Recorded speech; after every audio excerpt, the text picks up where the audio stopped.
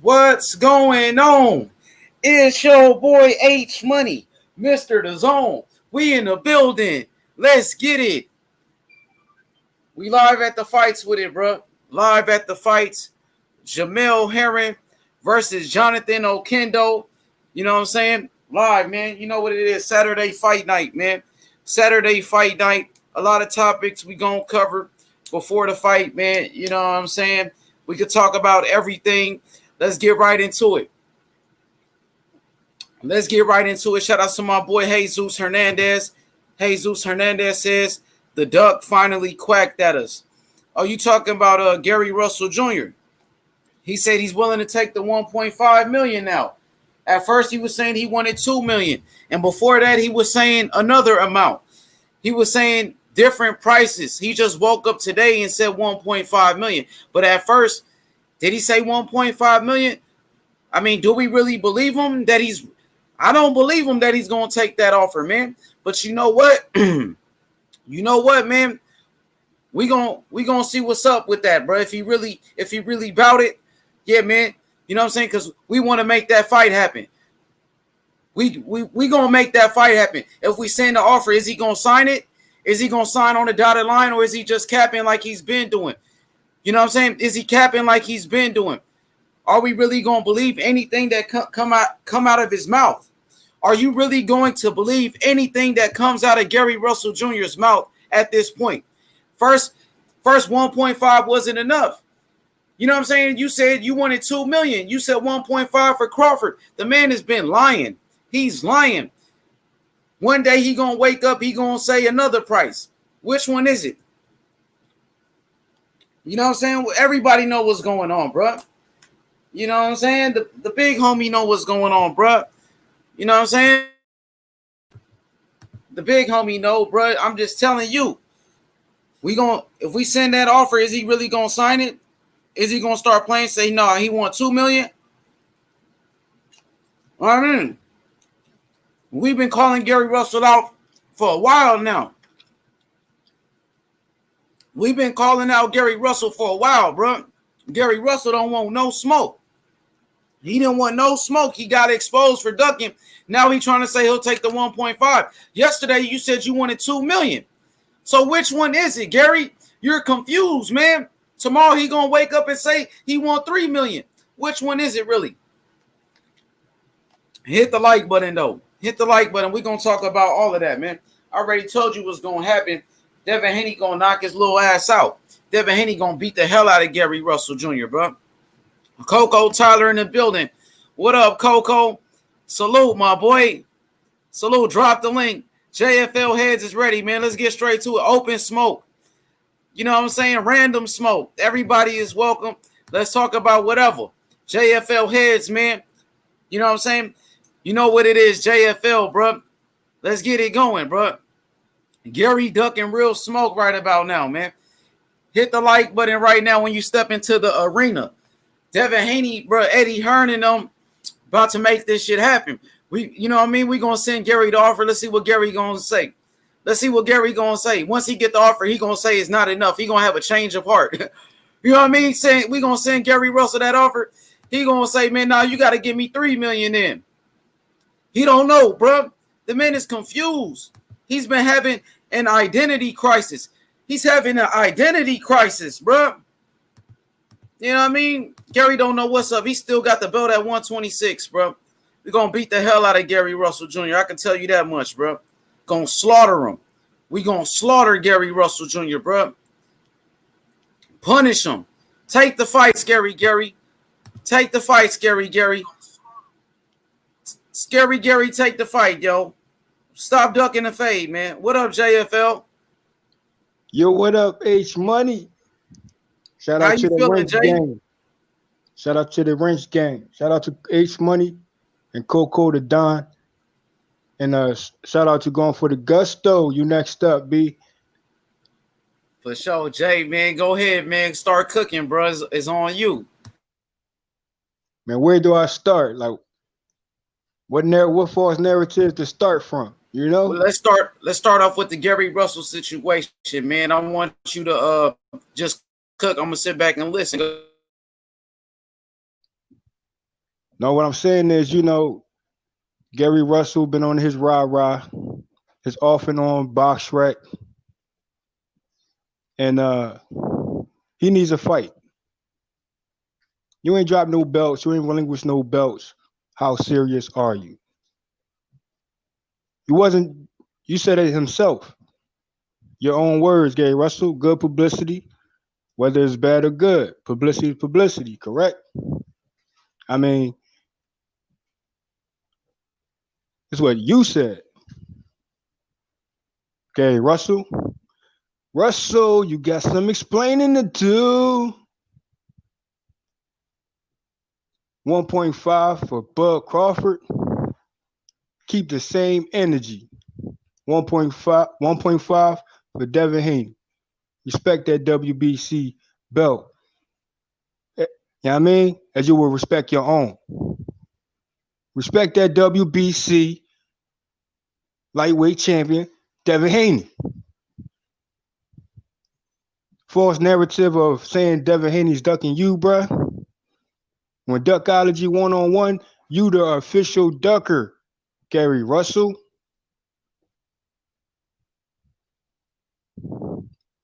Oh, I ain't mean to say that. It just had to be said. Say it anyway. Oh, call out. Oh, that's all you had to say. So Gary Russell. You know what? My bad. I just want to say this. He called Al Heyman. He said he was going to send Devin Haney $1.5 million to come fight on PBC. He said he called Al Heyman, and Al Heyman said he's not going to put up the money. So now he's saying he'll take the 1.5. The man is confused. Let me read this comment real quick. My brother Rubski Boricua. He says the best in MMA, boxing, football, basketball, etc. is here. H Money, Mr. The Zone. Go ahead. I'm sorry about. Now you good, H Money. Shout out to the chat smoke. Now shout out to Team Haney, trainer Mickey Bay. You know what I'm saying? You know what he said, put any name down, man. We're gonna lift the tape up, man. Bars. Now, Gary Russell, you got some explaining to do. Put a false narrative out there, man. That's personal. 1.5 is business. And most people said in interviews that that's a more realistic fight to make. Other than a story of a bantamweight punch that just came out of thin air, came out of nowhere. A bantamweight punch story, that get back should have happened a long time ago. Should have happened before Lomo.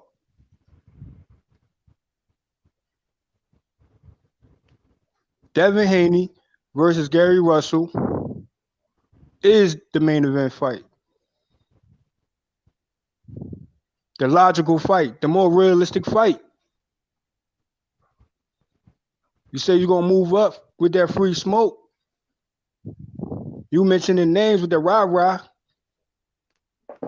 And make that fight happen, man. Ain't no way around it. All roads lead to Devin Haney. All roads lead to Devin Haney. There's no way around it. Hey, Coco the Don, talk about that pressure, man.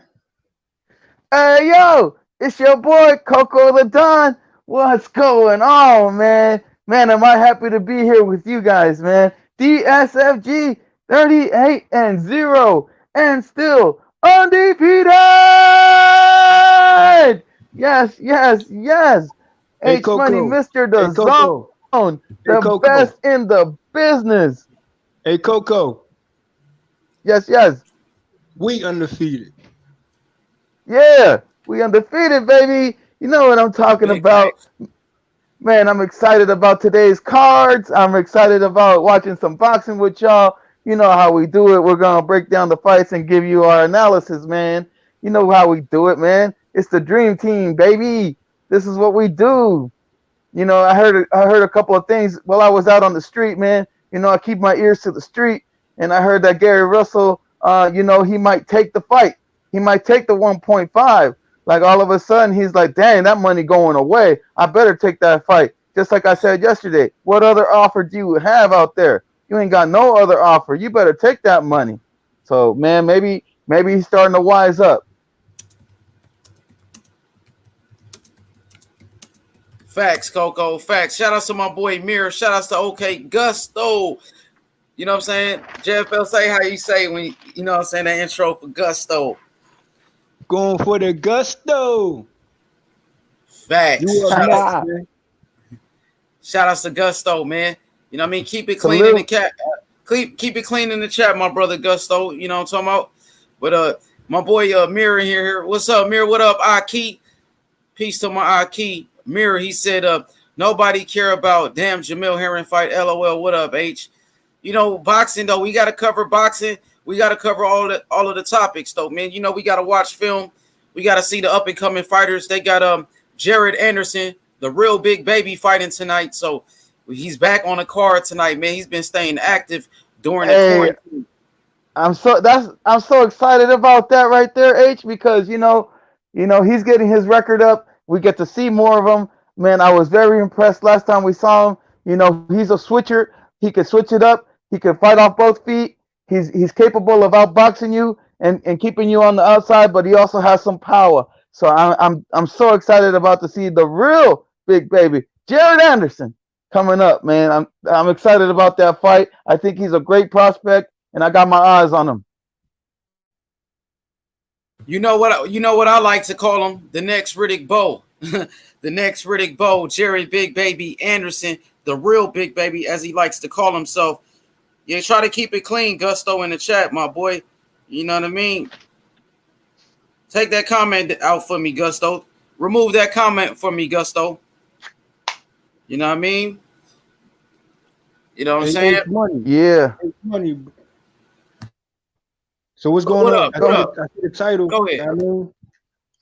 Elaborate on that title for me, bro, because I'm trying to get caught up on that. Oh, Jamel Herring versus Jonathan Oquendo. Jamel Herring, he's a super featherweight champion at 132 pounds. He holds the WBO super featherweight world title. Shout outs to my boy Johnny Bum in the chat, of course. You know what I'm saying? And this fight right here was supposed to happen like a month ago, but Jamel Herring had tested positive for COVID-19, so the fight had to get rescheduled. The fight had got rescheduled about twice, man. Twice. So this the third time the fight came about, and it's finally going down. Some people try to say Jamel Herring was trying to avoid Jonathan Oquendo, but I wouldn't say it as that. Jonathan Oquendo is a Puerto Rican fighter. He's actually beat Johnny Gonzalez. He beat Johnny Gonzalez. Johnny Gonzalez is considered to be Gary Russell's best win. So Jonathan Oquendo beat Johnny Gonzalez, who's Gary Russell's best win. You know what I'm saying? So it's gonna be an interesting fight. I got Jamel Herring winning though by unanimous decision. Jamel Herring is not the biggest puncher, JFL. He got about 20 wins, only 10 knockouts. Let me go to the box rec for you. You know what I'm saying? Let me go to the box rec so we can get down to the bottom of this. Let's break it down, H. Let's share that screen, baby. You know what I'm talking about. All right, y'all hold it down. Let me turn on my other computer so I could share the screen. But stay on right here though. I want to say this first and foremost. When it comes to these boxers, this is boxers. This is boxers in every division, man. You know what I mean? From bantam to heavyweight, bro. You know what I mean? It's been some close situations with this COVID when it comes to boxers. So let's just, make sure everybody well and safe. Everybody, staying healthy to share the ring with an opponent. With this COVID, as H Money just said, with this Herring guy. You know, it was a situation with Linares. We know it was a situation with Pacquiao. You know what I'm saying? So this and this time, bro, you know, when it comes to boxing, boxing is coming back. It came back. You know what I mean? So when it comes to this COVID situation, I wish everybody, you know, stay healthy and safe and stay healthy and stay safe and you know, be mindful. You know what I mean? So people in the chat, we just gotta be mindful of that, you know what I mean? And yeah, that's all I'm gonna have to say on that, you know what I mean? Respectfully, you know what I mean?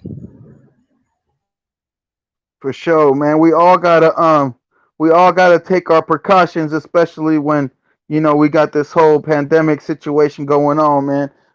You know, at the end of the day, these fighters are risking their lives in and out of the ring. You know, we all have risks nowadays. We've all have risks in life. But they're able to go inside the ring and put themselves at a greater danger. So I just don't want I ain't mean to cut you off, Coco. it's all good. It's all good, JFL. I just don't want No, go people. I ahead. just want boxing fans to associate any type of ducking with COVID. You know what I'm saying? Like I don't want that to go in that direction. You know what I mean? Because that's two different separate things, bro. So let's just be mindful of that. You know what I mean? We're not. You know what I mean? So a duck is a duck, and people are recovering from COVID, bro. So let's just be mindful of that as boxing fans first. Salute. For You know what sure. I mean? Salute to the motherfucking panel. Salute H Money the GOAT, Coco the Don, JFL. You know what I'm saying? It's Haney time. It's Gusto in here. Finna cook them up. You know what I'm saying? Watch these fights on a nice Saturday. What's good with y'all? What's good with y'all? Okay, Gusto, what's going on, champ? Man, I'm happy to have you on the panel. You know how we do it, man. We're gonna call these fights. We're gonna have a great time, and we're gonna try to entertain the fans, and we're gonna see some exciting fights. We don't know what's gonna happen. Anything could happen. So, man, everybody stay strapped to your seat and get ready, man. Facts. Let's get it. What up? For What up? sure. What Look, up, guys? What up? What up? What up, H? And chilling, man. I just go ahead, JFL. I was saying, I said what I said. You know what I mean? Let's cook. Let's keep cooking, man. Shout All out to right, Gusto. Going for the y'all Gusto. hear me? Coco the You hear me? Don. Yeah, you clear. You clear. All right, so right here, Jamel Herring's box rec right here, man. As you can see, Jamel Herring, super featherweight champion of the world at 130 pounds. He's currently the WBO world champion. Jamel Herring, 21 wins, only 10 knockouts. As you can see, he's not the biggest puncher in the world. He's not the biggest puncher with these 10 knockouts. But he can box. Jamel Herring has good boxing skills. He's a southpaw, I believe. Yes, he is a southpaw. Very tall for this super featherweight division. He's 5'10". 5'10", tall, lanky kind of guy, but with a lack of power. And if you look at Jamel Herring, he has 2 losses. One of his losses to somebody that I know, Memphis Miller. He out here from Memphis. He from the hood out here. He from the neighborhood. You know what I'm saying? So Jamel Herring lost to my boy Memphis Miller. He also been knocked out before. You know what I'm saying? So he took L's. He's beatable. Jamel Herring is beatable. I think at 130 pounds, he might be the weakest link. He might be the weakest link, and that's according to OJ3. OJ3, Older Jones III said that Jamel Herring is the weakest link. Huh? You breaking up just a tad bit. What'd you say? I said you was breaking up just a tad right. bit. But let's keep flowing though. It might clear away. You know what I'm saying? Hey, but yeah, we're still gonna put that pressure on Gary. Oh Gary yeah. Russell. I mean, but you know what I mean? I heard he came out and said he'll take the money. Well, we gonna get to that. You know what I'm saying? You know, let everything marinate. Let everything run its course. We'll see what the move is next. And I mean, I won't even rush to know. You know what I mean? Conclusion yet, because the way he been talking. Yeah, what I sound You like? know what I mean? What I sound like now? You good? All right. So what I was saying was Jamel Herring. He's been defeated before. He got defeated by lesser opposition. I wouldn't say lesser. Memphis Miller's a solid fighter. He's been knocked out before by a guy. I was surprised when he got knocked out. So speaking of Jamel Herring, let me know if I'm choppy. I'm good. No, you good. You good. That was from when you was choppy. You good. Okay, so Jamel Herring. Let me go to the first man that beat him. Jamel Herring got knocked out. Let's go to his first loss. Right here, Dennis Shafikov. Dennis Shafikov knocked out Jamel Herring. I remember watching that fight because Jamel Herring had a lot of buzz around him when he first came into boxing because he was with About Billions Promotions. He was hanging out with Adrian Broner. He was a part of, you know what I'm saying, About Billions with hanging out with Robert Easter, Adrian Broner, Tank Davis. He was around all of those guys. You know what I'm saying? So he got into the fight with this guy right here, Dennis Shafikov, with 40 wins, 20 knockouts. So this guy Shafikov wasn't even the biggest puncher, but he was able to stop Jamel Herring. When I seen Jamel Herring get stopped by that guy, I was like, I don't know if he's that good. You know, anybody can lose. Man, he bounced back. He got beat by Ladarius Memphis Miller, which is a friend of mine. Let me go to Ladarius Memphis Miller's box rec. He only got one loss. He got outboxed. Jamel Herring got outboxed by Memphis. Memphis Miller, 21 wins, only 6 knockouts. He's not the biggest puncher, but shout outs to Memphis. Hopefully, I can get an interview with him. Got to reach out to him, and we can bring him to the platform, man. From the hood, I know his daddy real good. His dad is an OG from the hood, his dad is a real street guy. Memphis Miller really from the block. He's really from the neighborhood, bro. From the hood, for real. So, man, shout outs to Memphis. Hopefully, he can become a world champion one day. So, those are the 2 losses for Jamel Herring. But Jamel Herring, I would say his best win, looking at his box rec, might be, you know what I'm saying? He beat this guy, Masayuki Ito, for a world title. This is how he became a champion, by beating Masayuki Ito. He became a champion by beating this guy, man. But, you know what I'm saying? Really, who is this guy? You know what I'm saying?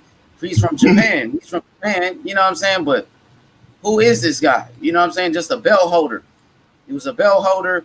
Man, you got a lot of champions nowadays, bro. You don't even know who they are. You know what I'm saying? You don't even know about this guy, bro. You know what I'm saying? But that's how Jamel Herring became a champion, by beating this guy right there. So he also beat Lamont Roach. I would say possibly Lamont Roach was his best win, because Lamont Roach was undefeated at the time, had a lot of potential, and Jamel Herring outboxed him. One thing about Jamel Herring that I can tell you guys, he can box. He's a very tall super featherweight. He has a solid jab. You know what I mean? I think I got Jamel Herring winning this fight he's going against Jonathan Oquendo tonight. So let's go look at Jonathan Oquendo real quick, and I'm going to pass it along to the panel.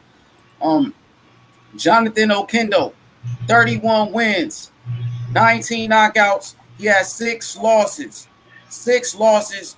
He's been knocked out twice. I know one thing, Jamel Herring is not going to knock him out, because Jamel Herring, he really doesn't have power like that. No, I mean, not disrespecting Jamel Herring, but you know what I'm saying? He really doesn't have power like that. Now look at Jonathan Oquendo real quick. His height. If you look at the tail of the tape, Jonathan Oquendo is only 5'4", ladies and gentlemen. Jamel Herring is 5'10". 5'4" to 5'10". That's a huge height advantage for Jamel Herring. Look at the reach. Huge. Go ahead, Gusto. Let me just say the reach, and you can take it from there. 67-inch reach for Jonathan Oquendo, a 72-inch reach for Jamel Herring. So go ahead, Gusto. No, that's what I was gonna say. It's a huge height and huge reach disadvantage for Jonathan Oquendo. You know what I mean? That's gonna play a large part, and especially with Jamel being a boxer. You know what I mean? It's gonna allow him to jab and stay on the outside like he wants to a lot easier. Absolutely. So as we keep looking at his box rec, let's keep continue looking at the box rec. So this guy right here, his name Jonathan Oquendo, who Jamel Herring is facing tonight. He's been in there with Lamar Roach. Remember, that's a common opponent with Jamel Herring. He lost to Lamar Roach. Relatively easy he lost. The unanimous decision went for Lamar Roach. You remember, Jamel Herring beat Lamar Roach, okay? So also keep looking at his box rec. Let's go find his best win. Johnny Gonzalez. He beat Johnny Gonzalez. Johnny Gonzalez is who Gary Russell Jr. beat for that featherweight title. Considered Gary Russell's best win. So this guy, Jonathan Oquendo, beat Johnny Gonzalez, bro. Now let's look at Johnny Gonzalez's box record real quick. 11 losses. So this is Gary Russell's best win. Johnny Gonzalez with 11 losses. So let's go look how far apart was Jonathan Oquendo's win and his win after Gary Russell beat Johnny Gonzalez. How far apart was it? Okay, so Johnny Gonzalez, it was all in the same year. So Gary Russell Jr. beat Johnny Gonzalez the same year Jonathan Oquendo beat him. Jonathan Oquendo beat Johnny Gonzalez the same year Gary Russell Jr. beat him. You know what I mean? So it wasn't like Jonathan Oquendo fought Johnny Gonzalez a couple years after Gary Russell beat him. He beat him in the same year, in the same exact year. You know what I'm saying? So, yup. You got to repeat that again, H.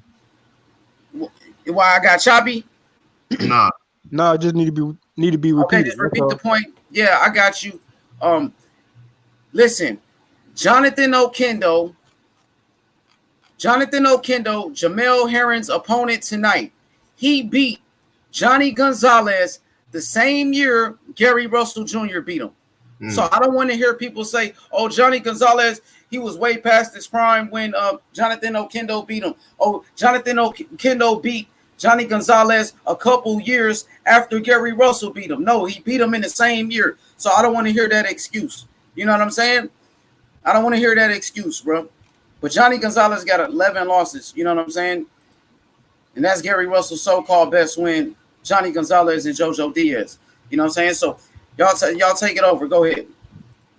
I mean, that was a proven point. And when it comes to Diaz, you know, a lot of people like to discredit Tevin Farmer, but Tevin Farmer could possibly get his run back and get his defeat back. And it's always about run back in boxing. So when Tevin Farmer defeats the Diaz, what they gonna say then? You know what I mean? So I just had to make that. I had to say that also. You know what I mean? Facts. Yo, so shout out to my boy Curtis Anderson, the boxing encyclopedia, man. Make sure y'all smash that like button for your boy H Money, Mr. The Zone. Turn me up by smacking a like button. Cano Loco, join the panel, man. Tell us a little bit about Jonathan Oquendo. I know Cano Loco Sports, he interviewed Jonathan Oquendo, man. You know what I'm saying? So give me, if you available, I know you might be busy with the family, but Coco and Gusto, man, let me get your thoughts on this fight. Go ahead, Gusto. Yeah, you know what I mean? I think, you know, they got common opponents, you know, one losing to the common opponent in Lamar Roach and one winning, you know what I mean? I believe via unanimous decision, one losing versus via unanimous decision, you know what I'm saying? So, you know, it looking, you know, especially with the height and reach disparity, it's looking like, you know what I'm saying? It's looking like, you know, Jonathan Oquendo, you know, Jamel might possibly get him out kind of easy. You know, that's what it's looking like. You know what I mean? In my opinion, you know what I'm saying, it's looking like he's going to get him out he might get him out easy, you know, based off the common opponent and the height and reach. You know, I don't know Oquendo's game plan. Maybe if he keeps it close, you know, and fights on the inside, he might have a better, you know, opportunity. But I know, you know, Jamel Herring not really having power like that, being more of a boxer. He's not, he's going to look to stay on the outside and outbox him. You know what I'm saying? So I'm leaning towards Jamel Herring, but, you know, it could, you know, turn out to be a good competitive fight. We just wanted to see what's popping. For sure. Cano Loco Sports in the building. Make sure y'all subscribe to him. Cano Loco. I know, you know, Jonathan Oquendo personally. You interviewed him. Tell the fans a little bit about Oquendo and how do you like this fight and what do you think is going to happen? Well, I like this fight a lot for both of them, to be honest with you, because they're both, to me, around that same type of level. I don't look at Jamel Herring as a top quality champion, if you understand what I'm saying, man. Like, he's not going to beat Frampton. He's not going to beat even Supernova, who's coming up, who's ranked 5th or 4th, I believe, would be Herring, man. The thing with Herring is he don't have no power. So for somebody to predict Oquendo to get knocked out, I can't go with that. He may outbox him because he's long and lanky, but if Oquendo gets on the inside, he does have the pop to get Herring out. Now, remember, Herring was fighting Roach, and Roach clipped him at the end of a round and hurt him bad. And had it not been at the end of that round, I think Roach would have got him out of there. But since it was at the end of the round, he got a chance to recuperate. Then he started getting on his bicycle and boxing, so he survived that fight right there. Yeah, Jamel Herring has been knocked out before too by opponent named I think Shafiq. I don't even know how to say his name, but he's been knocked out before. I mean, do you think this is gonna be a close fight? Kind of local sports. I actually do, because like I said, I just think they're both on that same kind of level. Like neither one of them to me is elite. I don't know if anybody on this panel thinks either one of them are elite, because I don't think they are. No. I mean, Jamel Herring is a champion, but I had OJ3 on the panel, Otha Jones III. He's a professional boxer. He said that what's his name? Jamel Herring is the weakest champion at 130 pounds. The weakest champion. Yup, that's exactly what you said. He can box, you know what I mean? I don't want to take nothing away from him. He can box, and I like him as a person. I do like him as a person, but to be honest with you, man, the lack of power, his chin is kind of questionable. His chin might be a little bit questionable. I think that I don't think he's an elite guy. Even though he's a champion, I don't think he's elite like that, man. I think he's the weakest link. And neither is Oquendo. Oquendo's not elite either, which is a perfect fight for both of them, to be honest with you. But I just think mentally, I think Oquendo's going into this fight with his mind a little stronger than Herring. I mean, you got to understand, man, that this Herring done failed the COVID test twice already, and he's already got that in his mind already. That does play a big role in boxing, whether you believe it or not. Whereas Oquendo is an older guy who has nothing to lose going into this fight, so he's gonna go in there with like, fuck it, let's get it. I don't know if I was allowed to cuss, but I did. No, you good? You straight? I was gonna say, man, it's just crazy, man. You never know what could happen in the sport of boxing. Let me ask you this: what about the age difference? Jonathan Oquendo, 37. Do you think Jonathan Oquendo is past his prime? I mean, of course he might be past his prime. Do you think he's still got enough in the tank? Jamel Herring is 34. What do you think about the age difference? I would put it to you like this, man. Win, lose, or draw for either one of them, they're not holding a title after that. Neither one of them are going to hold a title after that. Because if Oquendo wins his next fight, he's going to lose. If Herring wins his next fight, he's going to lose. I mean, either way, you got to look at it this way, man. I mean, this is the way I'm looking at it, I do think Oquendo has one good last fight in him, only because I know the people, he was working with and training with, and folks that talk to me, he is ready for this fight. But I'm imagining that Herring also is too. I know I'm Puerto Rican, so I'm really not being biased. I'm just giving it to you like I really believe. And like I said, I don't think either one of them are elite. And win, lose, or draw for either one of these two guys, they're not going to continue to be the champion after that. Yeah, I think Jamel Herring, his days are numbered as a champion, to be honest, man. Jamel Herring actually is a part of team Terrence Crawford. They are a part of the same stable. He trains with Bo Mack, the trainer of Terrence Crawford, and Jamel Herring. You know what I'm saying? He can box though. He can box. Styles makes fights. I think he can box. If you put Jamel Herring in the right situation, he could probably get the win against the right fighter. Shout out to my boy Town Biz in the building. He said, I think he's a good fighter, but he's not a great fighter or elite. Facts. That's exactly what we're saying. I just want to say shout out to Kano Logo, Loco, Sport. Cano loco, terremoto pa'l carajo. Si me cruza yo, te mato la competencia, Yeah. yo la pago. Está bien, está bien. Shit. Sure. You ain't know I can rap, did you? See? This sure. matchup here, how I see it, I know it's a height difference. I know it's a reach difference. Big time. But I think it's the mindset of this fight. Who might get fatigued, when it comes to flat foot fighters and footwork fighters. Now, Herring, he could be on the footwork side, work the outside, but he's going to have to engage at some point. And, depends on the successful inside game from his opponent, who could outdo who. You know what I mean? So I see it going to 12 to decision because it's that type of fight. But like you said, he does have a KO power, more than Herring. So if he can catch him with a good one, it might be night for Herring. But I see it going to 12. And it just may go to 12, man, but the gas tank favors Oquendo. I think Oquendo's tank is a little bit better. By the way, DSG still undefeated, bro. Shout out to you. Facts. Had to get that in, bro. Had to get that in. So, yo, Terrence Bailey Sr., salute. What's going on, Terrence? How you feeling, Terrence Bailey Sr.? Man, talk to me, man. What's on your mind? I'm sorry I missed your call, brother. You good, man? I tried to call you back. I tried to call you back before the show, but I think I know why you called me about this Gary Russell, Devin Haney situation. So let's dive right into it. Nah, that ain't why I called you. Oh, my bad. Okay, I thought that's what it was. I was like, hey, because that, you know what I'm saying? Everybody talking about that. But what's up, Terrence, man? What's going on? I've talked to you offline about that.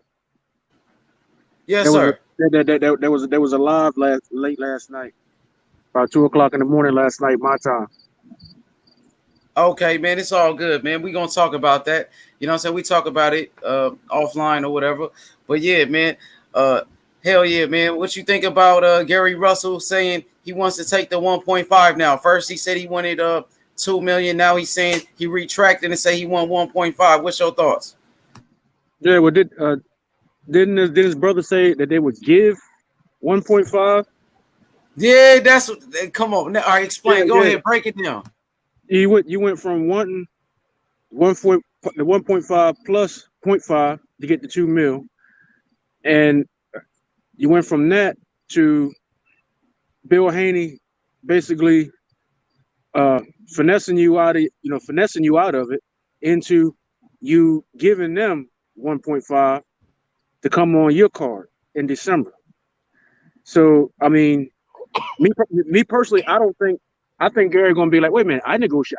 You didn't talk to me. I said I wanted 1.5 and then the 0.5 on top of that for the 2 mil. You didn't talk to me. I didn't say nothing about giving you no 1.5. You know what I'm saying? I see that coming because in factuality, he didn't talk to Gary. He talked to his brother. I mean, I don't know what their arrangement is. I don't know if his brother is the one that does negotiating or whatever. But he got out negotiated. How you walk in saying, "Give me the 1.5," you know what I'm saying, plus the 500,000 on top for the 2 million because I'm jumping 2 weight classes to fight on my date, and I give you 1.5. You know what I mean? That's getting outmaneuvered. You know what I'm saying? You got you was doing too much talking and not enough listening, and you was getting finessed. Dude was finessing you, and you would listen to what he was saying, and he talked you. He talked you right out of your draw. He talked you right off the shirt. He talked you out of your shirt. You know what I'm saying? On the street, in below freezing weather. You know what I'm saying? He stole the snow boots and all, boy. Shoot. You know what I'm saying? Dude done sold you water in the middle of the ocean with no raft. You know what I mean? So, yo, Trill Bill made that wasn't Batman, was it? Yeah, that was him. Oh, come on, Batman, man. Come on, man. Come on, Slim. Come on, Shawty. Shouty. That's Come funny. on, man. Come on, man. You can't be repping Anacostia like that, man. Come on, man. I just think Gary Russell's doing way too much talking, man. I just don't like it. Break it down, Kano.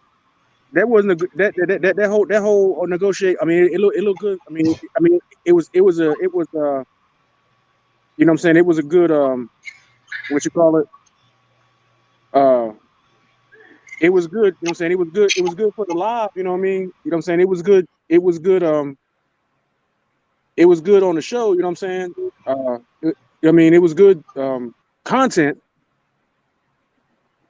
but it wasn't a good look for Team Russell, man, because but it definitely showed Trill Bill's negotiating skills, because you know everybody knows Trill Bill by no means of imagination ain't got paper, but he showed how he keep his paper. You know what I'm saying? He definitely showed how he keep his paper in his pocket. Somebody told me one time, man, when I was young, man, said, you know the difference between a rich man and a poor man? What's that? A rich man's money work for him. A poor man work for the money. Mm-hmm. You know what I'm saying? That's deep. That's deep. You know what I mean? So I think Trill Bill showed that, man. He finessed that dude out of his doggone out of you know what I'm saying? He did the quarter blood technique on him. For sure. So Kano, let me see Kano Loco. Man, what you think about Gary Russell doing a lot of woofing but no biting? You know what I'm saying? A lot of talking but no actions. Well, you know, man, me as an individual, I don't like disrespecting boxers and stuff like that, man, because you know, but damn, bro, there goes a point in time where you just gotta stop talking and show some action, man. You gotta show me instead of keep speaking. You know what I mean? He's calling out Tank and Terrence Crawford and Devin Haney and all these fighters and all these different weight classes. Like, bro, man, just stop, man. Shut up and fight somebody. By the way, shout out to the Brotherhood. Yeah, shout out to the Brotherhood. What up, Brotherhood? What's up, fam? What's up, Cano Loco? You already know what it is, bro. You agree with me, Brotherhood, man? Is he doing too much capping? Nah, man, I love it. Talk more and more and more and more. I ain't cared about Gary Russell Jr. this much until recently, till he started talking. He promoting himself well, in my opinion.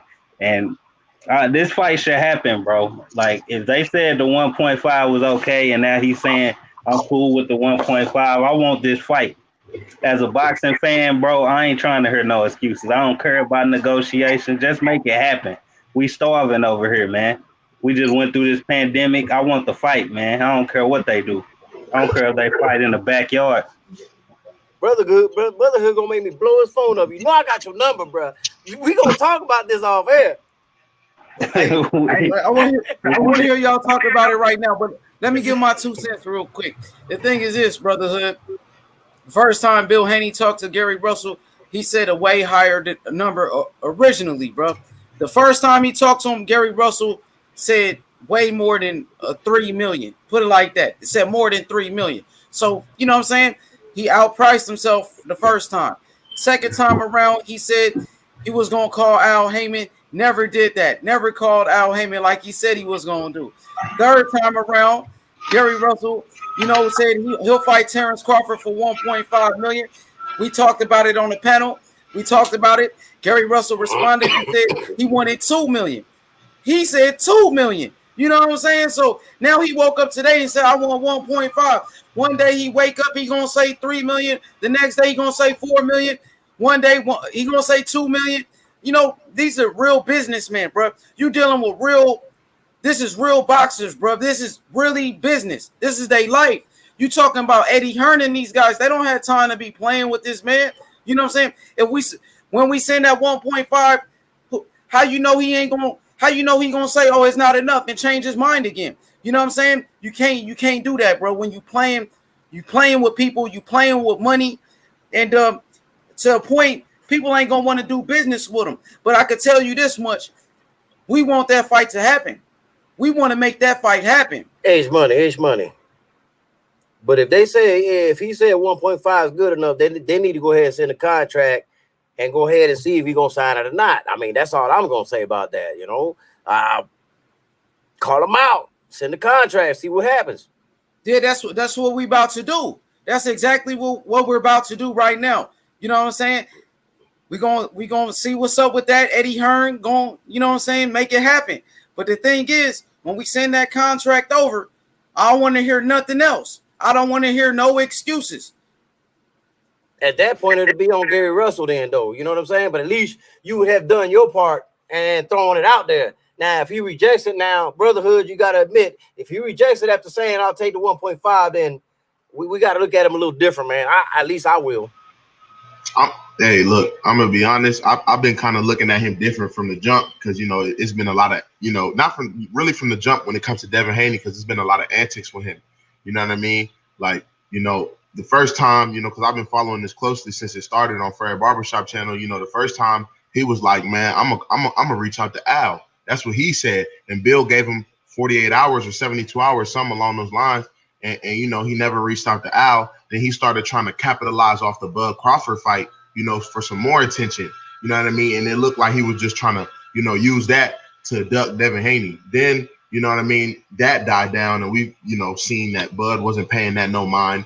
Now Gary Russell, you know, he kept mentioning Devin's name. You know what I mean? And then especially when he said he was going to take the 1.5 that Bud was willing to give Kel, you know what I mean? That pulled his card. Then whenever we were like, okay, we got 1.5 for you on Team Haney, got 1.5 for you. Then he was talking about 2. Now the pressure keeps getting put on him and he keeps changing up. You know what I mean? So I don't know what to expect from him no more, bro. I feel like he just, you know what I mean? He just doing this for the attention for real, you know, it's looking bad. But if he really accepts this, you know what I mean? All right, I'll give him his props, you know, he's going to get his ass whooped, in my opinion, regardless. Yeah, yo, let me say this though. And Gary Russell also said that Gary Russell and his team, they said they were gonna send Devin Haney $1.5 million to come fight on PBC. He said Al Heyman was gonna send Devin Haney that $1.5 million, and they couldn't do that. You know what I'm saying? Then he comes back. Now he's begging for 1.5. Which one is it, man? You know what I'm saying? You going everywhere with this stuff, bro. But if you want to make the fight happen, let's do it. And now you're saying, oh, I can come fight on the zone. Well, I'll come over there and fight you on the zone. So if that's the case, why Gervonta Tank Davis and all these other fighters ain't willing to come fight Devin Haney on the zone? If you're able to come do that, why not Gervonta Davis and those guys come fight? You know what I'm saying?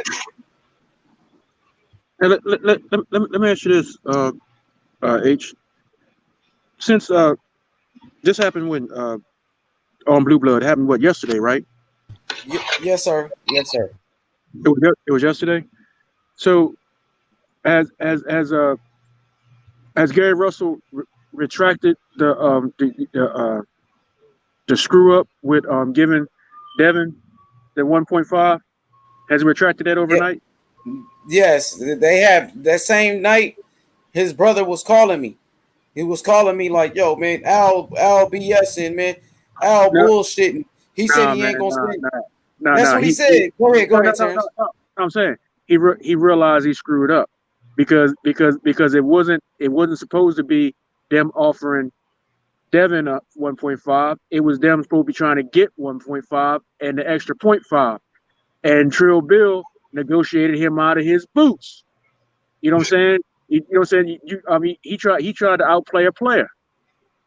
You know what I mean? That's what I mean. You think about it. Go back to that conversation. Bill kept mentioning that's not how you do business. You don't know how to do business. So then what? He showed him what negotiations was, right? He outmaneuvered him and turned around and said, you know, and turned around and made him give up his token. You know what I mean? He made him give him his bus pass. You know what I'm saying? You know what I mean? And I didn't even know that, what you just said. And what I just said earlier. Gary gonna turn around and say, man, that's not what I said. I'm not doing that. I said I'm trying to get 1.5 with the extra 0.5. They didn't hear that from me. So, like you said, dude ended up trying to call you and say, "No.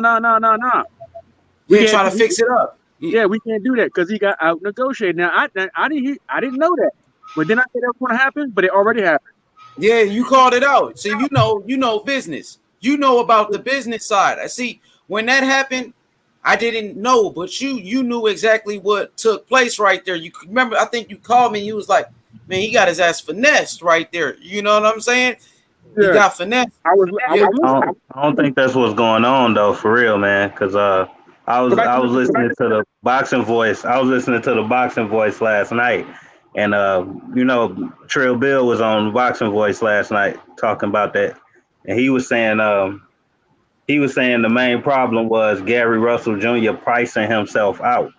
That's what he said. So if he's saying he pricing himself out, then he understand that Gary Russell Jr. was asking for $2 million, not trying to give out 1.5. So I think they do understand what's going on, but regardless, I just want to see it happen, man. If he asked for 1.5 and you said he was overpricing himself after he said he wanted 2, then the 1.5 should be fine, man. Like I pray to God, bro, because I want to see this fight bad as hell, man. You more than likely right. I mean, if Bill say price stuff out, you're more than likely right because again, Batman came back and said, "Well, you don't say you should brought me back to reality." That's what he said. But the fact still didn't he, Gusto? Ain't that what he said? Yeah, that boy. Yo, the fact still remains. He went in. He went in trying to take 1.5 and trying to get the extra 0.5 on top of it, right? And then he ended up agreeing to paying 1.5. He got finessed. You know what I'm saying? And like I said, Gary was not going to go for that because it wasn't Gary talking. Yeah, but Gary today, he said I think he addressed that. He was saying he was like, no, it was never supposed to be me giving you 1.5. He was like, I'm the challenger. You know what I'm saying? You the champion at that weight. So it should be you offering, making the offer or whatever. That's basically what he said. All I'm going to say is send the contract and see if he's bluffing or not. That's all I'm going to say. If he doesn't sign it, then we know. Got to give him the benefit of the doubt at that point. I call this bluff for real. Because that's what he going to win. Ain't he going to win that fight? He ain't got nothing to worry about, man. To be honest, bro. Facts. I agree with that. I'd pick Haney in that fight too. I'd be stupid not to. Yeah, I'm not picking against that young man. Not the way he looking. He look like he getting more powerful too. Like, I don't know what Russell gonna do with him, man. And that stabbing jab he got, golly, man, that's almost like a power punch and shit. I mean, real talk. His lead left hook. You know what I mean? He's too rangy. He's I like that overhand right. I like that overhand right, bro. That must, hey, he hit anybody with that, it's gonna be trouble. Yes, sir. Floyd Mayweather Sr. got him sharp, bro. That jab is sharp. Mm-hmm. Yeah, Gary stands no chance, bro. My little to no chance. You know, my bet is better 1,000. I'd take Devin Haney 100 times out of 100 versus Gary. You know, and not to take away from Gary's skill, because you know Gary do have them fast hands. You know, he's a southpaw, but it's not going to be enough versus Devin Haney, bro. Devin Haney probably just outbox the shit out of him and probably get him out of there. You know what I mean? If Loma was doing that to him, you know, whatever with the weight drains, all that, whatever, Loma was still doing that to him, Devin probably doing worse, in my opinion. Definitely doing worse because he's taller. He's got a more reach than Lomachenko did. And yeah, Haney's a very IQ is very high. He's going to sit there and just keep that dude at the end of that jab, man, and hit him whenever he wants, man. He's going to hit him at will. I say that fight. He'll beat him, but he'll beat him worse than Crawford, bro. That's a fact. I say that fight goes 12 rounds. Oof, I don't think it'll go to this. I think that's 6, 7. The reason why I said I think it goes 12 rounds is because if Gary Russell have a hard time getting inside, I say about a fourth round. If he ain't been able, if he's not able to get inside and utilize his speed, and Devin is boxing around the perimeter and just basically circling him and peppering them, Gary is gonna go into survival mode. He gonna go into that mode. Well, okay, I'm not letting this young boy knock me out. Now, that could happen. That could happen. And when you have somebody that's trying to survive, it's almost impossible to get him out. I do agree with that. I just think he's gonna get to him. I really believe he's gonna get to him, though. I think he's gonna get touched. He's gonna have to get touched. He's gonna have to get touched in order to go into that type of mind frame. He's gonna have to feel something in order to go into that type of mind frame. Now, let's say Devin was to go in there and just pepper him up, but don't let him feel nothing. You know what I'm saying? Like you know what I'm saying? At least not until like, you know what I'm saying? Like after like this 7th round. Set him up. Yeah. You know what I'm saying? Rock him to sleep, and then all of a sudden drop the hammer on him. Yep. That'd be the easiest way for him to get him out of there. Would be, you know what I'm saying? Would be to rock him to sleep. Get it in Gary's mind that he ain't got nothing for me. Or Slim ain't got for me. Man, get out of here, Slim. Come on. Give him that half power the whole fight until he's ready. He got Bill alluded to that. That's normally they like to go in there and beat opponents up. You know what I'm saying? Over time, you know, beat them up, give the fans a show. You know what I mean? They said, you know, Bill had always be saying, you know, the dudes who come in there and get niggas out of there fast are the ones that's kind of scared, you know, and that's really not exciting. They like to, you know, beat up on dudes. You know what I'm saying? Really give them a show, beat them up, and then get them out of there. You ever see that? And I think that's like the ones that want to get in there. You know what I'm saying? Get them out quick. I think that's kind of like the worst way to do it, right? Because you try to get him out of there quick, and then you realize, dude, can take everything you got. Then what you got else to show? You didn't showed your whole hand. Mm-hmm. You know what I mean? You didn't showed your whole hand. Dude, okay, the dude know the most important thing he possibly could know. You can't get him out of there. So now you got to go to the second game plan. Now, dude already know you can't get me out of here. Mm-hmm. So what else you got? But I ain't showed you whether I can get you out of here now. So now it's my turn. You know what I mean? I think that's what Devin Haney's gonna do anyway. He's gonna box his socks off, man, for the first half and lure him to sleep, man, make him feel comfortable, man. Then he's gonna drop the hammer on him. I just see it happening that way. He's too smart of a fighter not to do that. Yeah, bro. I already know what's gonna happen, bro. He's gonna drop that overhand right on him. He gonna drop that overhand right on him, bro, and then he gonna go into survival mode. Because Devin Haney last 3 opponents is bigger guys. If y'all haven't realized it. They all bigger than him, bro. I think he dropped every single one of them or hurt them badly. Yeah, Santiago, Moran, and I think Abdullah, right? Last 3. Yeah, they all bigger guys than him. I'm not willing to bet money on it. You know what I'm saying? Because I don't gamble. But like I said, I think Gary. If he don't touch him right the first time, you're not gonna knock him out. Gary gonna get on that bike. Gary gonna try to counterpunch. Hey, H, man, look here, and panel, man, salute to everybody. I'm gonna run out of here, H, because I got my live going at 7:30. So yeah, I see. I see it. I'm gonna go to the back. Y'all go check out the logo. I'm gonna light one up before I come up. You know what I'm saying? I gotta be right for the time. everybody check out Kind of Loco Sports Channel, man. Go check him out. He's working corners, man. He's, you know what I'm saying? He's in people corners. He's sparring people. He throwing hands. You know, he love to fight. All of that, bro. He's actually man. Go ahead. My bad. Before Canelo Loco Sports, I mean Dip. You know what I'm saying, I gotta say, hey, you think it's gonna be Jonathan right hand or Herring uppercuts? Man, see, this is the thing, man. I don't like neither one of them as an elite fighter, man. I think it's gonna be the right hand for Oquendo, man. But I just ain't sure about this fight, man. And look, DSG, man, I got to go, but I gotta light this up before it gets time, bro. For sure. Peace out, man. Peace.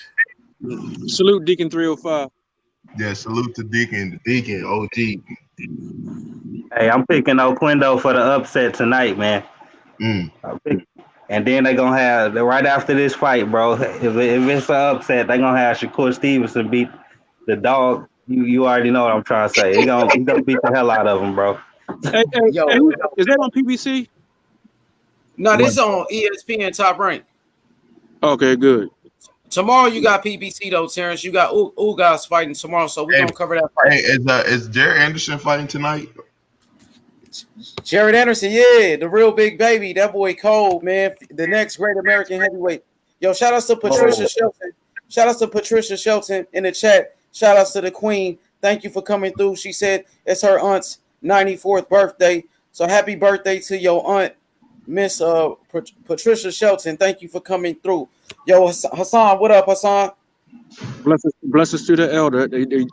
94, that's a blessing. Absolutely. Y'all hit the like button. I see you, D Hodges, in the chat. What up, D Hodges? Y'all hit that like button. What up, Hassan?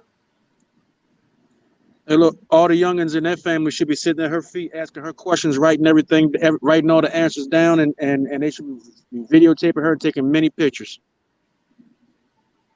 Yo, hey, man, I got a question for y'all, man. Can Gary Russell Jr. fight inside, bro? Oh, yeah. Hello, young Aaron. Yeah, we hear you now. Now we hear you, Hassan. Right. Yeah, to answer your question. I'm going to first start off saying about this. I'm 17, you know what I'm saying, and I'm just starting to get into like the politics of boxing and all that good stuff. Like I was saying yesterday, I don't think, Gary Russell ducking. And yeah, it came out with that live today. I'm sure y'all heard about it. But I mean, we will see what happens, Yeah, let me reply to that though. Shout out to Hassan coming through, man. You know what I'm saying? Hassan, to be honest with you, Gary Russell says a lot of things out of his mouth. He just yesterday he was saying he wanted $2 million. Now he's saying $1.5 million. Yesterday he was saying he was gonna send Devin Haney $1.5 million to come fight on PBC, and now he's saying they not gonna do that. So he said he wanted way more. Well, shout out to World Combat Sports. He said a lot of things, man. You don't know what to believe from Gary Russell, but I know one thing, man. You know what I'm saying? We gonna see if he really want that 1.5, bro. You know what I'm saying? And Bill Haney, he's about to do an interview with Fight Hype. So I want y'all to watch the response video. Bill Haney coming out to respond to him, man. Sure. Hey, money about let's keep it factual though, man. Gary didn't say that, man. Batman said it. Yeah, Batman, that's his brother. And remember, I want to say this though, Terrence Bailey. Remember, I told you yesterday, Batman had called me. Gary Russell's brother, Batman, called me and said, Al ain't gonna put the money up. Al ain't gonna do it. You know what I'm saying? So I already knew Gary was what Gary was gonna do. I knew Gary was gonna come back begging for the 1.5. You know what I'm saying? So Batman told me what's gonna happen. You know what I mean? That's his brother. You know what I'm saying? So it is what it is. Batman is he's like the spokesman for Gary to come to these platforms and speak for Gary, pretty much. You know what I'm saying? Yeah, but does he negotiate contracts though? Well, he was doing it last night. That's what he was doing. Well, he did a piss poor. He did a piss poor job, man. And like I said, man, first thing I said when you asked me, I was like, man, Gary ain't gonna agree to that because Gary ain't gonna agree to that. Gary didn't say a word. That was him talking.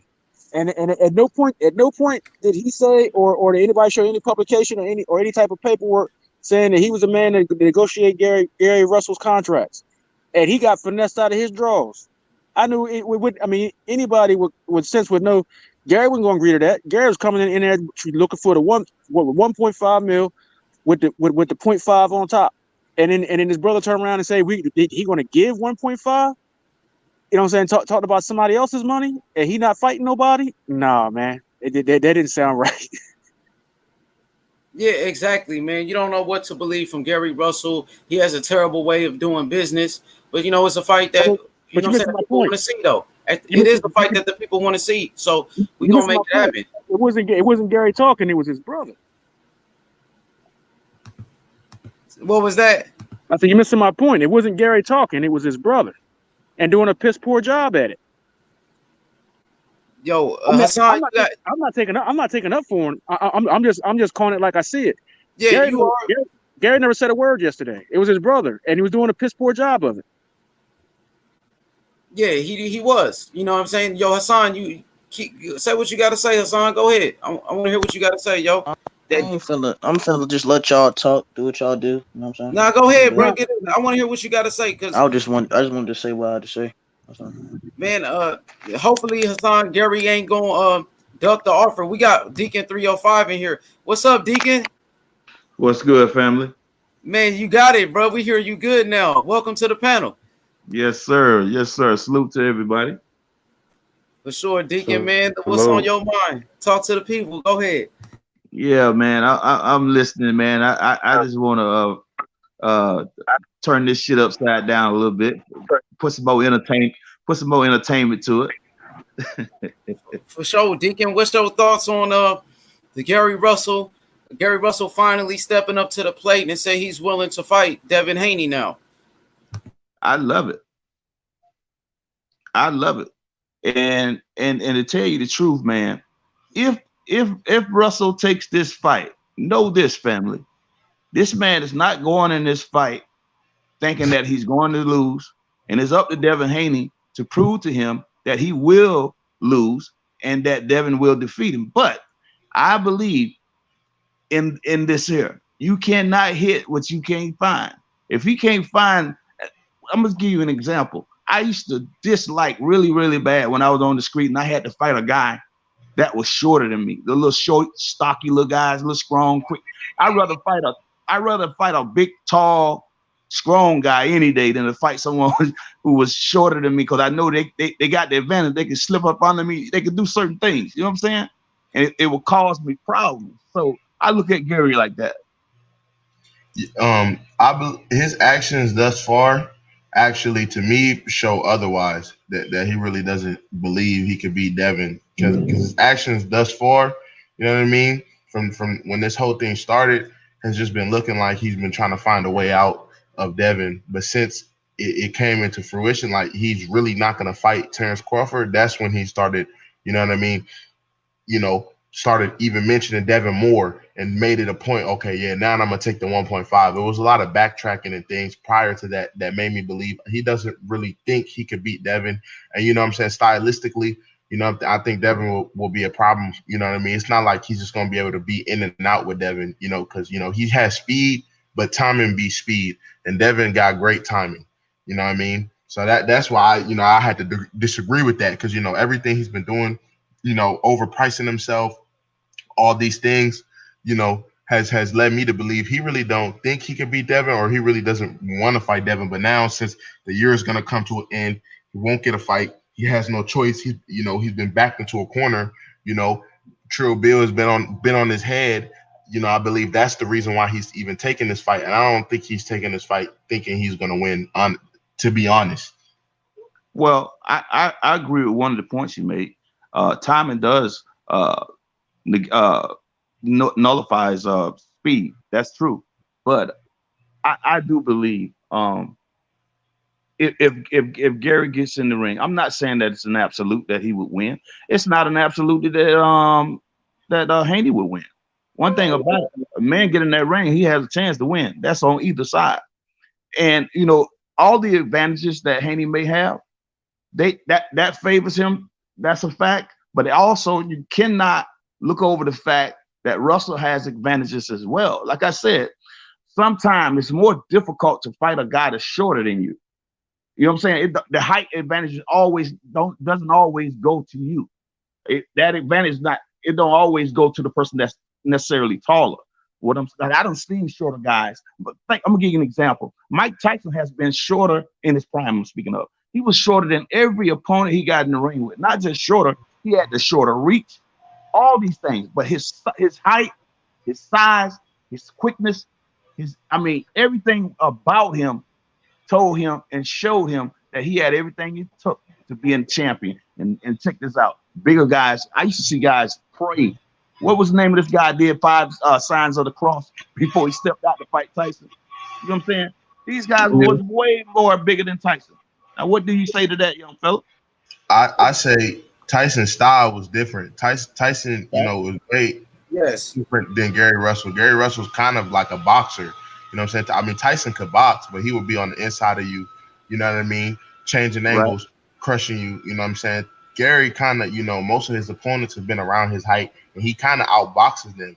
You know what I'm saying? So if he's going to come in there trying to do that with Devin, he's going to get touched up. And you've seen what happened when a bigger opponent that wasn't scared of Tyson in Evander Holyfield, you know what I mean, stepped up, you know, but even before that, Buster Douglas, like, you seen what they did to Tyson, you know what I mean? So it's like, I understand what you're saying, but the styles are completely different between Gary and Tyson. That's true, but I just throw that out as an example. And also, the guy that really gave the blueprint on how to beat Mike Tyson, the first guy that ever gave the blueprint was James Quick Tillis. I don't know if you ever heard of that name, but James Tillis. He was a boxer. He fought Mike Tyson before Mike Tyson was a champion. And I seen that fight. Tillis had a good jab. He can box. He was quick. You know what I'm saying? He was a slick boxer. But I think Tyson he ended up stopping him, if I'm not mistaken. Tyson dropped him, but they went 12 rounds. But he showed how to beat Tyson. He gave the blueprint. He was using that jab. He was boxing him, and he tied him up on the inside. You know what I'm saying? So the other fighters that had that same type of advantage, as years went on, people figured it out. Especially when it came to Buster Douglas, he implemented that game plan very well. And then think about Lennox Lewis really leaned on him and wore him down and got him out of it. Yeah, let me say this real quick. I'm gonna say one thing real quick. The thing is, Gary Russell is not a puncher. Mike Tyson was a puncher. Mike Tyson was a knockout artist. One of the biggest. I know that was coming. I know that was coming. Gary got power. Don't get it twisted. But hey, let me put this in there real quick. Here's something you think about. You talk about Devin Haney, Gary Russell, right? I think a lot of people say that a fight between Devin Haney and Shakur Stevenson, that Shakur would win that fight. Now Shakur Stevenson said that he got his ass beat terribly in the gym by Terrence Crawford. Play out that scenario when we're talking about them four, and with Gary Russell in the mix. Yeah, Crawford much bigger than Shakur Stevenson, though. Shakur Stevenson bigger than Gary Russell. So, you know what I'm saying? I think it's a little bit different. And one thing about it, though, man, go ahead. This is what I'm talking about in reference to Gary Russell's claims. Not in, you know what I'm saying, what would actually happen or whatnot. You know what I'm saying? But according to Gary Russell's claims, you know what I'm saying, him saying what he would do. And then, I mean, you got a lot of people not even, you know what I'm saying, are not even giving Gary Russell the edge in a fight against Devin Haney. And then you got a lot of people they're not even giving Devin Haney the edge against Shakur. But then Terrence Crawford is, you know what I'm saying, Shakur Stevenson is recognizing the fact that he got his ass beat by Terrence Crawford. Okay, let me say this. Devin Haney versus Shakur Stevenson. I got Devin Haney in that fight. Devin Haney's a much bigger fighter. Devin Haney more powerful. I think Devin Haney will beat Shakur Stevenson. I think it'll be a good fight. You know what I'm saying? I think Shakur, one of the best young fighters in the world, of course, but I think Devin is better, and Devin is bigger and stronger. Remember, Devin Haney's about to move up to 140. Shakur Stevenson just moved up to 130. So will they ever be in the same weight class? Shakur is not talking about moving up to 135 to fight anybody. You know what I'm saying? He's not talking about moving up anytime soon. So that fight, you know, it can happen if they're in the same weight class. Gary Russell, the reason why we talking about Gary Russell versus Devin Haney, because Gary Russell called out Devin Haney. You know what I'm saying? He called them out and said Devin Haney was ducking him, which is not the case. Devin Haney ain't ducking nobody. So, you know, it's a fight that we want to make. It's a fight that the people want to see. It's a fight that Devin Haney wants. So Gary Russell, you know, you just got to back it up. He said 2 million. First he said way more than 2 million. Then it's 1.5. The man don't know what he want to do. First it was a hypothetical. Yeah, he's confused. But at the end of the day, no. The scenario I just laid out. Okay, it's hypothetical. Going on what everybody is saying. Okay, you're right. And you try to piece it together. You know what I'm saying? Hypothetically, none of it makes sense. Absolutely, you're right. Hey, right. But go ahead. Do you think the fight with Gary Russell Jr. and Devin Haney is comparable to Gamboa and Crawford? Like you seen Gamboa, he gave Crawford problems in beginning of that fight for a few rounds until the power started started being a factor in that fight. So would you think that fight comparable? I don't see it because first first of all, I would say that Devin Haney's much younger than Crawford was at that time. Devin is 21 years old, and Crawford was 27 when he fought Gamboa. So also comparing Gary Russell to Gamboa, Gary Russell doesn't have power like Gamboa does, and Gary Russell's coming up from 126, and Gamboa came up from 130 at that time. You know what I'm saying? So they're both got hand speed. Though one thing about it, Gamboa has hand speed. Gary Russell has hand speed. So I see that similarity right there. But it's just two different type of styles. Gary Russell's a southpaw. Gamboa is orthodox. And Gamboa was a puncher. He was a puncher, but Gary is more of a boxer. He's a boxer. He's a boxer first. So I don't really see the similarities, to be honest with you. What about you, though? Do you? I mean, a little bit, but I think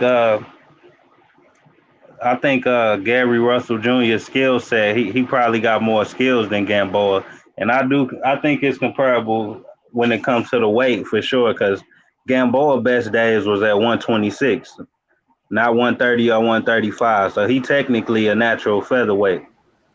And yeah, I think Gamboa was a champion at 130 as well too, though. So he's a champion in 2 weight classes. I didn't know he was a champion at 130. Let me make sure. I'm finna make sure. Keep cooking though. I'm finna check it out right now. Yeah, but I mean, if Gary Russell Jr. had the power like Gamboa, then I think the fight could go similar. But Haney eventually get to him for sure, just because of the power advantage and size advantage. But I also think that Devin Haney probably gonna end up being more skilled. Shit, I think he's more skilled than Crawford now. To be honest, I think you know how I feel about Crawford. I think he's a little overrated. So Haney, I don't know. It's hard to compare when it comes to skills because Gamboa and Crawford ain't as skilled as Gary Russell Jr. and Haney. So it's interesting. I don't know. Go ahead. Hey, reply, but I do agree. I think, Haney, you know what I'm saying? Eventually he's going to be better than Crawford. You know what I'm saying? I think Gary Russell might be better than Gamboa. So I think it's a better fight, though, than that. I think Russell versus Haney is a better fight than Crawford versus Gamboa. I would say that. Yeah, I agree with that. I agree. I mean, Haney ain't proved it yet, but when it comes down to it, I think he going to look better in the ring compared to Crawford. So and Gamboa, I think Gary Russell Jr. would have beat up Gamboa in his prime, and he'll beat him up now, bro. I don't know, bro. I think Gamboa would have took him a Gamboa in his prime. I think Gamboa would have took Gary, bro. To be honest, bro, Gamboa ain't no joke, bro. Especially a young Gamboa. Gamboa, bro, almost knocked out Crawford, bro. So you know what I'm saying? Gamboa can punch. Gamboa had power. He was a gold medalist. You know what I'm saying? So, yeah, man, can't be sleeping on the Cuban fighters. You can't be sleeping at all on them Cuban fighters, man. That hurt your feelings. You're right, bro. I love them Cuban fighters. Hell I yeah. love Ortiz and Laura. All of them fight. Dortico. I love all them fighters. Casamayor was a beast too. Yoel Casamayor, Ortiz, Lara. Man, them boys can squabble, man. And Laura trying to get that rematch. Laura trying to get that rematch with Canelo. I think he won the first one. Yeah, well, he gonna fight at 160. I've been waiting for Laura to move up, man. I think you was right, Brotherhood. He was a it looks like that he was an actual interim champion at 130 Gamboa. I don't know if it's an interim, so I don't know if it's the, you know what I'm saying? I'm not sure, but he was an interim champion in a weight class too. So, you know what I mean? Ain't no tell. He was an interim champion at 130. Gamboa. Talking about Gamboa. Yeah, and I think he was an interim champ at 135 also. So he was never a real champ above 126. Those were his best days. So, but you already gave my. He had a great. Yeah, he had a great performance against Crawford, though. I think his best performance was at 135 against Crawford, even though he lost. I mean, but you know, it's debatable though. But let's go to Brother Deacon. Go ahead, Brother Deacon. Yeah, man. What he said about Crawford, bro. Listen, I disagree. You talking about Crawford is his style of boxing is overrated. Man, come on, bro. Listen, fam. I really don't know what you're watching when you watch Crawford. Listen, man, Crawford really haven't even shown the best of himself yet. You know what I'm saying? Sometimes you fight down to the opponents that you're facing. You know what I'm saying? In order to pull out the actual greatness that's in a fighter, he has to fight another great fighter. You know what I'm saying?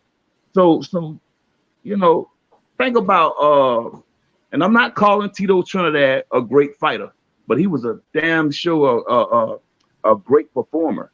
Because once Tito Trinidad got you hurt, there was no better finisher than Tito Trinidad. And one thing about him, he'll get hit, he'll go down.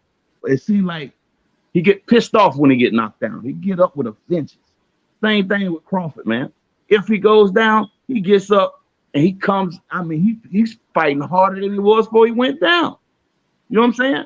So, you know, I don't get it. And Crawford is the pound for pound #1 champion in the world. And whether we like it or not, family, listen at this. Whether you like it or not, this man is already a Hall of Fame fighter. This man, what he's accomplished already, puts him in the Hall of Fame. That's a fact. I'm about to throw my phone, man. Throw it. I hope it hit the wall. And I put a hole in the wall. Listen at what, but it's a fact though. Like I said, you might not like the opponents, but all you got to do is Google and look at this man's record.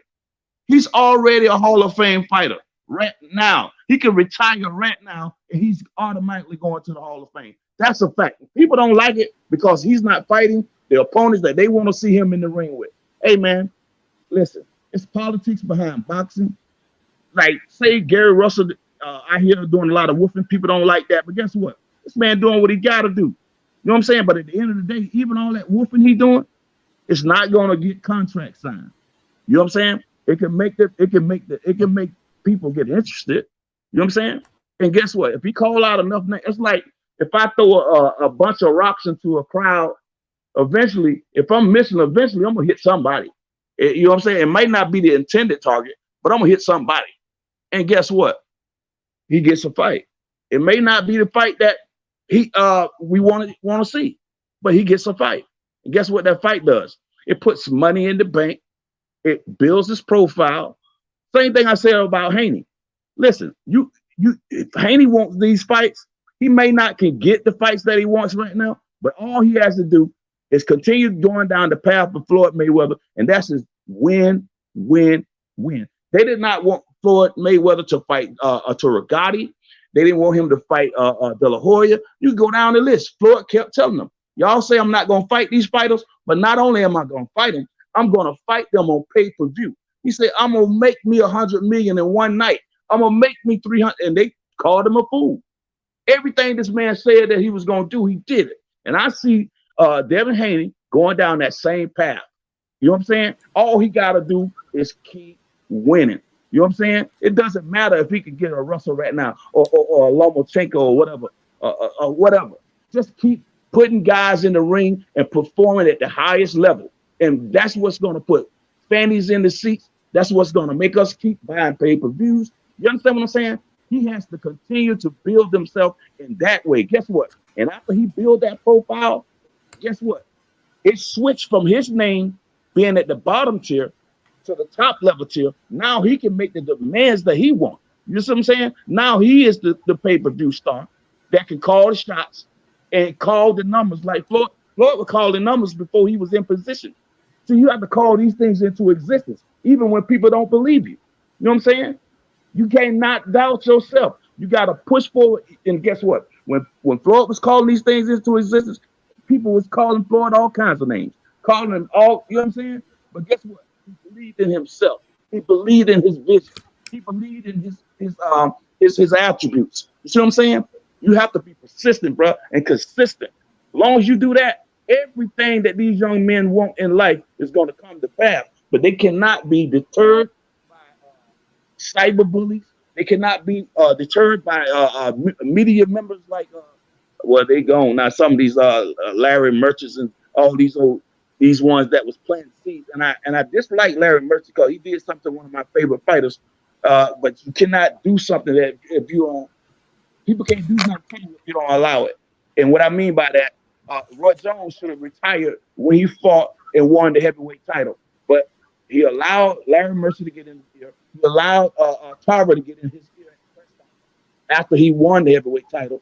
Look, bro, you don't owe nobody nothing, man. You at the top of the mountain. You should have retired and walked off like Lennox Lewis. You understand what I'm saying? I know I'm long-winded, but there you go. You good. Let me say this. Let me just say this in Brotherhood. Continue. I want to get JFL and Terrence Bailey thoughts as well. I want to say this, man.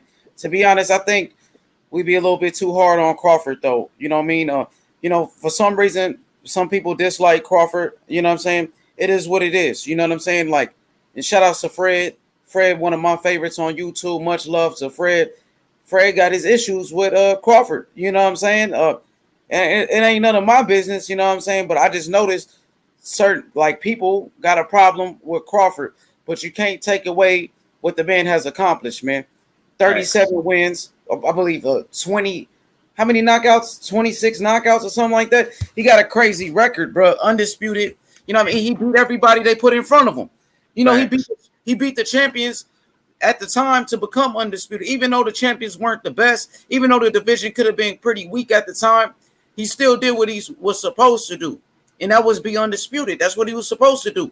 So at 135, he beat Gamboa, undefeated Gamboa. He beat Ricky Burns. He beat the guys they put in front of him. Also at 147, he wants to fight Earl Spence. Earl Spence even said it. They gonna fight. They met up with each other.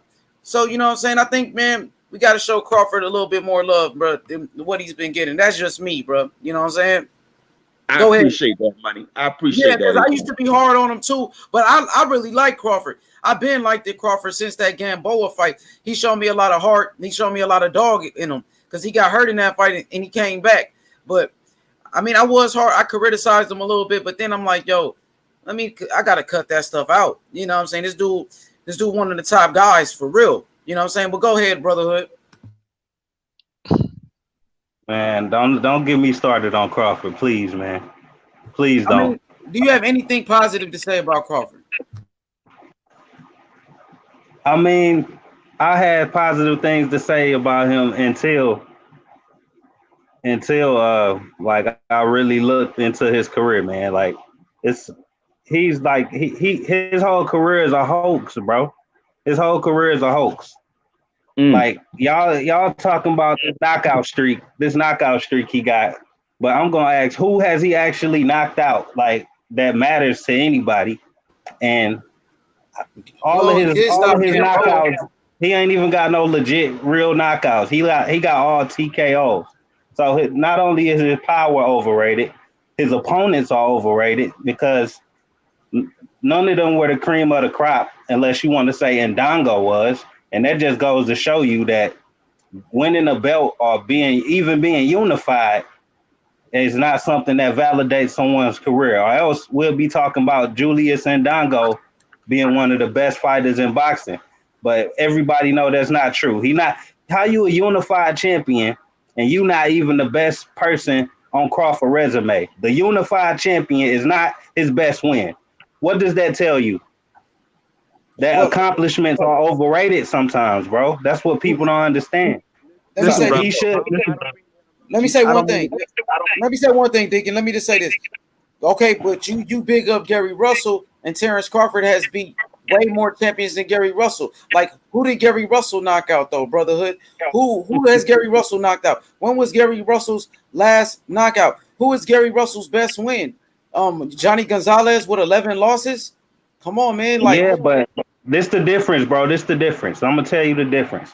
I'm not too big on Gary Russell Jr. I like him, but I sure ain't calling him number one pound for pound. That's the difference. That's the difference, bro. When you gonna be pushed up or hyped up to be the number one guy in boxing, It better actually be that way. That's the difference between Crawford and these other guys that got subpar resumes. None of these other guys with subpar resumes is getting treated like they the best. So I'm gonna be way more critical on him compared to these other guys. I mean, it's so much smoke and mirrors with this dude. Like all of them belts at 140 he won with vacant like a year and a half or 2 years before he got to him. So he basically collected a bunch of belts from a bunch of paper champs. Wow. Oh, go ahead, Deacon. Whether people like it or not, it is what it is. If you won your belt from a vacant guy, you ain't really a champ. But a lot of people, man, you know what I'm saying? Like, you gotta I'm gonna leave that alone because there's a lot of fighters that we like that became champions from beating a vacant champ. Like, remember, man, I know, Deontay and I don't think that holds any weight, bro. Let me say this: Deontay Wilder beat Bermain Stavern for his WBC belt, and Bermain Stavern won that belt from a vacant. It was a vacant belt, you know what I'm saying, against Chris Arreola, and he became a champion. Then Wilder beat Bermain Stavern, who was a vacant champion. So I mean, are we gonna say look? I'm gonna show you. Look, just because Stavern was the champion he beat doesn't mean Stavern is his best win, which goes back to what I said. Accomplishments ain't everything. They don't validate fighters. Luis Ortiz is Deontay Wilder's best win, and Luis Ortiz never been a champion. So how much weight are we really putting on these belts to validate a fighter's career? I agree with you on that part, though. As far as the belts, I think winning a belt might be a little bit overrated nowadays, man. You got That's about what I'm trying to say, bro. And what's the first thing everybody want to say when it comes to validating Crawford's career? Oh, he was undisputed. Man, so was Corey Spinks, bro. I don't see anybody acting like he was the greatest of all time. Who? You said who? My bad. Who you say? I said so was Corey Spinks. Corey Spinks was the truth. That was my guy from St. Louis. That was my guy. That's one of my favorite fighters of all time, bro. Corey Spinks was a dog. Beat Mayorga. He beat Zab Judah. Corey Spinks was the truth, though, bro. Like one of the best. I thought he beat Jermaine Taylor in that fight. I thought he got robbed. Somebody got some background. But go ahead, Deacon. Respond, Deacon. Yeah, I mean, listen, man. It's not me calling Crawford pound for pound. He has been awarded, and he's afforded this because of what he's done in the ring. He was next up behind Andre Ward. Andre Ward retired. Crawford got him another couple of wins. They did not make him pound for pound immediately. After a couple more wins, he became pound for pound #1 in the world. Now, listen, you might not like it sitting on the couch, bro, but at the end of the day, you know what I'm saying? When we be talking about who this guy knocked out, listen, bro, we talking about professional fighters who do this shit for a living. And we get to sit down on the fucking couch and critique guys that put their fucking life on the line and talking about who he's fought. I mean, come on, man. You're not being for real, man. I mean, fact, bro. Just because I'm not a boxer, bro, don't mean I can't critique it how it's supposed to be critiqued. Which one of these boxers he beat? Jeff Horn, Victor Postal, Julius Ndongo, or Gamboa? Which one of them are your top 50 boxers right now? Zero. Mikey Garcia right now would be a better win than anybody I just named. And everybody on this panel know that's a fact, bro. I can't take this dude serious. The belts don't mean everything. Bam, I did not interrupt you, man. I sat back and listened to you. Yeah, let him finish. It's cool. We're gonna be. I got it. Deacon, go ahead. He made a. You know what I'm saying. Listen, man. Go ahead, Deacon. Most champions that are fighting in their current era, they have to fight the opponents that are in front of them. If you go by your standards, let me ask you a question real quick, then I'll go back to finishing what I was saying. What now, be honest now. Don't just try to throw some shit up because I'm asking this question. What type of champion do you feel that Mike Tyson was? Do you really rate him as one of the top fighters of all time? Can you say that again? You cut out. Yeah, you coming in and out, but I'm gonna repeat this question for you. He said name a great champion that Mike Tyson beat during his career.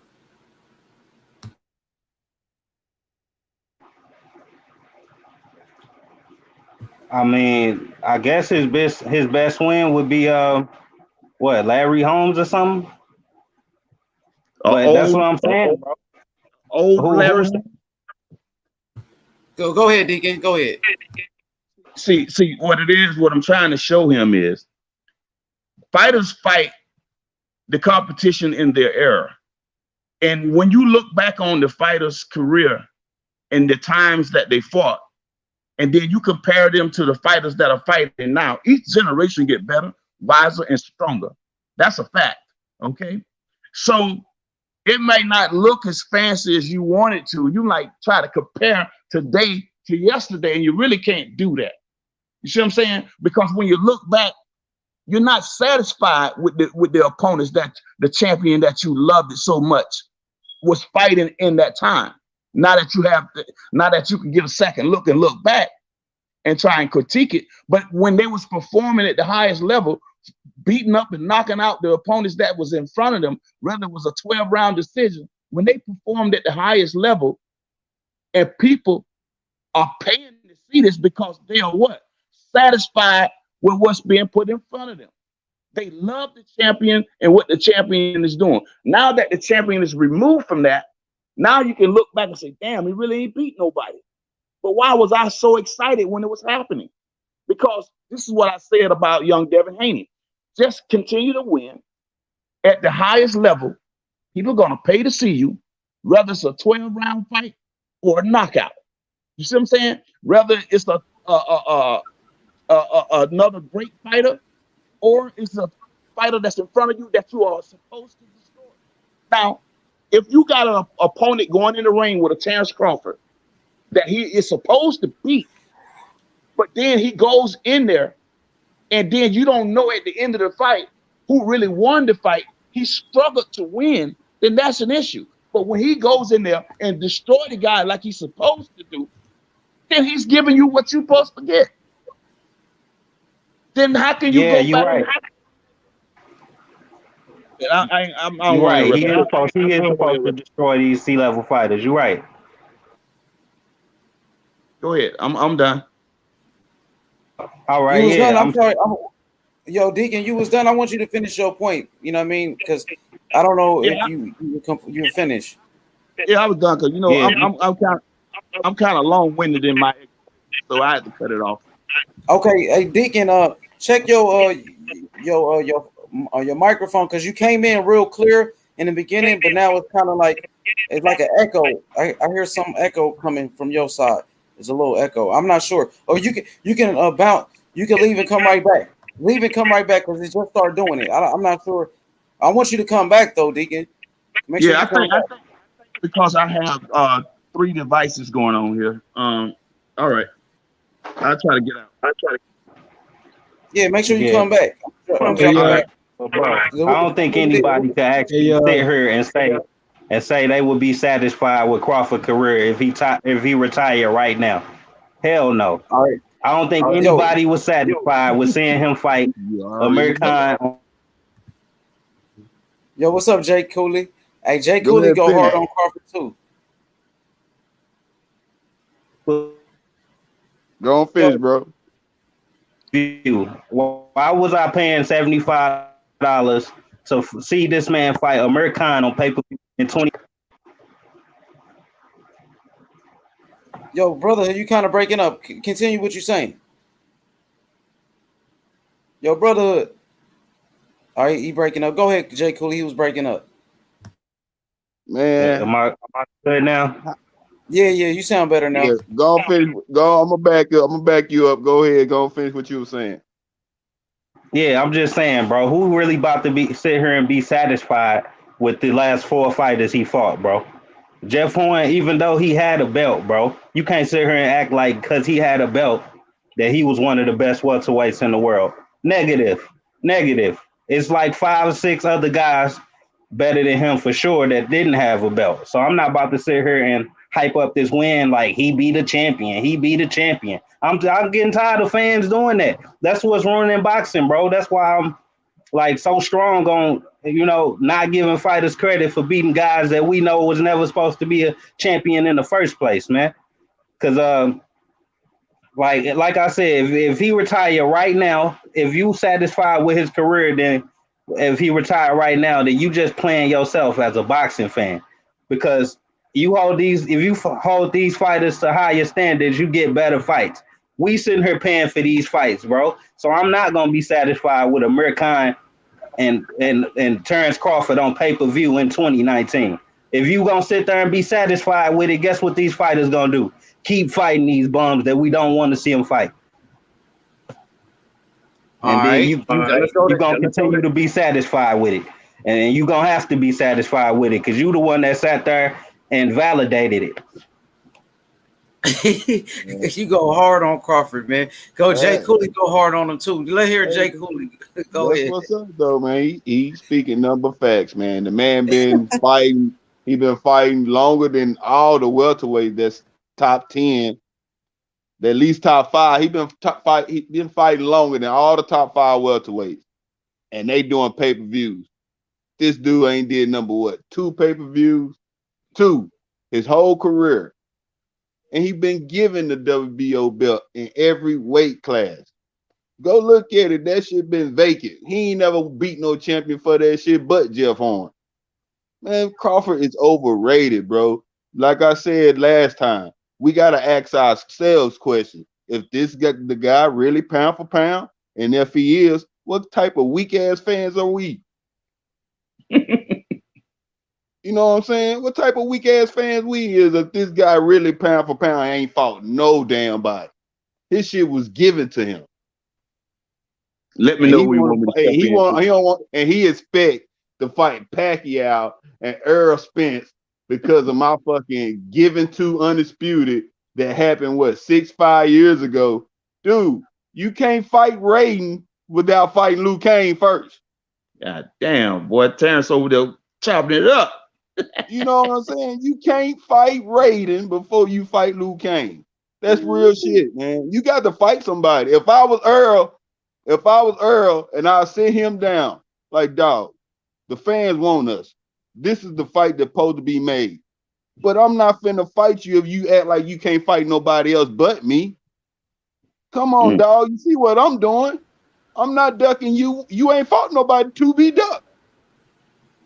So come on, I mean, man, I'm not saying Crawford is ducking Spence or Spence is that's ducking what I'm Crawford. saying. Like say if Spence say fuck Crawford, he ain't trying to do shit. I'm gonna move up on his ass. The whole narrative across the world, Earl done duck Crawford. Earl done duck Crawford. Those the haters.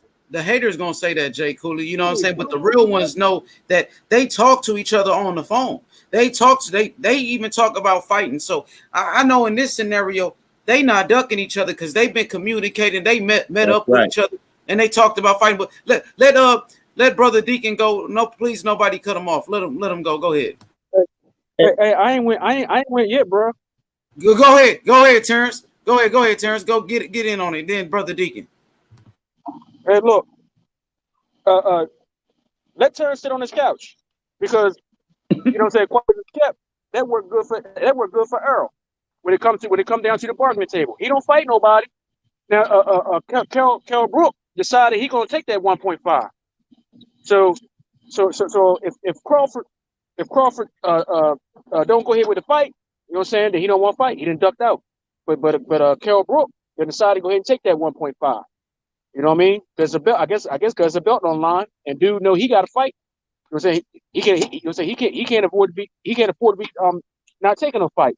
But at the same time, if Crawford want to sit on his behind and talk about all he want to Spence, then let him do it. Because when it come down to the negotiating, you know what I'm saying, and Spence still lining them up and knocking them out, he get past Garcia and knock Garcia out, and then they go, you know, so then it's time to do the Crawford fight. Okay, Crawford ain't got a leg stand on when it comes to negotiations. You know what I'm saying? When it comes to the split and all that, what Crawford gonna talk about? Who you fought? You ain't fought nobody. Not at welterweight. Who is Jeff Horn? Nobody. And somebody said earlier, we ain't seen the best of Crawford. But we didn't seen the worst of him as of yet, because here lately he been getting hit too much. Max Kelvin was talking about his defense. He a mean little man. This and other. Yeah, he's a good fighter, but a good fighter don't get hit like that and don't go down. Who put Spence on the ground? Answer me that. You know what I'm saying? And you talk about fighting Spence, and this dude put Crawford down. What is he gonna do with Spence? It's not looking. You know what I'm saying? It's not looking good. You know what I'm saying? As a so-called pound for pound. And if I'm not mistaken, didn't he crown himself pound for pound? No, I don't think so, bro. I believe that's on the ESPN pound for pound list. You talking about Crawford, right? We talking about Crawford? Yeah, after he told Andre Ward, I'm pound for pound now. I mean, he's supposed to say that, but I see ESPN got him ranked. A lot of other fighters got him ranked pound for pound. You know what I mean? So let me just say one thing to Terrence. One thing to you. I don't think Crawford has ever been knocked down. Terrence Crawford's never been down before, though. Never went down. Yes, he have. Oh, yes, he have. Mean Machine? Y'all talking about Mean Machine? That you talking about that? It was a flash knock. It wasn't a decent. It wasn't a good knockdown, but he hit the canvas. But did they count it as a knockdown? I didn't watch that fight. Terrence. I think I stand at 8. Oh, you said so standing 8. Well, he wasn't really hurt, man. It was a flash, like you said, and he probably knocked off balance. Even Floyd Mayweather against Zab Judah, they said Floyd. You know, some people say Floyd got knocked down. I didn't look at it as a knockdown. You know what I'm saying? So Crawford is a good fighter. Crawford is a good fighter, my brother. I'm gonna be real with you, bro. I know you team Earl Spence. Earl Spence and Crawford are actually friends. So what do you think about that, Terrence Bailey? Crawford and Spence talking on the phone, and they actually real cool with each other. But Spence said that Crawford's a real one. You know what I'm saying? If you know what I'm saying? If Spence say that, then that's what we gotta go with. You know what I'm saying? Earl like it, you know, that's what it is. That's a good thing. That means Earl feel like he can do business with it. So that means the likelihood of us getting a fight is very strong. But at the same time, like I said, Terrence Crawford not fighting is on the way his bargaining.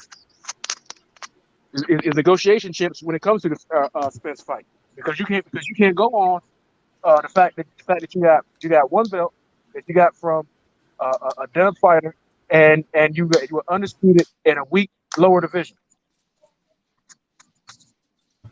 Bro, what killed me about Crawford, bro, is all these people living in this fantasy land. They done let ESPN talk them into thinking this dude will beat absolutely anybody.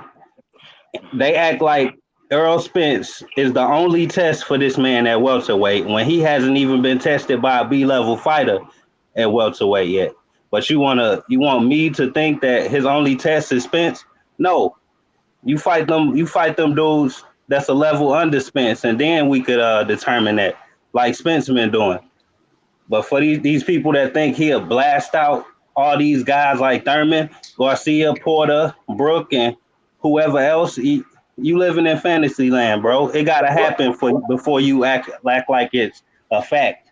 Well, I'm sorry. I got Crawford beating Kell Brook. I think that'll be a good fight, though. I think Crawford beats Sean Porter relatively easily with his boxing skills. I think he outboxed Sean Porter. I think he possibly can stop Keith Thurman. I think Crawford, but Thurman ain't the same fighter that he once was, man. We seen that in that Pacquiao fight. I think Danny Garcia be a good fight with Crawford. You know what I mean? Shout out to JFL. I know that's your guy. I think that'll be a good fight, but I think Crawford is a solid fighter, man. I think Crawford got skills. I respect Crawford. You know what I'm saying? Deacon, go ahead, and then I want to hear JFL. Go ahead, Deacon. Yeah, let me tell you something, man. When I used to be on the streets when I was a buck back in the days, the best razor blade I used in the game was a double-edged razor blade. You know why? Because it cuts perfectly on both sides. Understand that. So you can't have it one way, brother. Go two ways. You feel me? I don't know why they keep saying that Crawford only beat Jeff Horn, and Jeff Horn was a B-level fighter. Well, call him what you want. He got a win over Manny Pacquiao. You understand me? Pacquiao couldn't get him out of there.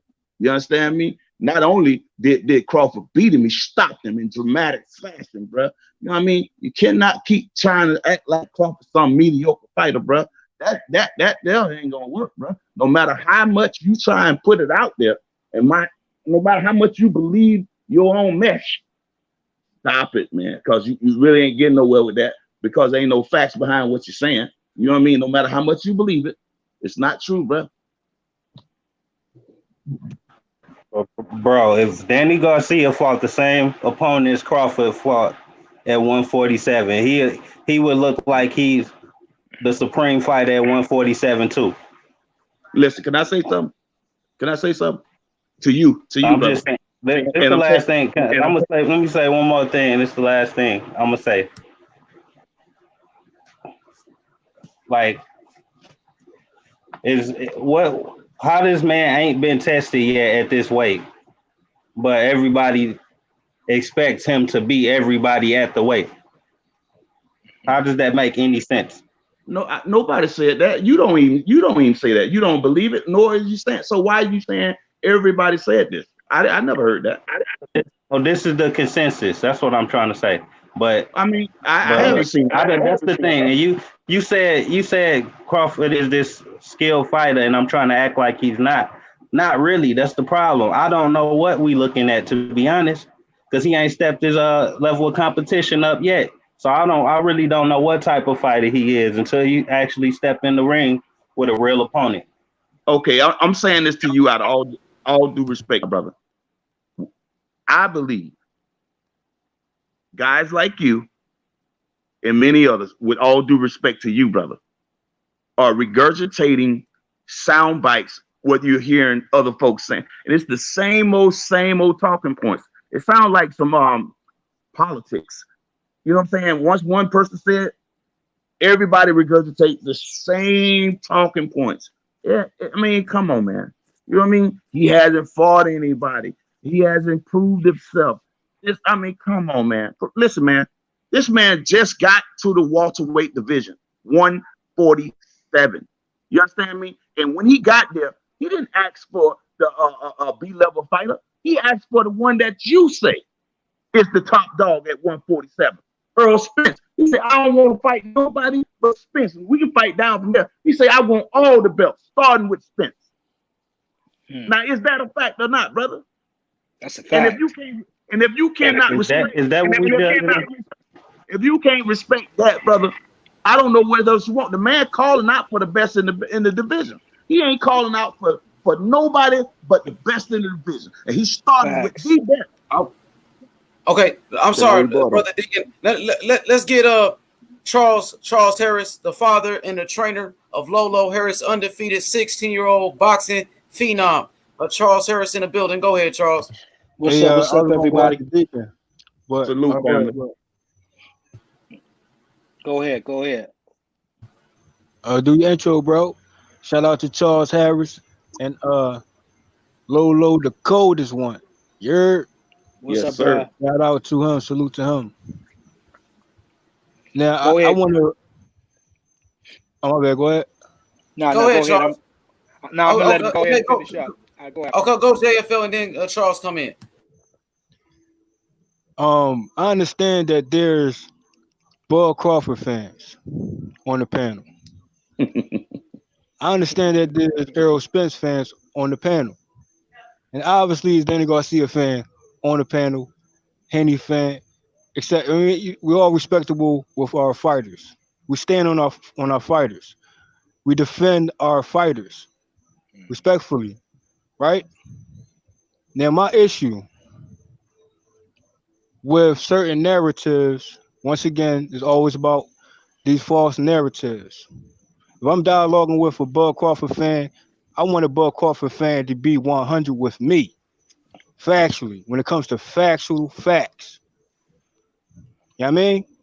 So I don't repeat or be repetitive of other talking points. I keep it facts on just Danny Garcia facts. Now at 140, Danny Garcia is the king at 140, but he get discredited. Danny Garcia is the king in 147. The factual pound for pound number one. I can keep going, but I don't want to hurt no feelings. I just want to keep it all facts. And you can't compare Bud Crawford resume to Danny Garcia. Can I say something to that, brother? If you want to go down this road with me, bro, I hope you're ready. Listen, I'm a grown man, brother. I'm far from having my feelings hurt. Well, we can have a grown man conversation all day, every day, bro. Okay. As long as you keep your dick beaters to yourself, you can't hurt my feelings. No, hold on. Let's not do the personals. Let's not do the. No, that's what I just said to you, fam. Listen, if you can't understand that's street talk, bro. If that's too much for you, I pull back. Talk, bro. We talking boxing right now, bro. I pull back. If that's too much for you, I don't want to. What happened, bro? What's going on? I just stepped away from the computer. What just happened, bro? Why is we arguing? What happened? There's no argument. There's no argument. It's no argument. It's just, when facts come out, that's just how certain responses I get. Hold on, bro.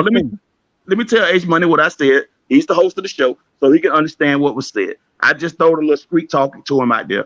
He didn't want the street talk, and I pulled back. I said he cannot hurt my feelings. You know how you talk in the street. Long as you keep your dick beaters to yourself, you can't hurt me. You feel what I'm saying? And he said, no, I don't want the personal. That's not personal. This is a little street talk. Meaning that it's all good, bro. He's saying nothing you say can hurt his feelings. I understand, but So listen, this ain't personal. You know what I'm saying? Let me say this. Let me say this because I'm finna step away. So I want y'all to continue what y'all doing. Just be respectful with each other and let's keep it boxing. Like you got, everybody got their fighter. My fighter Haney, of course. Terrence Bailey like Spence. Jay Cooley like Spence. Terrence Bailey like Spence. JFL like Danny Garcia. Deacon like who he likes. I believe Deacon likes Wilder. Who else you like, Deacon? Who else is your favorite fighters? Deontay Wilder, Terrence Crawford. Deontay Wilder. Can we all agree to that on this panel? Yeah. So everybody got their guy. But look, let's respect each other. Charles Harris, you know what I'm saying? The trainer of Lolo, his son, 16-year-old boxing phenom in the building. So let's handle this like adults. And let's be professional with it. So y'all brothers continue. Okay, hold on. Before he responds, though, I just want to say, when it comes to a fighter that's been hated on, dang, I see it been hated on since 2008, 9, 10 to this day. I heard all the narratives. So you know what I'm saying? I don't want to be a back and forth, Danny Garcia Bud thing. You know what I mean? But we can go there if you want to. You know what I mean? And Danny Garcia been getting discredited for the longest. Hated on for the longest. With these unfactual narratives, false narratives, bruh. And for me, I like Bud Crawford. I'm not a hater of a Bud Crawford. I think he remind me of Sweet Pea. But, that was a compliment. You know what I'm saying? Yes, sir. But when it comes to Bud Crawford and certain actions and certain narratives, they try to, play my man Danny Garcia in a way where you think you above Danny Garcia, Bud Crawford. You trying to put this narrative out there that Danny Garcia ducking you, Bud Crawford, which was false. Now, as a Bud fan, would you acknowledge that? Or would you continue that false narrative of Danny Garcia ducking Bud? To be frank with you, hold on. I just want to say last thing, because when we get to the Dan Garcia talk, I ain't gonna make it the Dan Garcia show. You know what I mean? All I'm saying is false narratives, I'm ending that. You know what I'm saying? Dan Garcia 38-0, the true undefeated pound for pound. No matter what's on paper, the factual of the fight, that's what matters. 38-0, truly undefeated, like this thumbnail shows. The true number one pound for pound at the 147. But go ahead, continue, bro. Okay, I can speak now, right? You can speak, bro. Just go ahead. Listen, when it comes to 140, Bud is the undisputed champion. He moved up to 147. And when into regards to Danny Garcia, which I wasn't bringing up, you brought him up. I wish I could call the young Mexican guy's name that I really thought boxed Danny's head off and beat him. Herrera. They gave, huh? Herrera. Say again, you broke up. Yeah, he that guy actually beat Danny Garcia, but they did not. Hold on. See, this is what I mean about narratives. Okay. Now, see, I don't want to make it so Danny Garcia show, but I want to correct that narrative that's been going on. You know what I'm saying? Danny Garcia actually won that fight, and factual rounds prove it. So, any other name you want to mention, bro? Okay, I wasn't really bringing him up, but since you brought him up, I wanted to bring up that fight and then if you really want to look at Danny's career, for me, for real, how he really got his name, he fought a washed up Eric Morales. You understand me? Washed up, but he fought twice. Let him finish, JFL. Let him finish though, bro. You okay, can come back. Go we want to go to Charles Harris too. You know what I'm saying? But go ahead. Go ahead. I mean, he's going to the list. I'm saying point by point. I'd rather go by point by point. I mean, because he's going to go down this whole list. No, seriously. Hey, bro. Listen, seriously. It could take a minute. Wait. See, man, it's about to get out of hand. No, it's not. Let Deacon finish his point.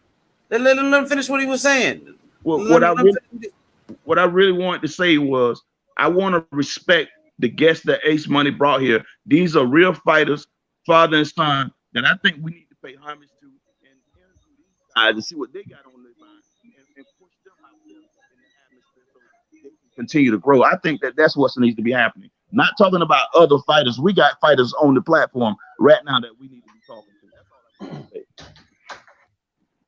Okay. I agree with Deacon. He kind of went out in and out, bro. Can you say it again, bro? I would like to talk to Lolo and his father. What's going on, bro? Yeah. What's going on, family? I just wanted to show my respect and love, man, to y'all, man, and I'm looking forward to seeing great things from you guys, man, and I just wanted to be able to say I spoke with some great folks, man. Hey, I appreciate it, man. Thank you, man. I appreciate that. Absolutely, man. And I love that seeing your energy, man, in that interview, man. It's like you just glowing. You know what I'm saying? I'm proud father. That's all it is.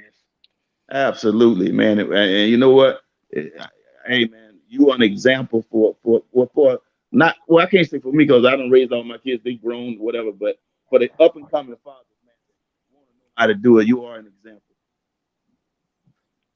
Thank you. Deacon, you coming in and out. Is everybody hearing him clear, or is he coming in and out? Yeah, he in and out. Digging in and out. How about now? Can you hear me clearly now? Yeah, that's good. That's perfect. Charles the one that's in the bathroom, but you the one coming in and out.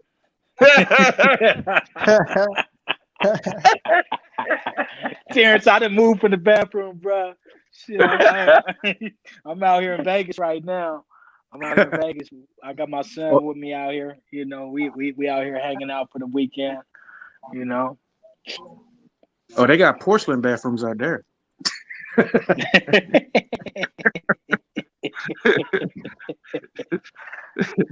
Hey, let me touch this Bud Crawford situation a little bit here. You know, I hear everybody's knock on him, and I hear what Deacon was saying, and my assessment, my opinion is, you know, a lot of it is politics, being that he can't fight a lot of those PBC fighters that we all want to see him fight. I think most Bud Crawford people that like Crawford, they understand that he is a dog.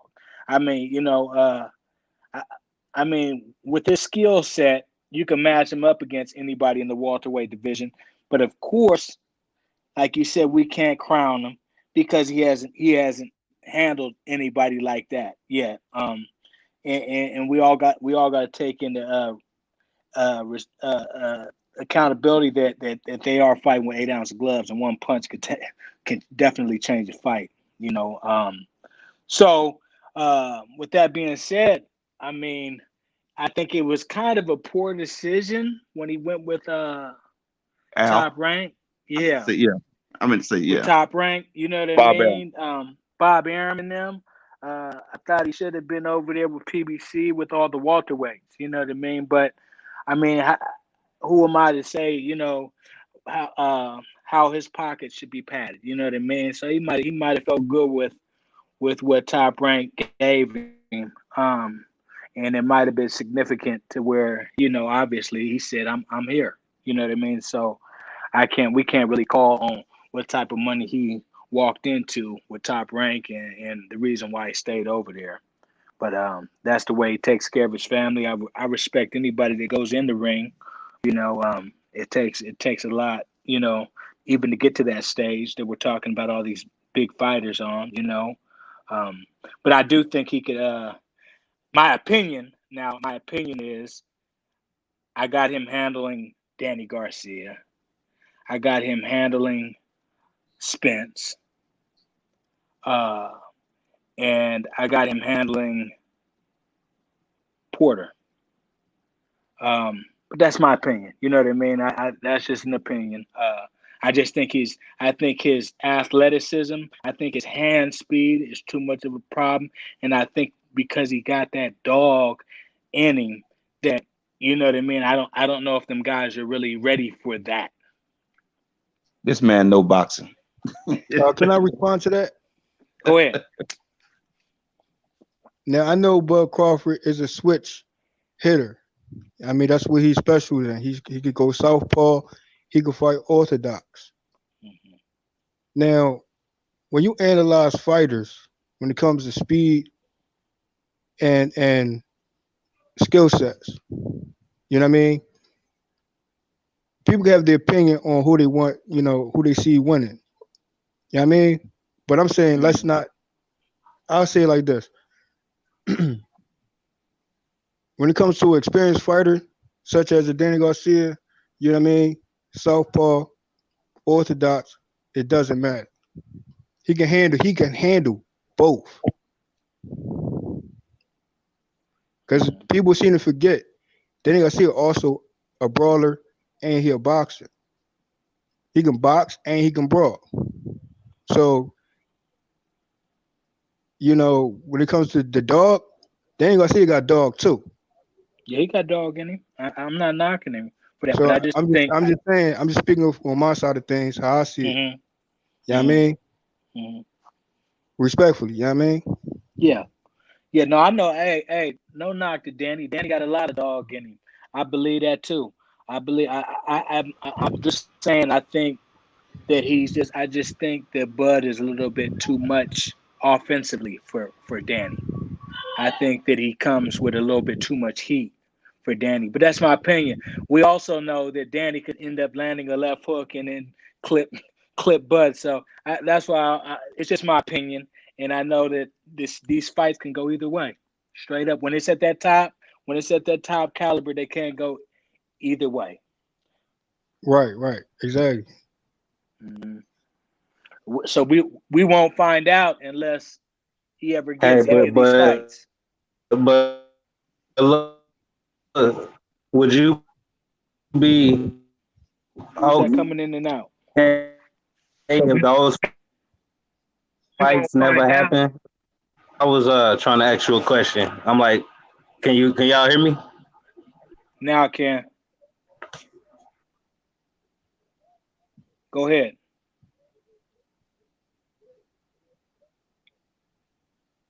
Now you can't hear him at all. Yeah, I can't hear nobody. But what I'm saying, you know, bigger fights are meant to be made. You know what I mean? Yeah.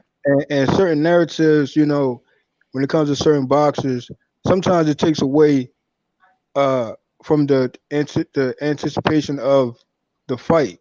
You know what I mean? And sometimes, you know, it just get to a point where it's like, you know, people can use that to avoid fights. You know what I mean? Yeah. Media could use certain talking points to avoid fights. You know what I mean? And we won't know until they get in the ring. You know what I mean? So that's my thing. I like to put things in perspective, in a factual perspective. And you know, one thing I am gonna say about this is I think Earl Spence and all these guys, they rather fight each other and then not put Bud in the conversation. And I think with them having Al Heyman behind them, having them have Al Heyman behind them, and them being their own boss, they could have bossed up. Earl could have easily bossed them and tell Al, let's make the fight. But these guys are choosing to fight other guys and let Bud get older and kind of drown him out. At least that's what it looks like. I mean, that's the talking points I hear. But at the same time, when it comes to those companies like Al Heyman and Bud Crawford situation, you know what I mean? They can make fights as well with the PBC. As Bud Crawford said before, he fought other PBC fighters. So, and they all fighting each other. So it's like, you got to pay as you weigh. You know what I mean? So when you create narratives and you don't pay as you weigh, then you're only going to eventually expose yourself.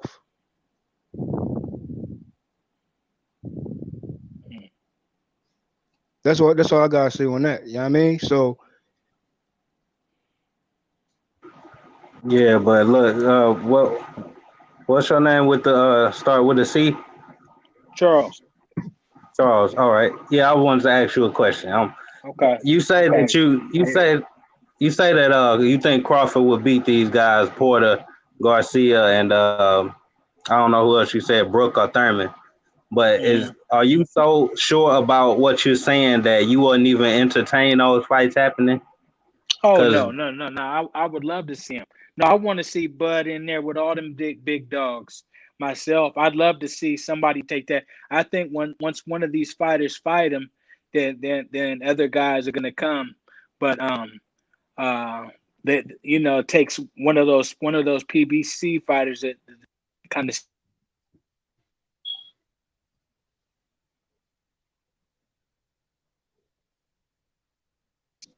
we have a lot of audio issues now. You still there? Oh, you cut out. Yeah.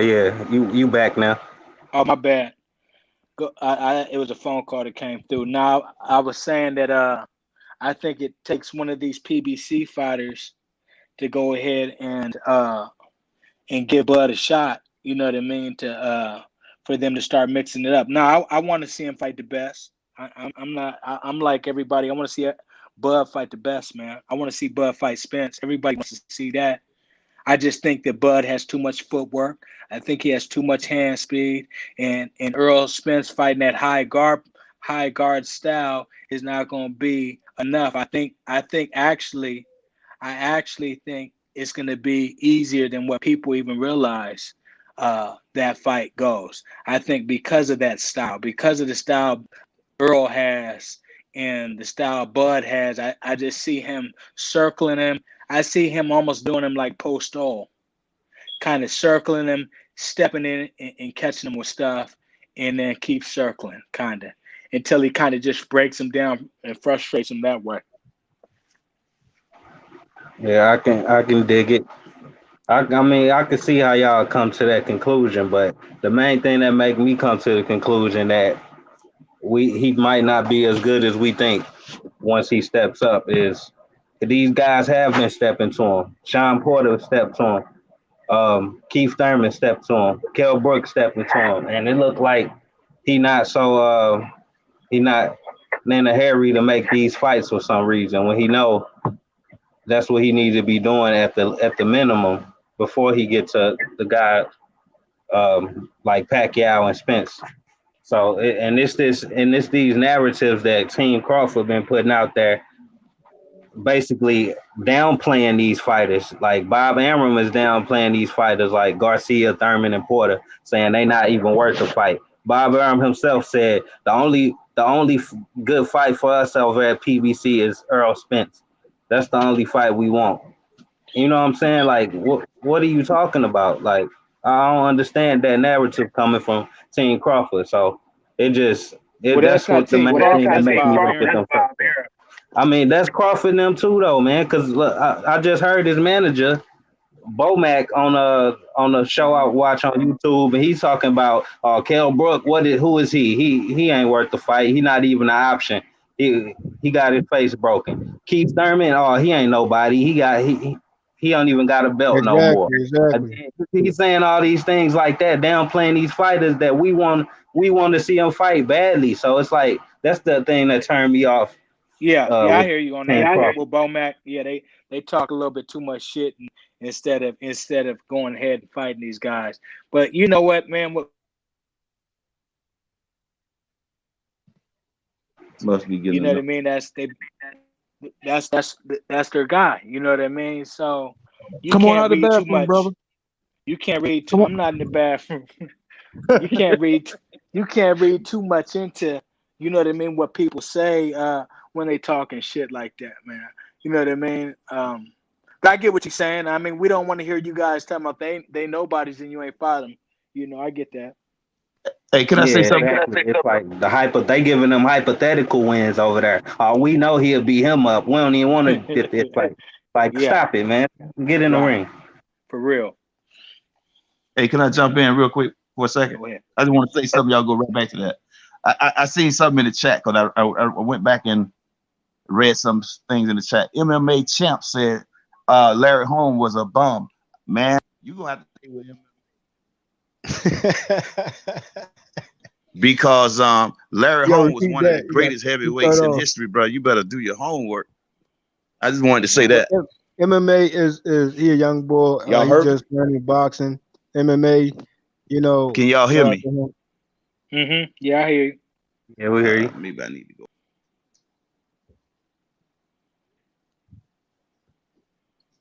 But eventually, these guys had to get into the ring. They do for it to all pan out because nobody, like you said, we can't read the crystal ball, and on any given night, you feel me, it could be one guy's night. You know what I'm saying? We know that. Can you hear me now? Yeah. What I was saying was I read something in the chat what MMA Champ said. He said that Larry Holmes, having fought any, he said that Larry Holmes was a bum. I'm like, man, you need to do your homework because Larry Holmes is one of the greatest heavyweights in history, bro. I think you need to do your homework when it comes to boxing. Larry Holmes was one of the greats, bro. Facts. This is a shout out to H Money and his boxer comparisons. Yeah, I mean, and it's interesting in some cases that it be accurate and you know it reflects today's boxers. You know, so when it comes to Spence, you know, we compared him to Winky Wright. When it comes to Dan Garcia, I compare him to a Cotto. So, and they never had that fight. So for me, it would be like a Cotto versus a Winky Wright. And when it comes to Bud, you know, I said he a potential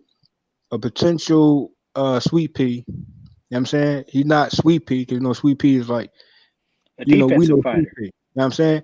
Like he could display more skills, to on that level of a Sweet Pea. But what I'm saying is Sweet Pea also versus a Cotto. You know what I'm saying? So it'd be that type of fight, that type of hype.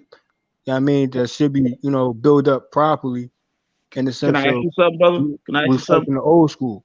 You don't mean that stylistically, right? Or do you? Stylistically, yeah. In the sense of what Winky, right? Hell no. No. What I'm saying is, I don't know if you saw that comparison,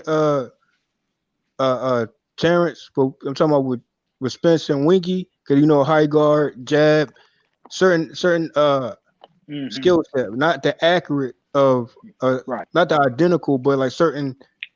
Yeah, he fight out the high guard, like you're saying.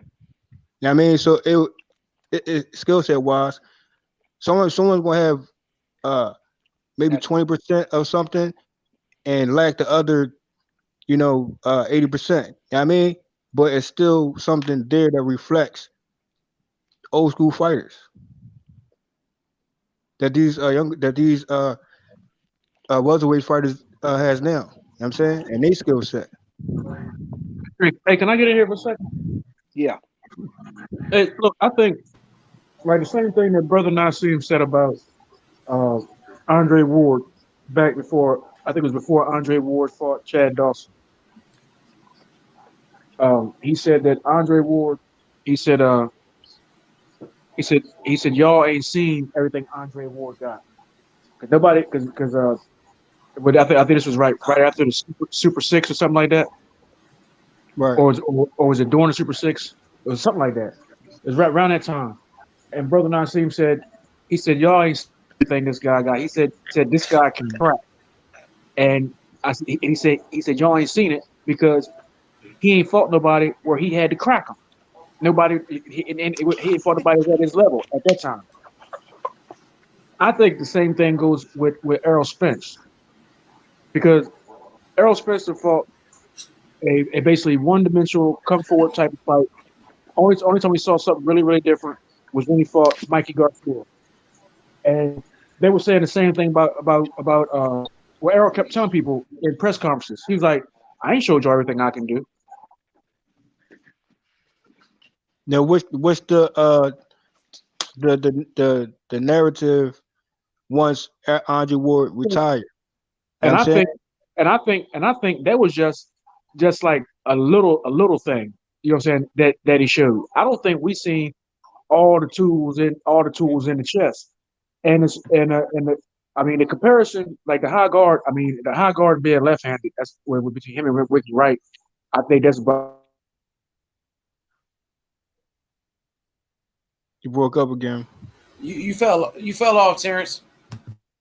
man, like he left nothing open. You know Okay, what there I'm you saying? go. You know what I'm saying? He barely took anything to the body. He barely took anything flush to the face. Errol Spence can't do that. You know what I'm saying? He ain't got the body dimensions. When we go on the high guard, he still take it to the body. You had a hard time getting anything to the body in Winky, right? When he put that high guard up. That's how long that cat's arms was. You know what I'm saying? Um,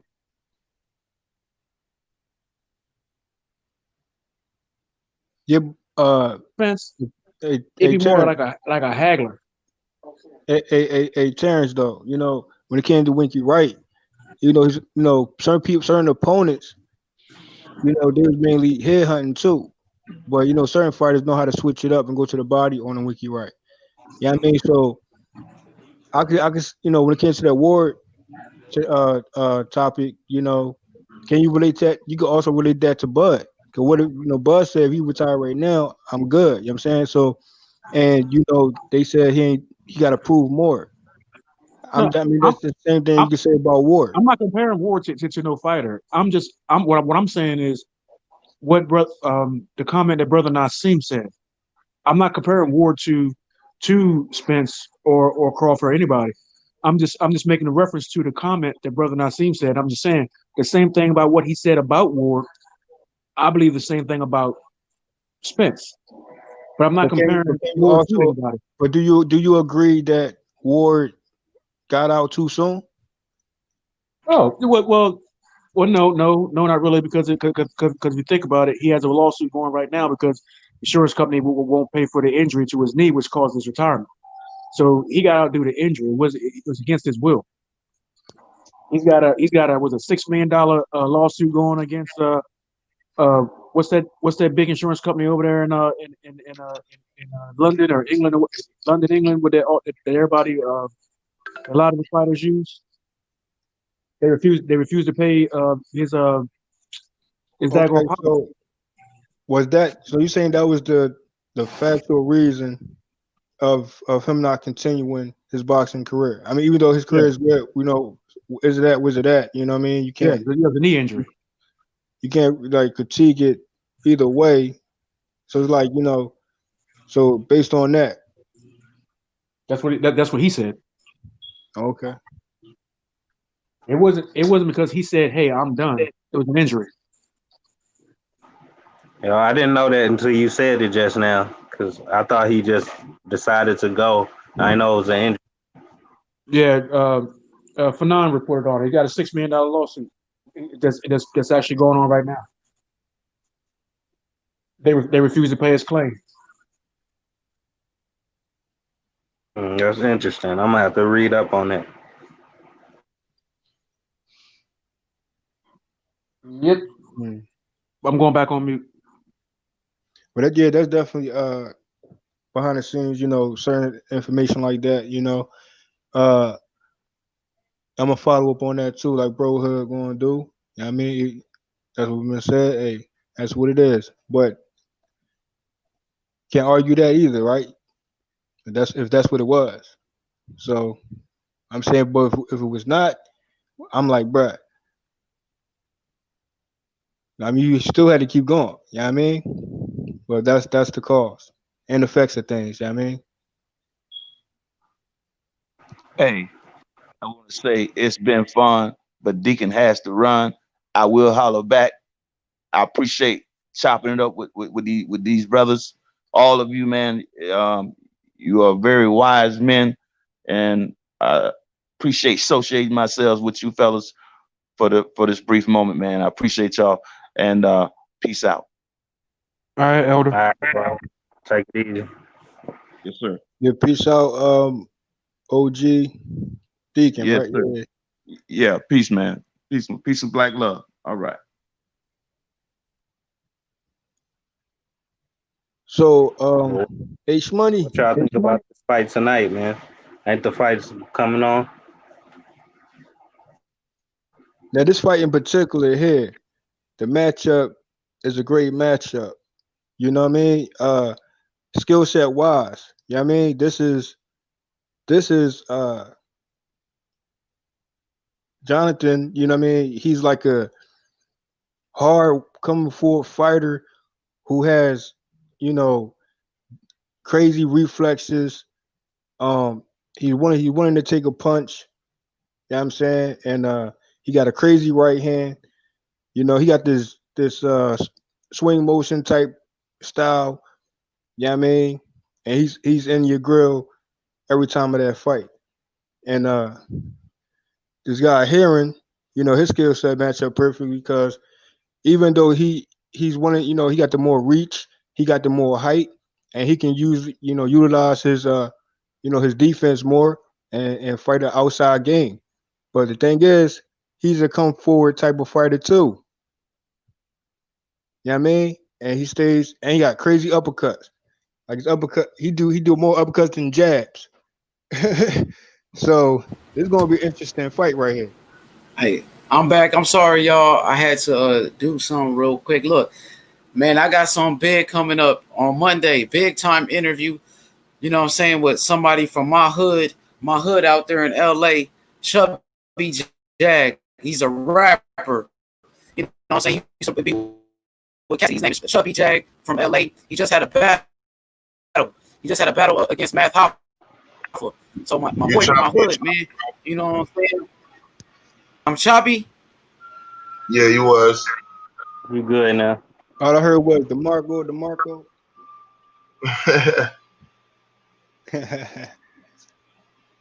No, but yeah, what y'all think about this fight? Like the matchup, like you know what I mean? After H Money break down what he got to break down. What about now? You good? Okay, what I was saying was I got a big interview coming up on Monday. My boy Chubby Jag, bro. You know what I'm saying? From LA, from my hood out there, bro. South Central LA. My nigga, I grew up with him. He's a rapper. He used to be with Cassidy. He just had a battle with Math Hoffa. He bodied Math Hoffa. So I'm gonna bring him to the platform Monday. I'm gonna talk about his victory over Math Hoffa, man. My nigga from my hood, man. You know what I'm saying? Big B's, man. You understand me? Real talk, bro. South Central, man. What's his name? What'd you say? What's his name again?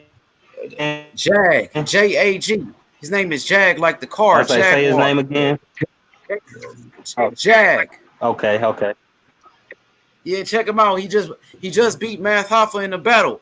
He used to be with Cassidy Larceny family. He had beef with Meek Mills before because Cassidy and Meek Mills went back and forth.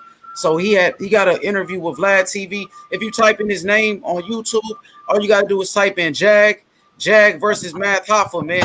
So you know what? You gotta check it out, bro.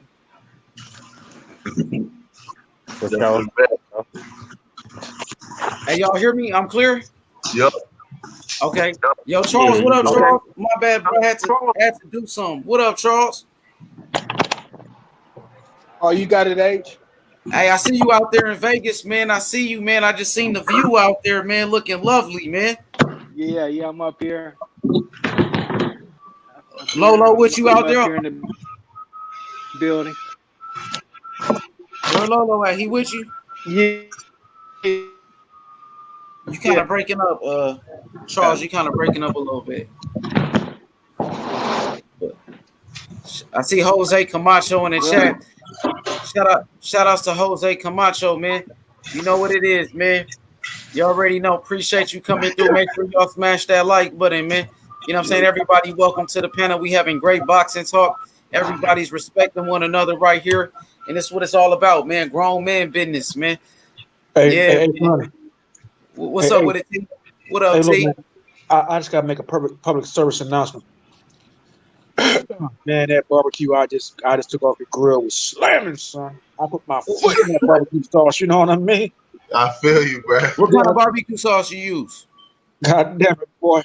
Hey, look, I took some Sweet Baby Ray's, and I poured some damn, what you call it? Hold up. Yeah. Hey, everybody like that Sweet Baby Ray's, man. Everybody like that. Sweet Baby. I took some. Oh no, this ain't Sweet. No, this ain't Sweet Baby Ray's. I got some damn generic shit. Hold up. I got some sweet and spicy. Some sweet and spicy, right? Hey Lolo. Mm-hmm. And then I poured a bunch of. I put that shit on everything. I put that shit on everything. I mixed that in a bowl. You know what I'm saying? Mix it up real good. You know what I'm saying? Throw it in the refrigerator. Let that sit in there while the chicken was on the grill. Slap that mess on there, boy. I think I bit my own finger. That's some good ass chicken. You know niggas love chicken. Hey, Terrence. For sure. Terrence, that joint look fire though. I ain't gonna lie. When you show me that on the screen, man, that chicken look good, bro. You know what I'm saying? But yeah, man. Hey, look, man. Eventually, I'm gonna start getting out there with y'all, bro. You know what I'm saying? Hope this stuff keep getting bigger. You know what I'm saying? I'm gonna be out there in Vegas real soon, man. Out there with you know what I'm saying, with the Haneys and them. Charles, you know what I'm saying? Charles, I'm gonna link up with Lolo and Charles. You know what I'm saying? I'm definitely gonna be promoting Lolo's next fight. You know, I got you. I'm the man for the job, man. You know what I'm saying? I'm the man for the job, Charles. You know what I'm saying? Hey, you know how I get down. Oh yeah. Speaking of the Haneys, man, look up this dude, man. Greatest bodybuilder of all time, Lee Haney. I remember Lee Haney. My pops used to bodybuild, so yeah. Lee Haney, greatest bodybuilder of all time, man. You'll never nobody talk about it. He's good. He was certified greatest bodybuilder of all time. Lee Haney. He was yeah, I gotta look him up. There's another, hey, Charles, you know, bodybuilder / boxer. You know what I mean? But I want to know. Let me say this real quick. Go ahead. My bad. Go ahead. No, because go ahead, JFL. No, you got it, bro. You got it. No, go ahead. Say what you gonna say. I'm gonna come in after you. Go ahead. I just want to know. I just want to know the panel opinion. You know, since you know Mike Tyson coming back, Roy Jones coming back. But what I'm saying is, you know, how would you, who would you have in a prime Winky Wright in a prime Cotto? I just need. I'm saying if that fight never happened, who would you go for in a prime? Like. Yeah, I mean Winky. The best of Cotto and the best all day. Winky all day, bro. Winky, nigga. Winky was the truth, bro. Winky was. Cody would never. I mean, he would get past that defense. That defense was certified. In that jab too, Winky's jab, man. Winky was too big for Cotto, man. And then you remember Cotto lost to Austin Trout. Come on, man. Like Winky, way better than Trout. No, what I'm saying is because you know Cotto got that come forward combination skills too, and you can take a punch. Like I'm talking about the best version of each boxer at that time, not no losses. Because we want to talk about losses. Yeah, Winky got losses. Cotto got losses. I'm talking about like the best of. Winky. Okay, let me say this real quick. Winky. What you say? My bad. Go ahead, brother. I know. I was just saying. I was gonna say Winky. Like, okay, nobody in the United States would fight Winky. That was for a reason. Winky had to go all the way across the pond to get fights. You know what I'm saying? He was going to beating all their best fighters. And then when they finally let him come over here and fight, he fought who? He fought Shane Mosley. And Shane was supposed to, he was supposed to lose that fight. And in the pre-fight, Winky told somebody, I can't remember who it was. He said, look at me after the first round. He said, I'll let you know if I got him or not. And and after the first round, going to his corner, he looked over and he winked at the dude. And school was in session. After the second round, after the first round going to the second, school was in session. What you gonna say, Charles? Now I was gonna say he tore apart my guy, Shakur Stevenson. You know, Yeah. Pomona. I was born in Pomona, so you know, Shakur Stevenson was the guy at that point, man. I was upset with Winky after he did that to my guy, to be honest, man. That tall damn style. I was mad that Shane took that damn fight after the fight. But Shane fought everybody. He went out fighting everybody. His legend is his name wasn't tarnished even by his losses. Not even steroids. Not even. That was rumors, though. That was rumors, though. Allegedly. Hey Terrence, Yeah. hey Terrence, I ain't gonna lie to you. When I went to his boxing camp for De La Hoya, his head was like this big. You feel me, like a pit bull. I was like, God damn. Hey, you know what they said? Them steroids swell your head up and shit too. You know, that's usually what I tell a guy was on steroids when they got that super dome. You know. Yeah. Yeah, that's how I know Manny on it. Yeah, you're right, brother. Hey, allegedly, you know niggas lie on the internet. He admitted it though. It's on camera. You know, they got the deposition on YouTube where he admitted that. You know what I'm saying? They got it on YouTube where he admitted to taking steroids. I was helping you out. I was just saying allegedly. Okay. Yeah, you're right. But I want to say this though, man. Let me just say one thing real quick, yo. Man, just talking about that fight, Cotto versus Winky, that would have been like a dream fight, a super type of fight, pay-per-view for sure. But I want to say this, man. Winky did lose like early in his career to a guy by the name of Julio Cesar Vasquez from Argentina. Was actually gave Winky a lot of trouble. You know, he was that was at 154, I think.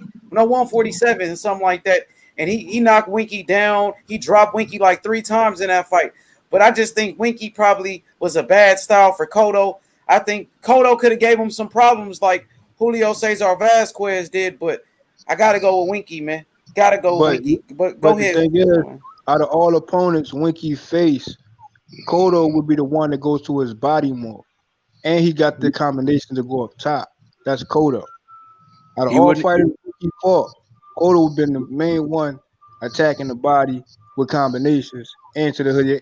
And he got both hands and power in both hands. Winky got jabs and he got the high guard. So therefore, Cotto gonna have to attack something. It gotta be the body to drop them guards down. Oh yeah. Yeah, but like I said earlier,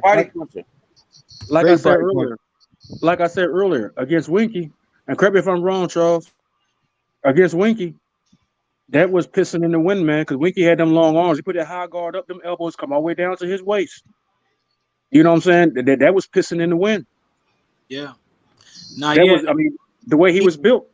Hey, and not only that, like I get what you're saying going to the body, but you got to get to the body first. That long stick and that right hand to follow. You know what I mean? So it would have still been tough to even get to the body. You know what I mean? Winky was a master boxer and master defensive technician. Before everybody was talking about Mayweather's defense, it was Winky's defense. And before of course, you know what I'm saying? Yeah. So no, him trying to go to him, Cotto trying to go to, Winky would have massacred Cotto. I don't know, bro. Honestly, I think that would have been a trilogy. It would have been decisive. I think it would have been a trilogy. He wouldn't want that rematch. That would have been a trilogy for real. What you call that stuff you put in your gloves as it gets wet, it gets hard? Something Paris. Blaster. Yeah, plaster Paris. It wouldn't have been no plaster Paris in there. He wouldn't have needed it. It Let wouldn't me have ask been you a no question. Let me ask you a question. Has Shane Mosley really attacked Winky Wright body like that in those fights, or was he mainly head hunting? Who? Shane Mosley. The Shane Mosley. Shane was getting hit with that stick all day. Yeah, he couldn't get close to him. Yeah, he couldn't get close to him. That's the difference. Cotto can get close. Did Shane fight Cotto? I don't think so, did he? Yep, yeah. They fought. It was a competitive fight, but Cotto won. Yeah, Cotto won that fight. Shane did pretty good though. Shane did good in there. I remember. But he didn't do good Cotto versus. versus. Oh yeah, who you talking about? Shane versus Winky. Well, Shane was. Oh yeah, man, Winky destroyed him. Go ahead, Charles. Go ahead. You know, Shane and Floyd was small welterweights. You know what I mean? So, stylistically, that's why Floyd, I think, didn't fight a lot of the taller, bigger guys at the time, like Margaret Vernon Ford, because the type of styles presented for the guys that are a little shorter. You know what I mean? Man, can we get a Winky and Cotto right now, like Mike Tyson and Roy Jones? Can we get that right now? You feel me? It'd be interesting still, huh? Still is. Yeah, I'd be interested in seeing Winky come back, see what he got in the tank. Cause is he even still sparring? Hey, last I seen, he looked kind of heavy. Man, Winky be working with Keith Thurman, I think. Did Winky ever fight Mike? Yeah, he do. Yeah, they both. What you say, Charles? I said, did Winky ever fight Mayorga? You said fight who? Mayorga. Nah, they never fought. Nah, they never fought. I think, man, Mayorga was a wild boy, but he was drinking, smoking cigarettes, and all of that. Man, he would run out of gas real quick. Mayorga fought Vernon Forrest. Remember? Yeah, Vernon Forrest. I thought Vernon Forrest won that second fight, though. I thought Vernon Forrest won in that second fight. To be honest, he outboxed him. What do you think about he got robbed in the Winky second versus fight. You froze up, Terrence. You froze up. We can't hear you. We can't get that hand up off his chin right now. Picture. He's frozen. Yeah, he frozen. He gonna come back. He'll probably connect it to his Wi-Fi. But Charles, man, Winky, man, was a dog. Winky was a beast, man. But I remember Winky ran into Hopkins. He thought it was peaches and cream against Hopkins.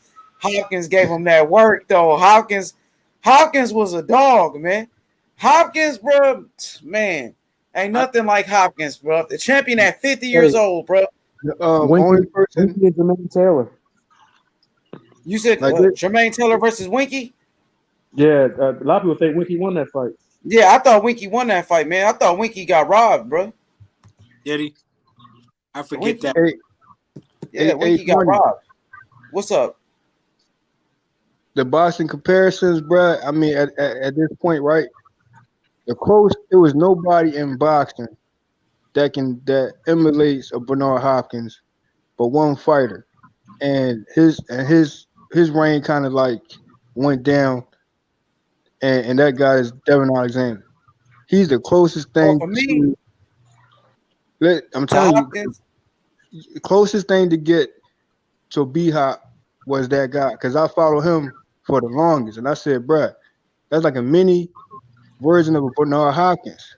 And Bernard Hopkins, he was savvy, he was savage, and he was a brawler. But he was on top of that, he was Bernard Hopkins was a smart ring IQ fighter, and he's always accurate. People say he's dirty. Nah, bro, he was hella accurate in his fights. You know what I'm saying?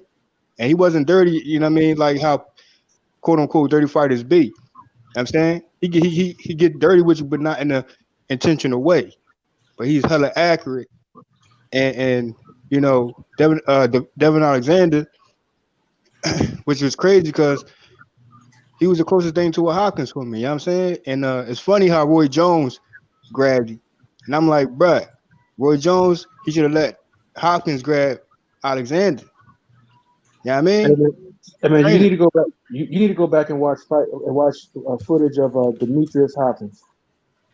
He wasn't as good a fighter as his uncle B Hop, but if you were to look at him like just a shadow of him and his body mechanics, they look exactly the same. The way they hold their hand, the way they hold their hands, the way they hold their head, the way they move their shoulders forward, the way they tuck their chin, the way they bend their knees, everything. You know how, but B Hop's got a certain silhouette in the ring. Yeah. But Demetrius Hopkins had the exact same silhouette. And mechanically, it looked like B Hop, but it just wasn't the same fight. That's why I got his ass whipped. But mechanically, it looked like the exact same fighter. You would think that Demetrius Hopkins was B Hop's son. That's crazy, right? That's crazy.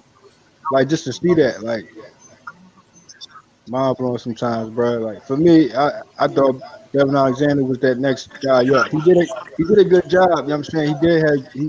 People like to downplay Devin Alexander, but at some point you gotta respect him too, because he definitely put on good fights in competition. And you know, it's just something went wrong, something went left. You know what I mean? I think it was too much headbutts from certain opponents. You know what I mean? But yeah, he definitely a good fighter. But he could have been more like a B Hop if he was under B Hop wing. You know what I mean? Hey, H Money. You there? What up, Charles? Hey, what up? Did you see that Shakur Stevenson interview this morning? Fight Hype? No, I seen it, but I didn't watch it. What happened? What are you talking about? He's talking about he's kind of talking about the younger generation and which route they be going. I think he was talking about how Vargas posted the sparring clip, 13 seconds. He said he only posted 13 seconds, so most fighters know what that means. That was the only part of the sparring that he had, you know. He was just saying how the younger generation is doing it different, social media wise and everything, you know, than the way he did it. But see, he went to the Olympics, so he got exposure that way. You know what I mean? This social media is a different platform. I think young fighters, they do. I mean, the ones that ain't going to the Olympics, they do need a little boost. You know what I mean? How else would you know about the Jaleel Hackett's and everybody else, you know? Hey, you know what? You said he sparred against who? Vargas? Yeah. Jesse Vargas? Nah, Mato Vargas. Like Fernando Vargas' son. Oh, Fernando Vargas' son. Yeah. He posted the clip, I guess. He posted a clip of their sparring, you know, and Shakur, obviously, he didn't know that they were recording. And, you know, he was just saying how these young fighters is, you know, doing stuff different than the way he did, you know. But, yeah, I was just seeing if you seen the interview. No, I didn't. I'm gonna go watch it. You know, out of all these young fighters, though, I'm gonna be real. Like Devin Haney, much younger than Shakur Stevenson and all those guys, but everybody talk about Devin Haney like Devin much younger than Shakur, and Devin getting a way better bag than him, a way bigger bag than him. You know what I'm saying? And Devin, he the talk of boxing. You know what I'm saying? That just shows you, you know, not taking nothing away from Shakur, but how popular Devin is. You know what I'm saying? Devin really popular, bro. They mentioned Devin with the big names of boxing. You know what I'm saying? They mentioned Devin with the top guys. You know what I'm saying? With the Crawford. Then you mentioned Devin with all the guys, bro. You know what I'm saying? And he's only 21. He the youngest one. You know what I'm saying? But shout out to Shakur, man. I think they got to do a better job promoting him on Top Rank, though, for real. You know what I'm saying? They got to, bro. You see how popular Devin is? Yeah, I mean, I don't see what's wrong with what, you know what I mean, with social media. like that for fight. I don't see what's wrong with. I don't see what's wrong with posting stuff. But I guess he was talking about more of the amateurs coming up, posting or talking about their sparring and everything. You know, he kind of hinted like, you know, like young cats are trying to get that exposure off of talking about sparring or whatnot. You know, but I don't know. Every kid go to the Olympics. You know what I mean? So every kid ain't gonna be talked about like that. That don't mean that they don't deserve no time. Right? Yo, You can also look at it like this too, man. go ahead, Some of these kids is doing that, man. You know what I'm saying? Like it seems like they're just trying to get attention, but I think inadvertently that it's not, they also probably unknowingly is doing good business, because you look at Ryan Garcia. You know what I'm saying? He all over social media, got over social media followers or whatever. Like I said before, it might not translate into pay-per-view buys or anything like that. But you can't say people don't know, the younger generation don't know who he is. And eventually that's going to some kind of way pay into dividends or something like that. You know what I'm saying? If he becomes a champ, a bona fide champ or unified champ or anything like that. Yeah. But see, when I think about it, personally, if it were me, or if it, you know what I'm saying, or if, you know what I'm saying, or if I had a client or something like that, if I was in that business, I'd have, you know what I'm saying, I'd have my client with a social media type publicist, not only social media type publicist, but or advertiser, or you know what I'm saying, or somebody, you know what I'm saying. I mean, I'll be putting my fight up on, you know, if he face on record and everything, and merch have you. You face. You know what I mean? Breaking in and out.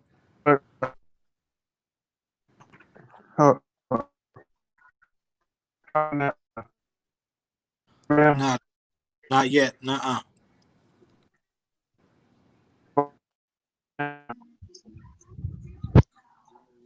Go ahead right now. Yeah, I can hear you. Yeah. I was saying, you know what I'm saying, you wouldn't have to be able to pick up a computer or a cell phone to be able to see my fighter's face. You'd be riding down the road and see my fighter's face on a billboard or on the side of a bus, whether they got a fight or not, with their record, knockouts and everything. I'd be, you know what I'm saying, I'd be flooded. You broke up, Terrence. Hey, Mr. K, connect your device. I see you, Mr. K. You trying to connect? You know what I'm saying? It said device not connected, but I see you. You almost there, Mr. K. Mr. K trying to join the panel. You know what I'm saying? Yo, yeah, man. Hey, we got a fighter about to turn up right now, Charles Harris. I don't know if you ever heard of him. For everybody on the panel right here, the next great American heavyweight is coming up next by the name of Jared Anderson, the real big baby Jared Anderson.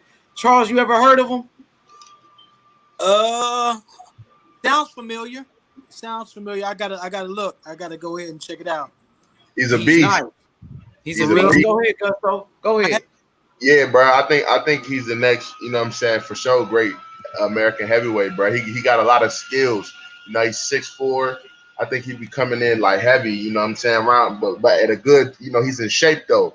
You know what I mean? And he has a lot of skills, great uppercuts. You know, when he gets you against the ropes, bro, he be just letting off combinations, bro. You know what I mean? I think he really is the next great American. He's from Toledo, Ohio. He's 5-0 with 5 KOs.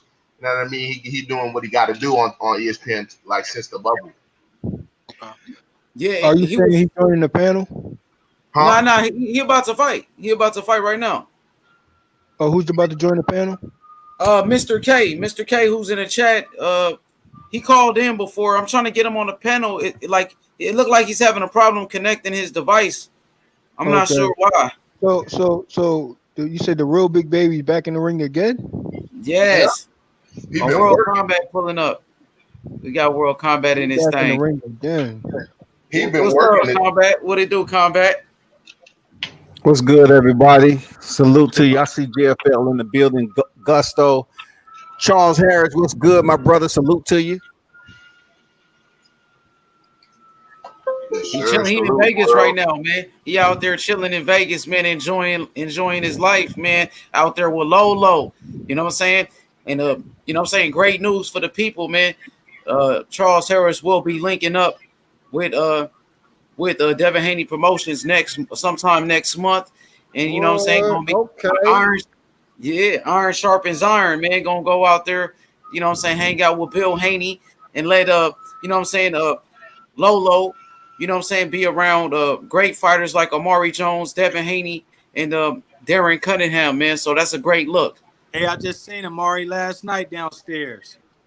For real? For real? He was at the hotel? Yeah. Hey, what's the odds of that? He right there posted, looking like me. I'm like, look at this nigga right here, right? Lolo seen him? Yeah, he did. Yeah, he did. I guess Amari called Lolo out. Lolo said, I heard my name, and he was Amari. Yeah. I went and hollered at him for a second. Young cool. Hell yeah.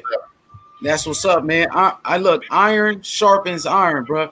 And of course, man, we want Lolo to be around, you know what I'm saying, great fighters. You know what I'm saying? We want Lolo to be around a good environment, bro. And I think that's a great look. You know what I'm saying? Shout outs to Bill Haney. Shout outs to Devin the Dream Haney, man. Salute Charles for you know, joining DHP, man. Y'all making moves quickly, man. That ain't nothing but a positive ride right there, man, for y'all, since y'all on the rise anyway, man. Hard work. I see you out here grinding on the deployment. Yeah. You know, salute you as a father, you know, first and foremost, man. I know it's hard work. You know, I had two sons was in martial arts and boxing, and neither one of them stayed. You know what I'm saying? Yeah. Yeah, man. Hey, you know, I'm just trying to do it for. Hey, I'm just trying to put Lolo in the best position I can. For real. That's good. You know? That's what's up, man. That's what's up. Damn, that's gonna be crazy, H. For real. Bill, I'm just trying to rub shoulders with somebody great. You feel me? I know y'all doing big things. You know, I just want to rub. Oh yeah. Just would like. I appreciate it. I just want to be around it. You know what I mean? I want Lolo to be around. Appreciate for that, sure, man. What you over in Vegas for right now? What you got popping? Oh, nothing. We just came out to hang out for the weekend. A weekend packed out here, you know. Too bad everything shut down. The strip club shut down everything. You know what I'm saying? Man, hey, if you go downstairs, it look like a club. Crazy. Oh, is that right? Oh, it's back packed up in there? Okay. Yeah, I heard my friend went to Vegas twice already. Yeah, it looks crazy down there, man. That's what's up, man. I thought you was over there for a fight or something, because they have I guess the people in the bubble or whatever, so you can't go but only so far or whatever. Right. No, not yet. We just came out here just to hang out. Ask some family out. Don't go. Yeah. They came out there to kick ish. You know what I mean? They came out there to kick ish. You know what I mean? They out there thugging. They thugging out there in Vegas. You feel me? Thank you. I hear that, man. I heard y'all debate earlier, man. That was fire, man. Y'all was talking about, you know, Terrence Crawford. I hope Team Crawford wasn't tuned in, because they would have got their feelings hurt, boy. Hey, shout out to World Combat Sports. Appreciate you, JFL. Salute to you, man. Yeah, I got all the Team Crawford. Yeah, man, Crawford a good fighter though, man. Like, I think we got to give Crawford a little bit of more respect for what he's done, but it is what it is, man. Like me, I go hard on certain fighters. You know what I'm saying? I guess Brotherhood. You know, he got his opinion about Crawford. Who am I to knock him? You know what I'm saying? Who am I to knock him? You know what I'm saying? But it is what it is. You know what I'm saying? Crawford do got to. Well, that fight with Kell Brook, they said it's almost done. So I like that fight for Crawford. I think that's a solid fight. That's solid. Solid. That's a man. He's not going to get any more respect from fighting Kell Brook, who's got 1 foot out in retirement. They're not going to give him no respect, y'all. They're not going to give him like no only respect. 32. Kell Brook like 32 years old. So Kell Brook is still Kell younger. Brook like 36, I think, man. Yeah, No, I'm about to look it up. I don't think so. I might be wrong, man. He fought Spence, he was 30 something. Hell no, Kell Brook ain't 36, bro. When he fought Spence, he was 30 something. Kell Brook an old one. Let me see. I don't think so, bro. I might be wrong. You never know, bro. He got a bunch of fights. He almost got like 40 fights. He only 34. That's the same age as Wilder. Man, that's damn near what I said. Wilder, bro. 2 years off. You know what I'm saying? I'm 2 years off, man. Round that shit up, dog. That's only 30. He only 34 years old, bro. That's the same age as Wilder. Y'all might as well say Wilder is finished. It just depends. If Crawford could, beat him in you know what I'm saying, spectacular fashion, they might give him some respect. You know what I mean? If he like fuck him up, you know what I mean, they might give him some respect. Hey, that's the best guy. That's the best guy he's fought yet. Once he fights, that's the best fight he's had. That's a good fight. That's a great fight. That's gonna be the best fight he had. Yeah, Kell Brook. Yeah, I agree with that. Ain't taking nothing. Even though Kell Brook is an ex-dancer. Oh man. Yeah, I keep hearing about that. But you got to think, Kell Brook went in there with Earl Spence, bro, and he won some rounds in there. And Kell Brook, that's a common opponent. That's a common opponent with Earl Spence. He did good against Earl Spence. I'm not saying he was winning, but he did good in there. The average dude would quit if he got his face broke. I really don't think I think he only won 2 rounds, bro. I watched that fight 3 times, bro. He was competitive, bro. I don't know. The announcers, you watched it without the announcers because they was swaying the viewers, bro. I watched the fight. Commentary. I watched the fight. Earl Spence was winning, but Kell Brook, he did some good work in there. He gave Earl Spence some good work. That's what I can say. You really watch it, bro. Spence was dominating that boy. Like you can't. He wasn't just dominating him. Like he won, he stopped him. But Kell Brook did good in that fight, bro. Spence he did better than Mikey Garcia did. He did way better than Mikey Garcia did. Spence didn't dominate him until Spence walked him down. The early rounds, Kell Brook was competitive. Kell Brook was fighting back. He got Spence off him a few times, but Spence kept coming back. Spence did his normal MO. He walked the man down, stayed on, and kept that pressure on the man till the man broke. Pressure bust pipes.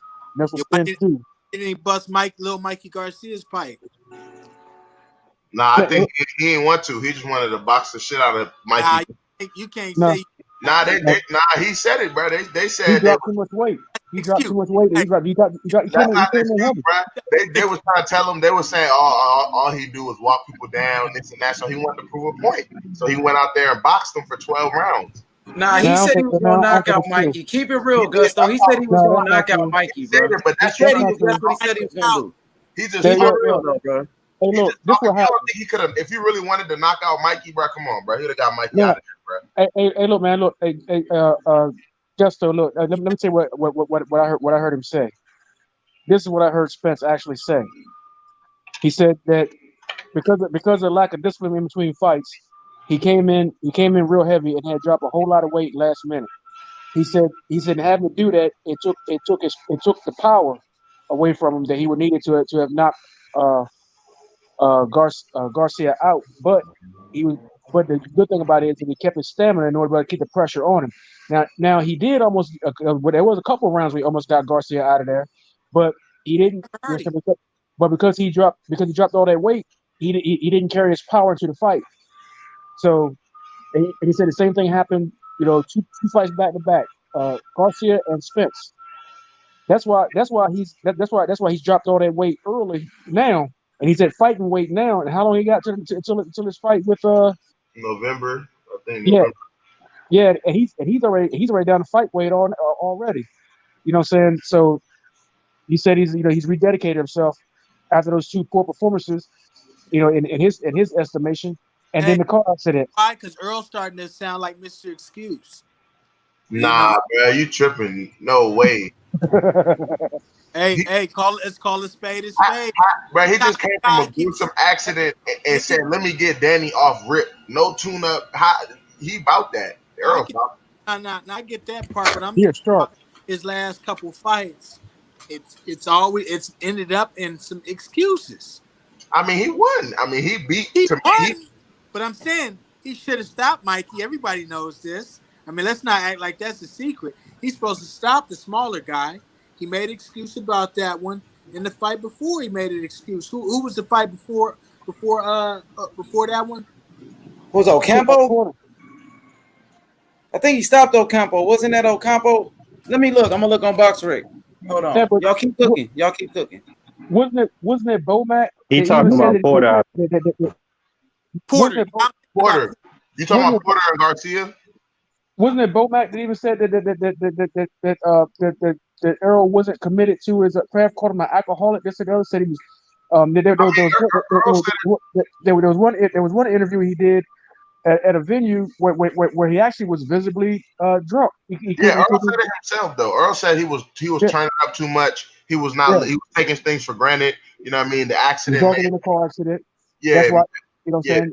And it showed up in the ring. Those two fights, it showed up in the ring because he came in overweight and had dropped weight last minute. Thank God he did, because if not, he would have lost his titles on the scale. And then, you know what I'm saying, then he messed around and had a car accident. So I mean, it might sound like excuses, but it's got fact to back it up. I mean, he was really turning up though. There was an interview. He was visibly drunk, like he was gone. You know what I mean? He said he was blowing up to like damn near 180 or something like that. You know, and coming down 180 to 147. You know what I mean? 190.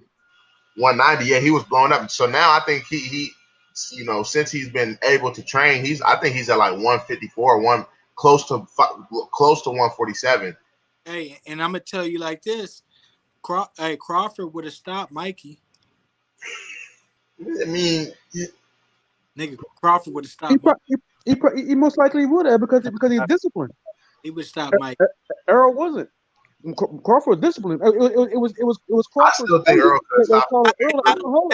Not only that, is because he just comes and gets it. He's coming to get it. So we all know Bud's coming to get it. In shape, Earl is beating Bud. He's beating Bud, bro.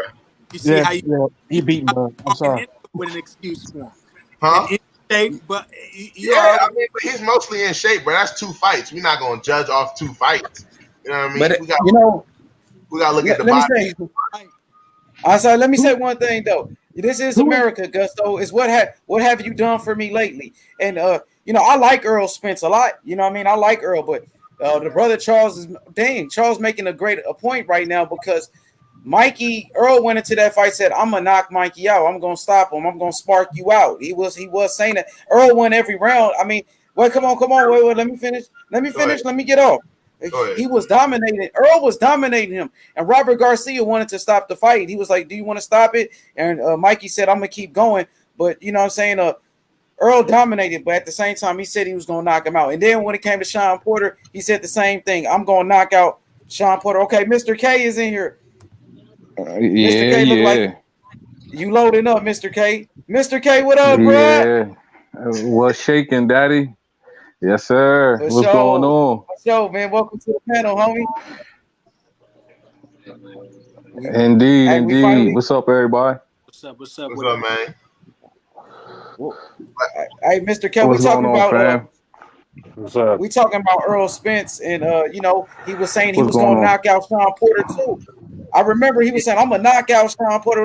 Come on, Gusto. You got I got you. You don't get off. He knocked him down. I like Earl. I was going for Earl. I'm an Earl Spence fan, but I'm saying he said he was gonna knock out Porter and he didn't do it. But you know what I'm saying? I think Earl gonna come back better than ever, though. I think this Earl bro gonna be a dog when he come back. But I'll let Gusto go ahead and I'll let Gusto and Charles continue their debate. Go ahead. I'm just saying, bro. Spence, you know what I mean?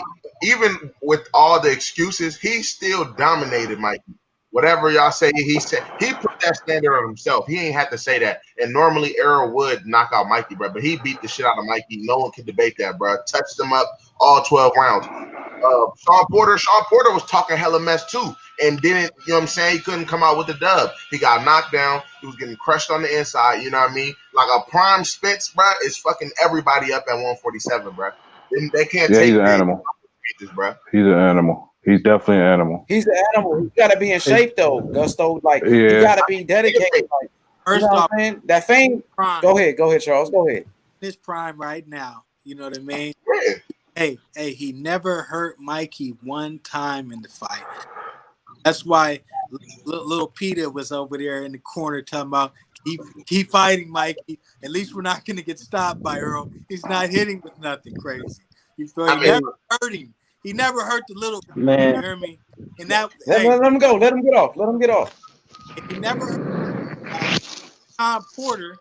And with Sean Porter, without him getting that little clip knockdown that he did, everybody knew it was a toss-up fight going into that part. You feel me? Because Sean was almost putting a little bit of tips on at time there. And let's be honest, but Sean's a rugged, good guy. Sean was hitting him with some overhand rights. Your boy Earl, he was catching him. He was touching him a little bit, man, to where, so we can't keep making excuses. Earl is who he is. He's not. Come on, Charles. Come on, Charles.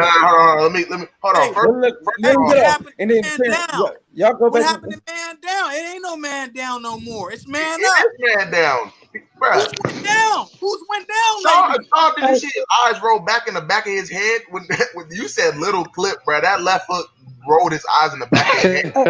And they hit the T-bone and got back up.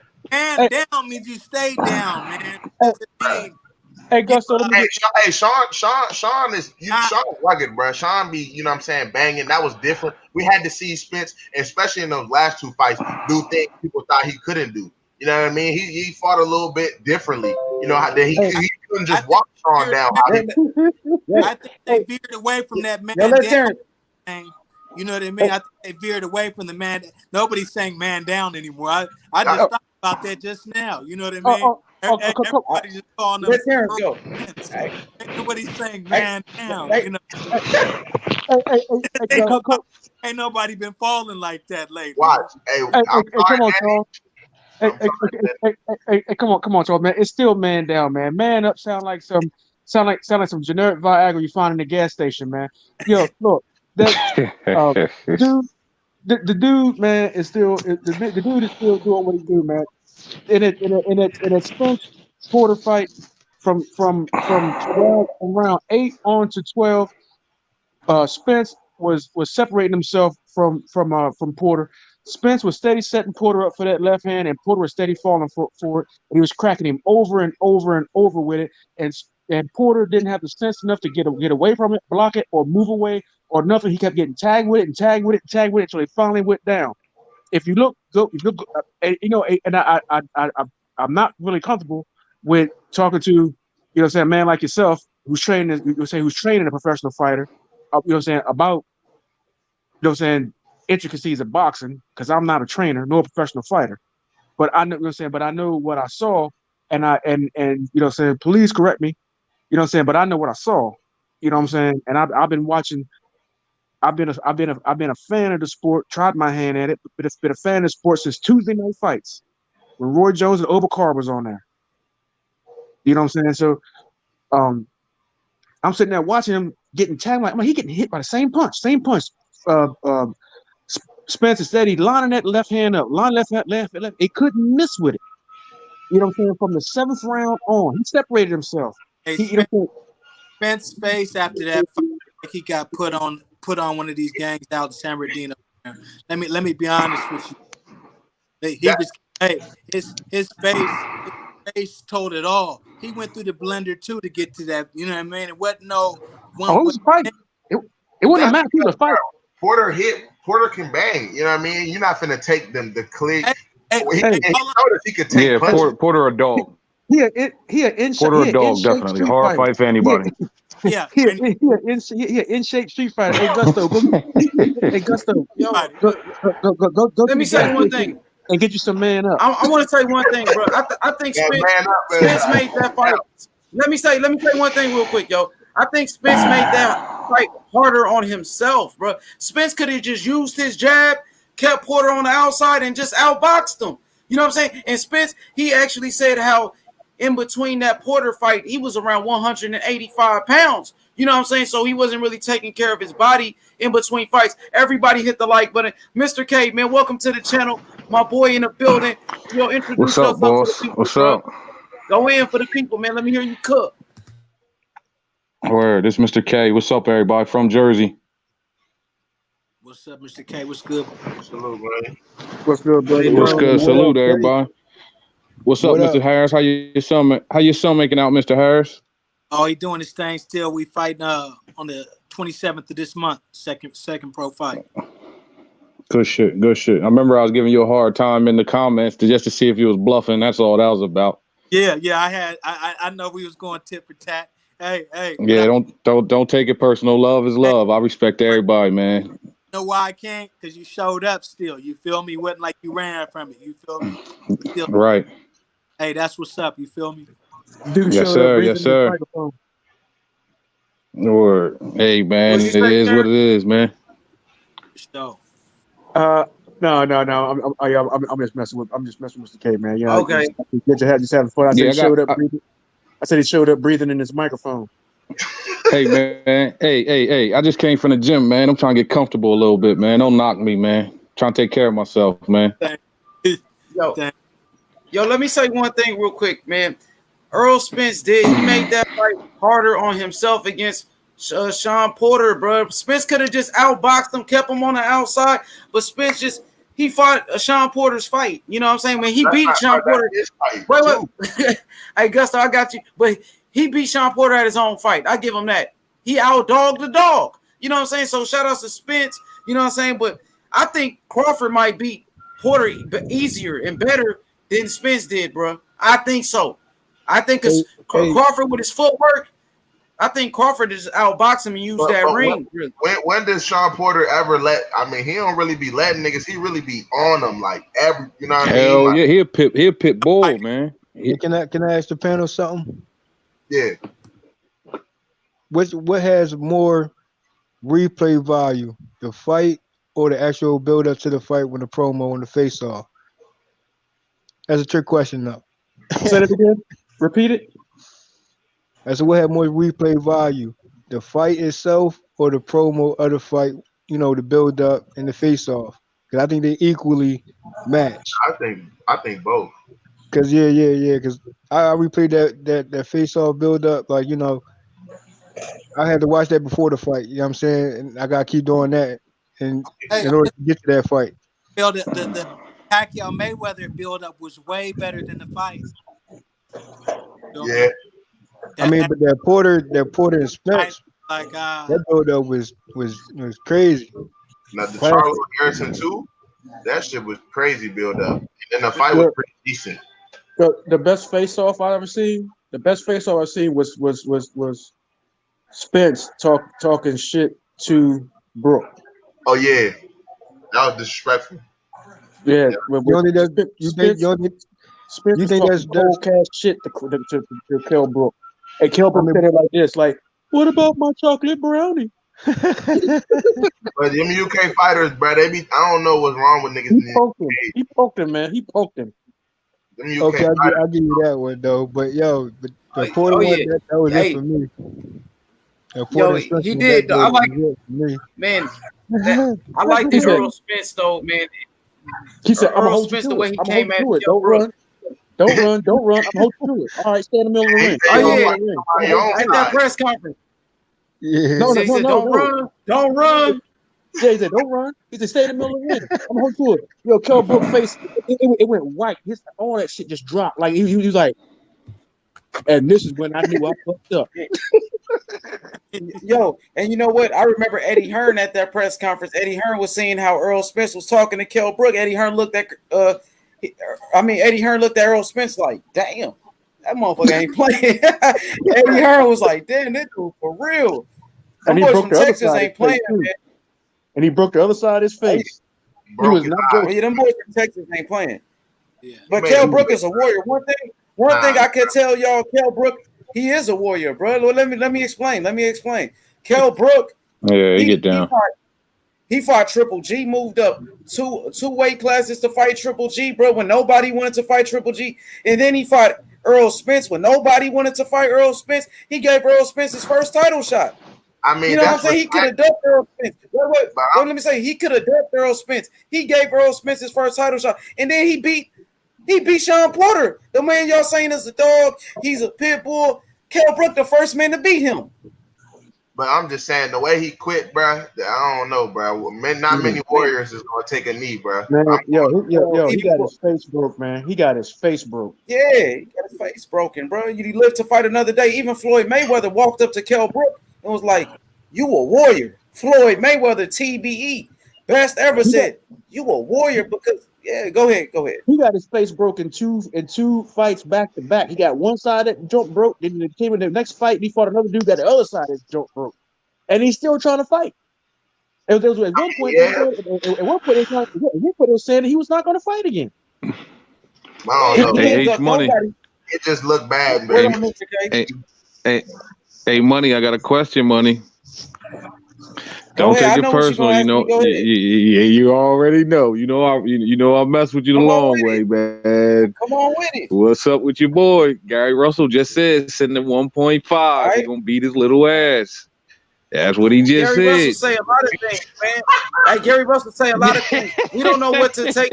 I don't know what I'm saying. What to take serious from Gary Russell, because just yesterday he was saying 2 million. Today he talking about 1.5 million. You know what I'm saying? So he's confused. Tomorrow he might say 3 million. You know what I'm saying? You know what I mean? He said he seen niggas kept saying he ducking that little boy. So he said send 1.5 and I'm gonna beat your little ass. It's all over YouTube. Yeah, he took the money. I keep getting the headlines across my phone. He took the money. Yeah. Oh yes, sir. What you say, Terrence? Sitting here on the live, I keep getting notifications on my phone that he took the money. He took the money. Yeah, he did. Yeah, so, I'll say this. Yeah, we finna make it happen. And just when we send him that offer, I hope he don't change his mind again, bro. I hope he don't change his mind, bro. Keep that same energy when he gets the contract.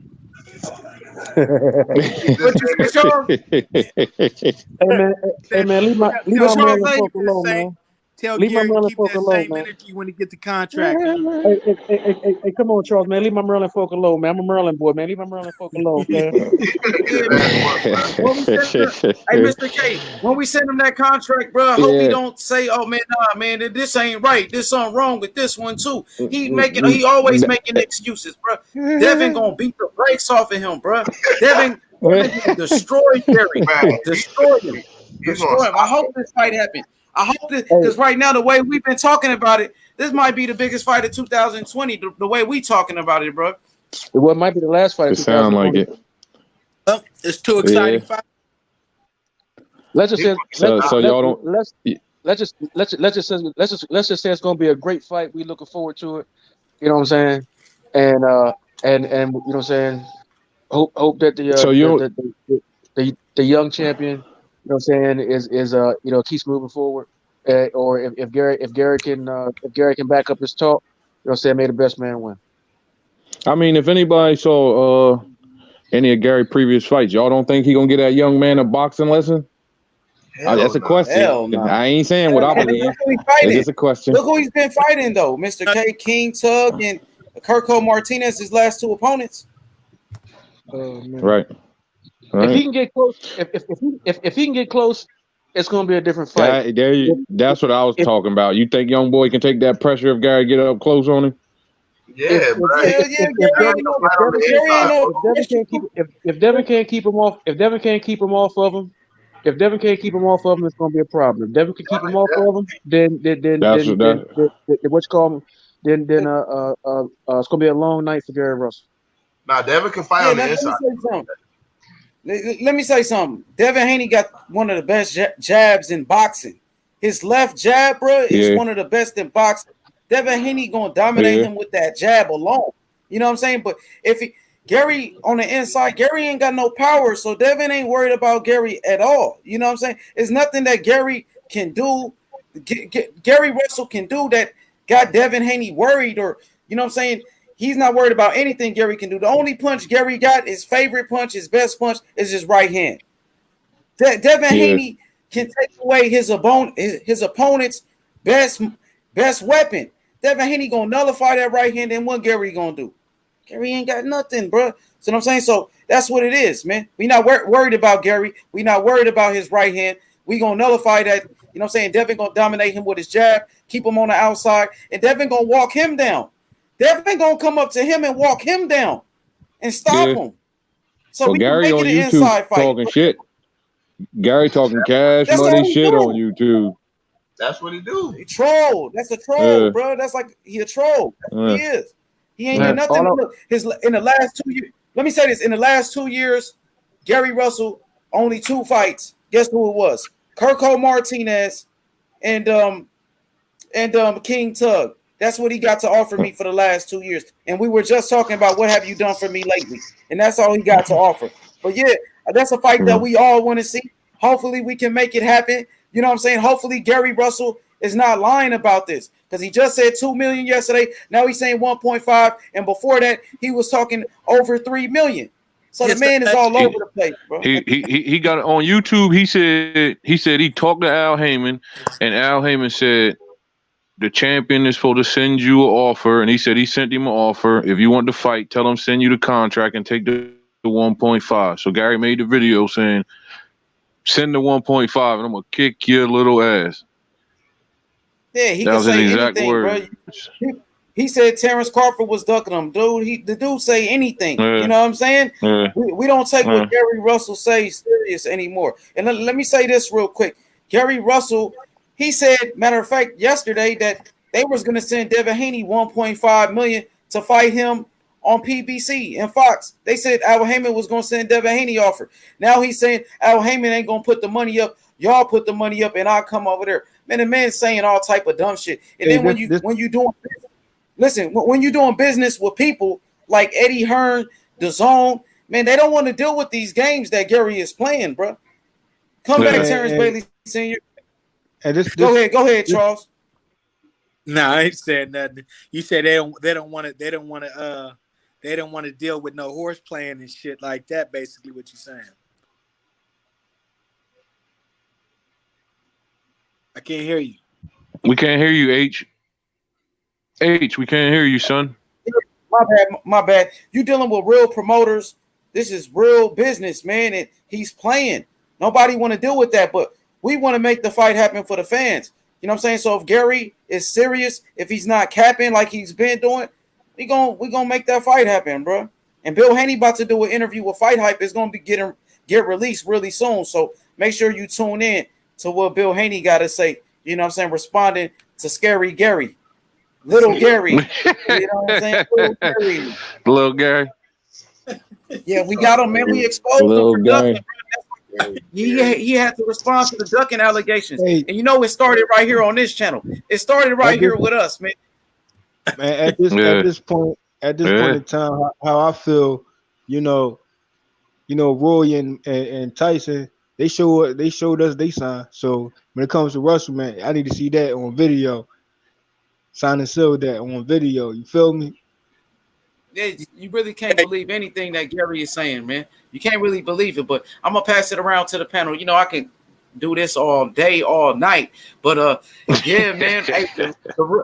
The real big baby Jared Anderson about to fight. What you heard about Jared Anderson, Mr. K? A little bit, not much though. He's the truth, bro. He's the truth. Hey, look, yeah, everybody, man. People could join the panel. You know what I'm saying? We open to any type of debate y'all want to have. Come join the panel, man. What I was gonna say is, Jared Anderson, bro, is gonna be the next great American heavyweight, bro. He reminds me of a young Riddick Bowe. Yeah, Jared Anderson. He from Toledo, Ohio. Man, he's the next American heavyweight champion. I promise y'all that. I'm gonna look in, do my research. I'm definitely check him out. He fights tonight on ESPN. Yeah, bro. The next Riddick Bowe. Charles Harris, the next Riddick Bowe, Big Daddy Bowe. You hear me? He can box for a big guy. You said he fights. You said he fighting on ESPN tonight. Yeah, I'll be fighting right now. You know this boxing on ESPN tonight.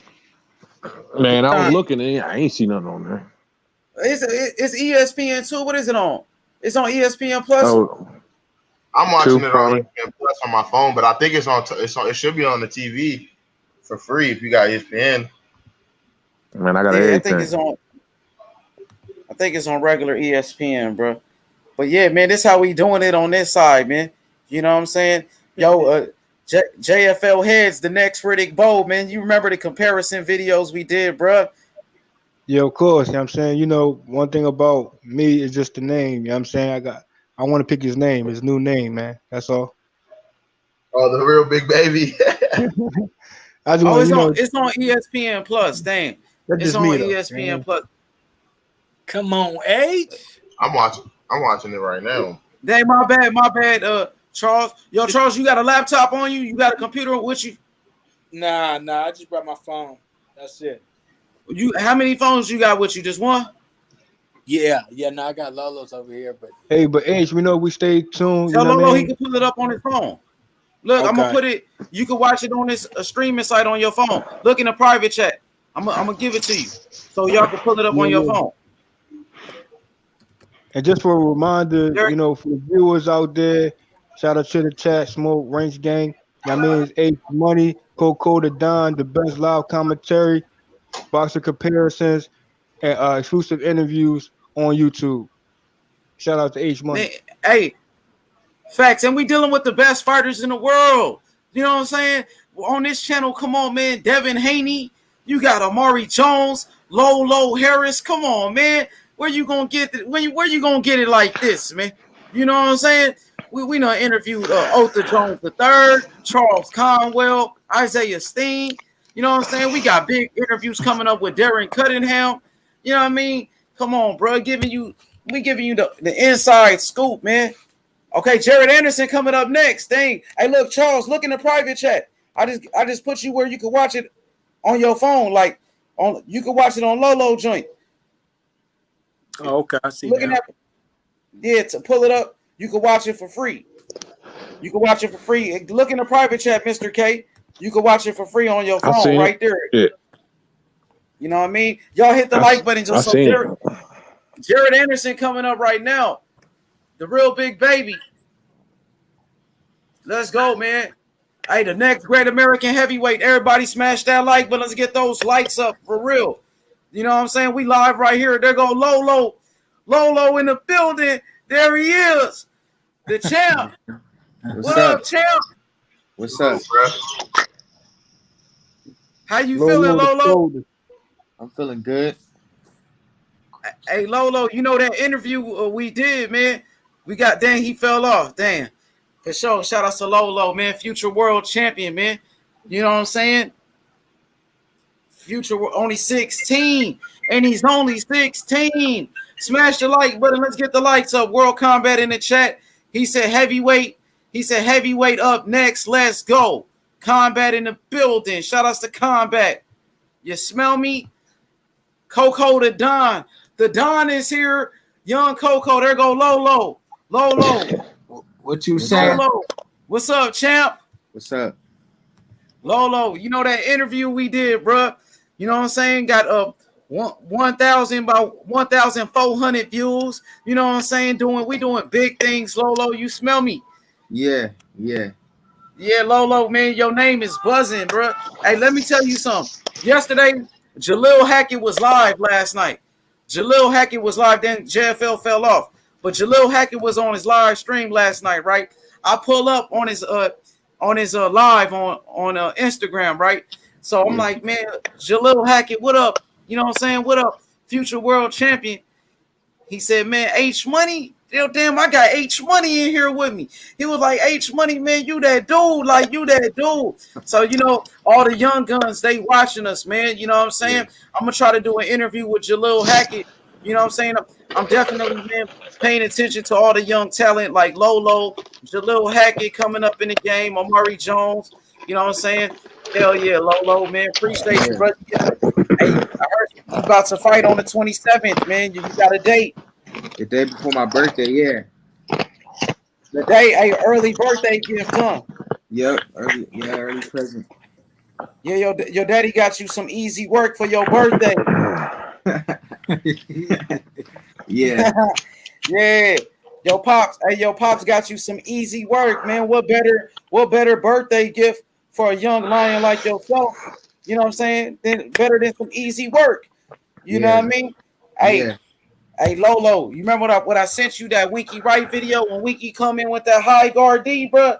That high guard, walk their ass down with the high guard. When you got them hurt, when you walking them down, when you coming forward, Get in that high guard. You know what I'm talking about? Yeah. I know what you're talking about. The high Hey, in guard that now. jab. Keep them, you know what I'm saying? Keep them on the end of your jab. And at 130, you're going to be much taller than all of these guys, pretty much at 130. So all you got to do, low, keep them on the end of your jab. Keep them on the outside. Keep them on the outside. And use that jab. You hear? Yeah, I got you. And go to the body. Yeah. Remember that first knockout. Hey, Mr. K, what you got going on, my boy? Nothing, I'm still here. I'm watching above the rim too, and I'm listening to the chat. So all right. I'm still here. Lolo, I'm still here. Yo, Lolo, you remember your first knockout came from a body shot? You remember that? Yeah, I remember. Yeah, keep going to the body, Lolo. You know what I'm saying? Mm-hmm. Keep going to the body, jab to the body. I'm gonna keep sending you videos, man. But Lolo, there go the young lion right there, 16-year-old boxing phenom. Make sure you go type in, go follow Lolo Boxing on YouTube right now. Go check them out. You know what I'm saying? They doing hey, man, they out there in Vegas, man, lounging. You know what I'm saying? The life of a young champion. Y'all see the life of a young champion. You feel me? Yeah, we right here at the Cosmopolitan. Yeah, his dad said he.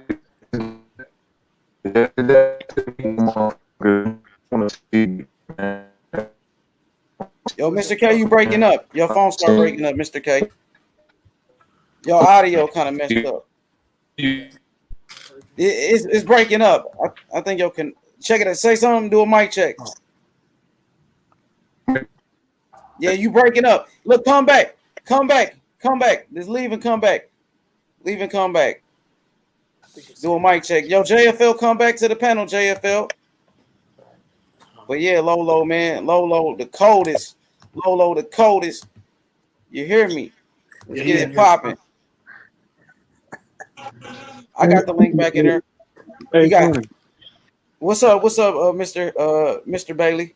You see it? Hey man, put that link back in, man. I was having a hard time trying to get into the stream and keep this stream at the same time. Oh, you mean that where you watch the fight at? The place where you can watch the fight at? Okay, yeah. I'm putting it back right now. So look, Terrence, you can watch it on your computer, you can watch it on your phones. You know what I'm saying? You can watch it if you got a PlayStation or something like that, you can watch it on your PlayStation. You know, this is how I watch all my fights. This is how I watch all the fights. Go ahead, I'm sorry. Hold on a second. Let me go get another device. Hell yeah. You know, when you think about father and son duos and boxing, what up, Mr. K? You good now? What up, Mr. K? You think Shakur can beat Devin? I don't think nobody can beat Devin, bro. Yeah, I hear you. You clear. I don't think anybody could beat Devin, to be honest with you. And you know, Shakur is much smaller than Devin. Shakur was 2 weight classes smaller than Devin. So until they get into the same weight class, you know what I'm saying? I don't, you know what I mean? I'm not gonna talk about that fight because they smaller. But when they do get in the same weight class, when the fight does happen, if it ever happens, I got Devin Haney winning that fight because Devin Haney is much bigger than Shakur. Devin is a bigger guy. Yeah. I think Devin has got better skills. I think Devin will win. You know what I mean? I think it'll be a good fight, but I got Devin winning. To be honest with you, you know, I don't see anybody right now being better. Oh, dang. I don't see nobody beating Devin Haney. You know what I'm saying? But Jared Anderson coming up right here. Y'all watching it? Charles, you watching it? Let me see. Go to the stream. Go to boxing. You go to that site. Go to the boxing streams. Oh, go to the streams. Is the streams on? Oh, the boxing streams. Okay. Yeah, Jared Anderson coming up right here. The next Riddick Bowe. Y'all, hey, this fight might be over quick, so you gotta get to it. This is the next great American heavyweight. He's managed by Jay Prince too. He's with Shakur Stevenson and them. So he's managed by Jay Prince, just like Shakur Stevenson and what's my boy name?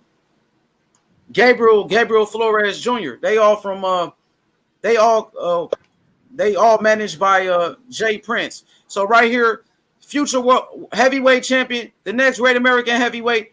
Oh, he just got popped with a left hook though. Jared Anderson right here versus Hernandez. Jared Anderson with the jab. Hernandez putting pressure on him. Oh, Hernandez with another left hook. Dang, Hernandez with big body shots. He's brawling with him. You see it, Charles? Hell no, I'm trying to get into it. I'm like right here. Click at it. Let me see. All right, look. Go to box. All right, click at that right there. Where's the fight at? With Jamel Herring fight. Click at the Jamel Herring. Yeah, like that. All right, it's going to load up. It's going to pop up. Tap it, Stone. Keep watching. It ain't pop up? Nah. Do it again. All right, go to it again. Okay. Dang, it's about to pop up. So round number one, go back to it. I got you. Tap to start. Hit the like button. Jared Anderson versus Hernandez. All right. There you go. Play that play sign. That play sign right there in the middle. Yeah, click that. All right. That little, go down. You see that little white sign? Yeah, there you go. That little white sign, no. Then you just had it. In the middle. Yeah, that thing. Hey, Charles, pull the screen up. Go back to his phone. You see that little play sign? Like that little, right in the middle with the black, on the black screen. Yeah, there, press that. Yeah, but this is in the way. I got to get this out the way first. Just press the play sign. It won't let you press that sign? Nah. Yeah. That's all you got to press is that thing right there. It's going to play for you. That's a couple of fighters. No. All right.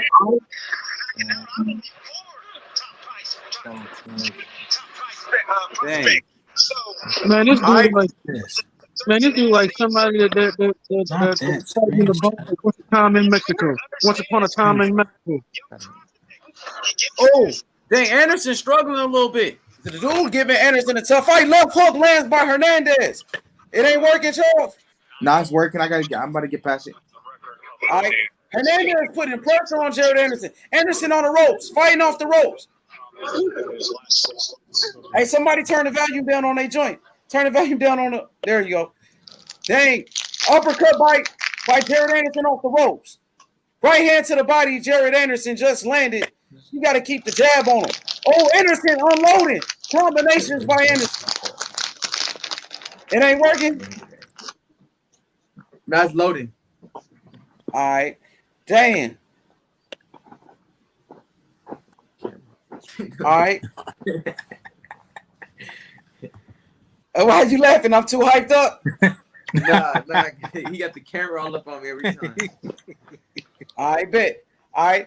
Round number so Anderson just switched to southpaw. Damn, that was a competitive round. I don't like the body language from Jared Anderson right here. I don't like the body language from him on this one. Yo, what's up, Real Deal Boxing? What's up, homie? Take yourself off mute. Real Deal Boxing, take yourself off mute. Can you hear me? There you go. What's up? Oh, what's up, fam? I just love watching what you do, man. I'm at work right now, but I can't see the fight, but I'm listening to what you're saying, so keep talking because I want to. I got you. Round number one is over. Man. Very competitive round, guys.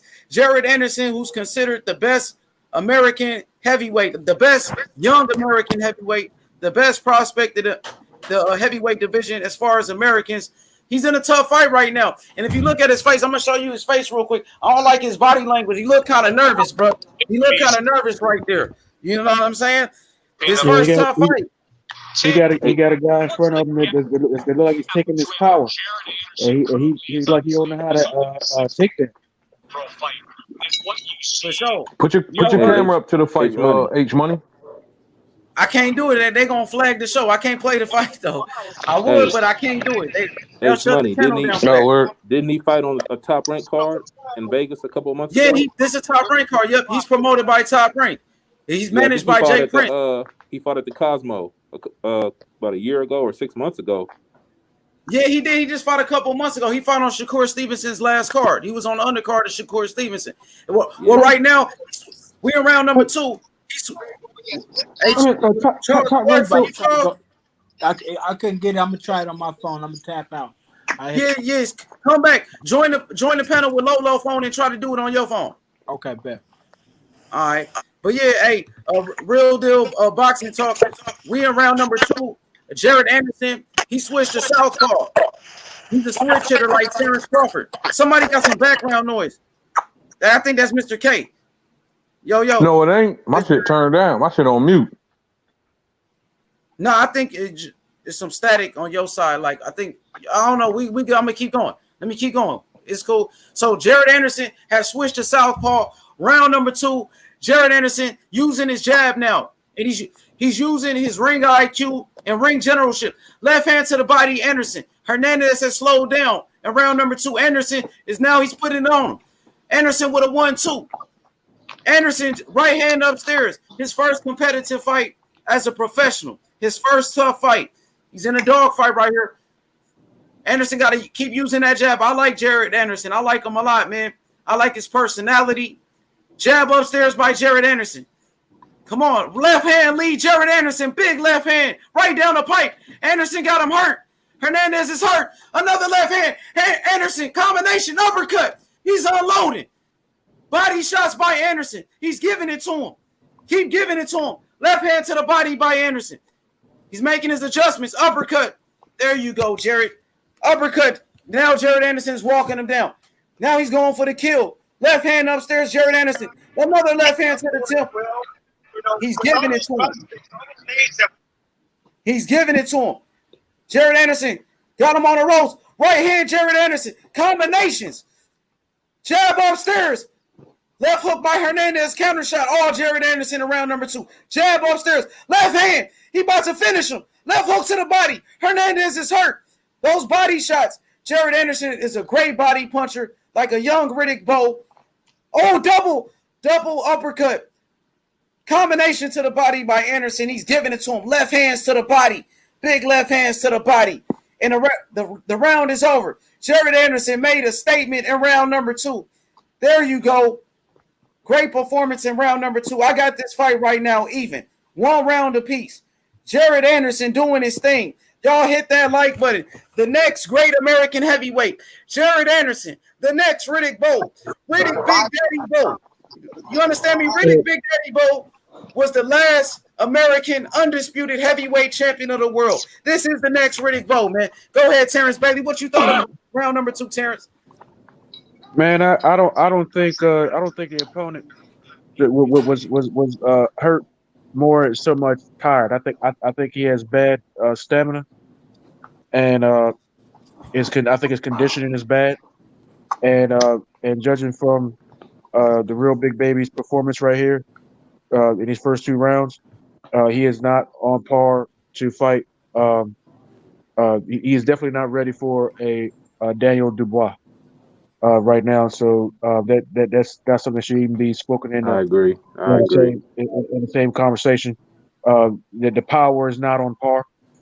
Daniel Dubois would blast out Big Baby at this stage, and like I said, the opponent has. I don't think that it's an issue of him being hurt. I think it's at this the best I can see right now is core conditioning. I don't see anything that he's landed as a heavyweight of real power. Oh, okay. Round number 3. That was a big right hand right there, Terrence Bailey. I seen power behind that shot. He's only 20 years old, Terrence Bailey, so he's getting stronger. You know what I'm saying? Jared Anderson was Tyson Fury's lead sparring partner. That was Tyson Fury's sparring partner to get ready for Wilder in that rematch. And Tyson Fury said that Jared Anderson was the key in beating Deontay Wilder because of the great sparring that Jared Anderson gave him. You know what I'm saying? So Jared Anderson jab upstairs. Jared is taking his time. He's just breaking him down. I want to see Jared go to the body, left hook to the body. And I like the head movement. But Hernandez just landed the left hand upstairs. Jared Anderson right hand, only 20 years old, Jared Anderson. 1-2. Everything off his jab. Great jab by Jared Anderson. And Jared Anderson. Oh, uppercut, Jared Anderson. Big uppercut. He came with a right hand to the body and brought the uppercut right up there with it. That was a beautiful punch right there. Beautiful combination. And Jared Anderson on the inside right now. You got to keep using that jab, man. And the less punishment you take, the longer you will last. Jared Anderson, solid. He's solid. Oh, right hand upstairs, Anderson. Keep that jab on him. Right hand. Big right hand. Hernandez backing up. It looked like he's hurt. Uppercut, Jared Anderson. Left hook to the body. Oh, he's a great body puncher, bro. He's a great body puncher, just like a young Riddick Bowe. Smash that like with a right-hand lead by Jared Anderson. Just landed. Anderson, jab upstairs. Look at that jab. Beautiful jab. He said, matter of fact, describing his jab, Jared Anderson said he got the best jab since Larry Holmes. That's what he said about his own jab. He said it was the best jab since Larry Holmes. The real big baby, Jared Anderson. He walking him down. Hernandez is on a run. Keep going to the body. You're going to stop him. Right hand to the body. Left hook to the body, Anderson. Uppercut upstairs, Jared Anderson. Bruh, they on the inside right now. They fighting in the phone booth. I want Anderson to keep him on the outside. Uppercut, Anderson. What an uppercut. Unbelievable uppercut. That was a Riddick Bowe uppercut right there, man. He looked like Riddick Bowe to me. It's like I'm watching Riddick Bowe reincarnated right here. Right hand, Anderson. The next great American heavyweight. Let's go, Jared. But go ahead, Terrence Bailey. Give me your thoughts on round number 3. My stream on my other devices keeps buffering and it's moving slow. Well, it sound like you about to stop him. Jared is just going to his is just now sitting down in his corner. He giving it. It sounds like it looks like he's giving it to him on my end from what I can see. Sound like he's beating the hell out of him. Yeah, he is. Like I said, the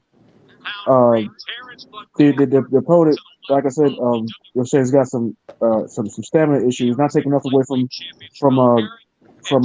from Anderson, but this is right at the point where Anderson should be. You know what I'm saying? In his career, like you said, he's 20 years old. You know what I'm saying? He hasn't grown into his grown man body yet. That boy's not even old enough to drink. You know what I'm saying? I got kids older than him. You know what I mean? He's you know what I'm saying? He's still growing into it. But when you bring in Tyson Fury into it, say he was Tyson Fury's chief sparring partner. Tyson Fury says this, says that. I take no stock in anything Tyson Fury has to say about anything. Tyson Fury tells me that the sky's blue, I'm going to see the black until I go outside and look for myself. I take no stock in what Tyson Fury has to say. Facts. And we've heard from sparring partners about Tyson Fury. So I have no stock in Tyson Fury. It might not even be the other dude's stamina. It might just be them punches from Big Baby. Motherfuckers ain't trying to run into them type of punches, man. Yeah, but the issue is he's not running. You know what I'm saying? I'm saying they ain't trying to run into him. They keep running into him. How many fights does Big Baby have right now?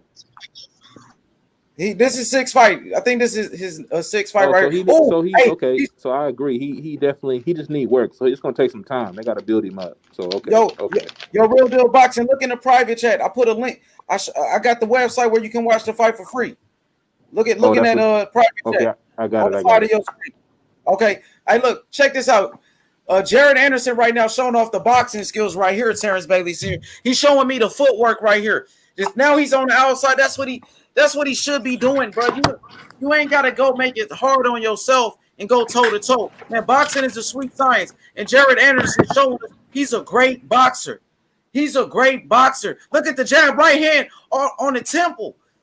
Only 20 years old. This is the next great American heavyweight. After Deontay Wilder retires from the sport of boxing, Jared Anderson is going to be the next great American heavyweight. I promise you that. I promise you guys that. Left hand right down the pipe. Let's go, Anderson. And now we switch to southpaw. He's a switch hitter. Right to left hand. Just buckled him. Terrence. Oh my goodness. He just hit the stanky leg. Right hand upstairs. He's going for the finish. Left hand to the body. Left hook. Jared Anderson. Go to the body with it. Left hand. He's almost out. He almost finished him. Let's go. I told you them punches. Oh, it's over. Knockout. Jared Anderson. I told you. Knocks him out. Man, I told you that nigga must hit hard, didn't I? Oh my God. Let's go. I told motherfucking punches, man. Told you they ain't gotta be stamina. It's probably them punches that boy throwing. For sure. Terrence Bailey Sr. What you thought about the knockout, Terrence Bailey? Hey, I'm still waiting to see it, man. I'm behind. Okay, my bad, yo. You gonna love it, Terrence. You like knockouts, so you gonna love this one. Oh my goodness. Okay, yeah, no, all right. Now I'm seeing. And I'm looking at the dude. The dude. Like I said, man, I don't want to keep making it sound like that I'm taking anything away from the brother, man. But I'm looking at the dude, and the dude looks exhausted. I mean, but see, I don't want to make it sound like I'm, like I'm hating on him, because I'm not. Yeah. You know what I'm saying? I'm trying to call balls and strikes, and it looked like this dude. You know what I'm saying? The dude gave probably the first 2 rounds. You know what I'm saying? He shot his load. Oh my goodness! It was the left hand upstairs that wobbled him. A left hook to the temple. That hurt him, and he was setting him up with the jabbing. And round number 4, Jared Anderson switched his game plan. Dang, he's disrespectful too after the knockout, but he kicking dirt on. Hey, look, H Money. Here's my thing. I want to watch the brother progress with my own eyes. You know what I'm saying? I want to see him fight quality opposition. I don't want, you know what I'm saying? I don't want to go on nothing no Tyson Fury said, because you know what I'm saying. I don't, you know what I'm saying. I don't trust nothing he say. You know what I mean? I don't, you know what I'm saying. I don't trust nothing that dude said. He's not a credible source as far as I'm concerned. And as far as this brother here being, you know what I'm saying, being an American heavyweight, you know what I'm saying, I want to look at him like I would look at, you know what I'm saying, like we look at any other fighter. You know what I'm saying, look at him fight by fight. You know what I'm saying, what he allow us to see access to behind the scenes as far as training and stuff like that. You know what I'm saying, like we do any other fighter, American fighter. You know what I mean? Okay, he got this guy. We screw in America. What we do? We scrutinize every fighter, every fight they take, and everything going on post and pre and post, right or wrong. Hey, you're right, bro. So this ain't no different. I'm not going on all that other stuff or whatever. This guy here, Rodney Hernandez, who just got beat like Rodney King. You know what I'm saying? Just it seemed like he, you know what I'm saying, he wasn't in shape. That's my personal opinion. Let me respond to the comment. Somebody turn their TV down, or the audio of the fight, please. Let me say this. I want to say this. Yo, L Dog said Filip Hrgović is too strong. Listen, Hrgović is 27 years old. Filip Hrgović is a solid heavyweight, but he's not a prospect, bro. He can't be a 28-year-old prospect. He's a contender. Jared Anderson is only 20. He's 20. Hrgović is 27. You know what I'm saying? So Hrgović is older than Dubois. He's older than Anderson. You know what I'm saying? So Hrgović, he's a contender, bro. He's not a prospect because he's 28. Hrgović is much older than these guys. That's what I'm saying. Hrgović is nice. The best young heavyweights, I would say, Hrgović is 27. You know what I'm saying? Daniel Dubois is 22. Jared Anderson he's 20. So Jared Anderson is the youngest one out of all of them. You know what I'm saying? But the heavyweight division is nice, though. Shout outs to Coco Tyler in the chat. Coco Tyler, L Dog. We in here, man. Jared Anderson, the next Riddick Bowe. Hey, Terrence Crawford, he's at the fight with Jamel Herring. You know, Terrence Crawford, he trains with Jamel Herring. Jared Anderson, you know what I'm saying? What a great performance, y'all. Hey, Gusto. Okay, H Money. Go ahead, Real Deal. Talk to me. Hey, okay. So for what you see from Big Baby, are you feeling like he ready for like a Parker fight? Nah, I wouldn't say that. He ain't ready for those because that's his 6th fight. He only got 6 fights. So, you know what I'm saying? Hey, he only 20 years old. He gonna have to just keep fighting, you know, better opposition, fight better oppositions. But you know what I'm saying? He's young, man. You know, you can't rush it, bro. You can't rush him. But I think in the future, he gonna be ready for all of those guys. You know what I'm saying? Give him about a year from now, maybe like a year or a year and a half from now, he gonna be ready for all the top guys. You know what I'm saying? But he's the truth, though. Real deal boxing. The kid is the truth. He's the truth for sure. Hey, somebody in the chat said that Wilder could retire right now. Yeah, that's true. But we don't want to get an ops what they want. You know what I'm saying? They want Wilder gone. That's why they you know what I'm saying, so all this crap about Fury talking this mess about I'm not gonna wait forever and also the kind of BS, man. They want Wilder gone. If Fury can get around Wilder and go straight to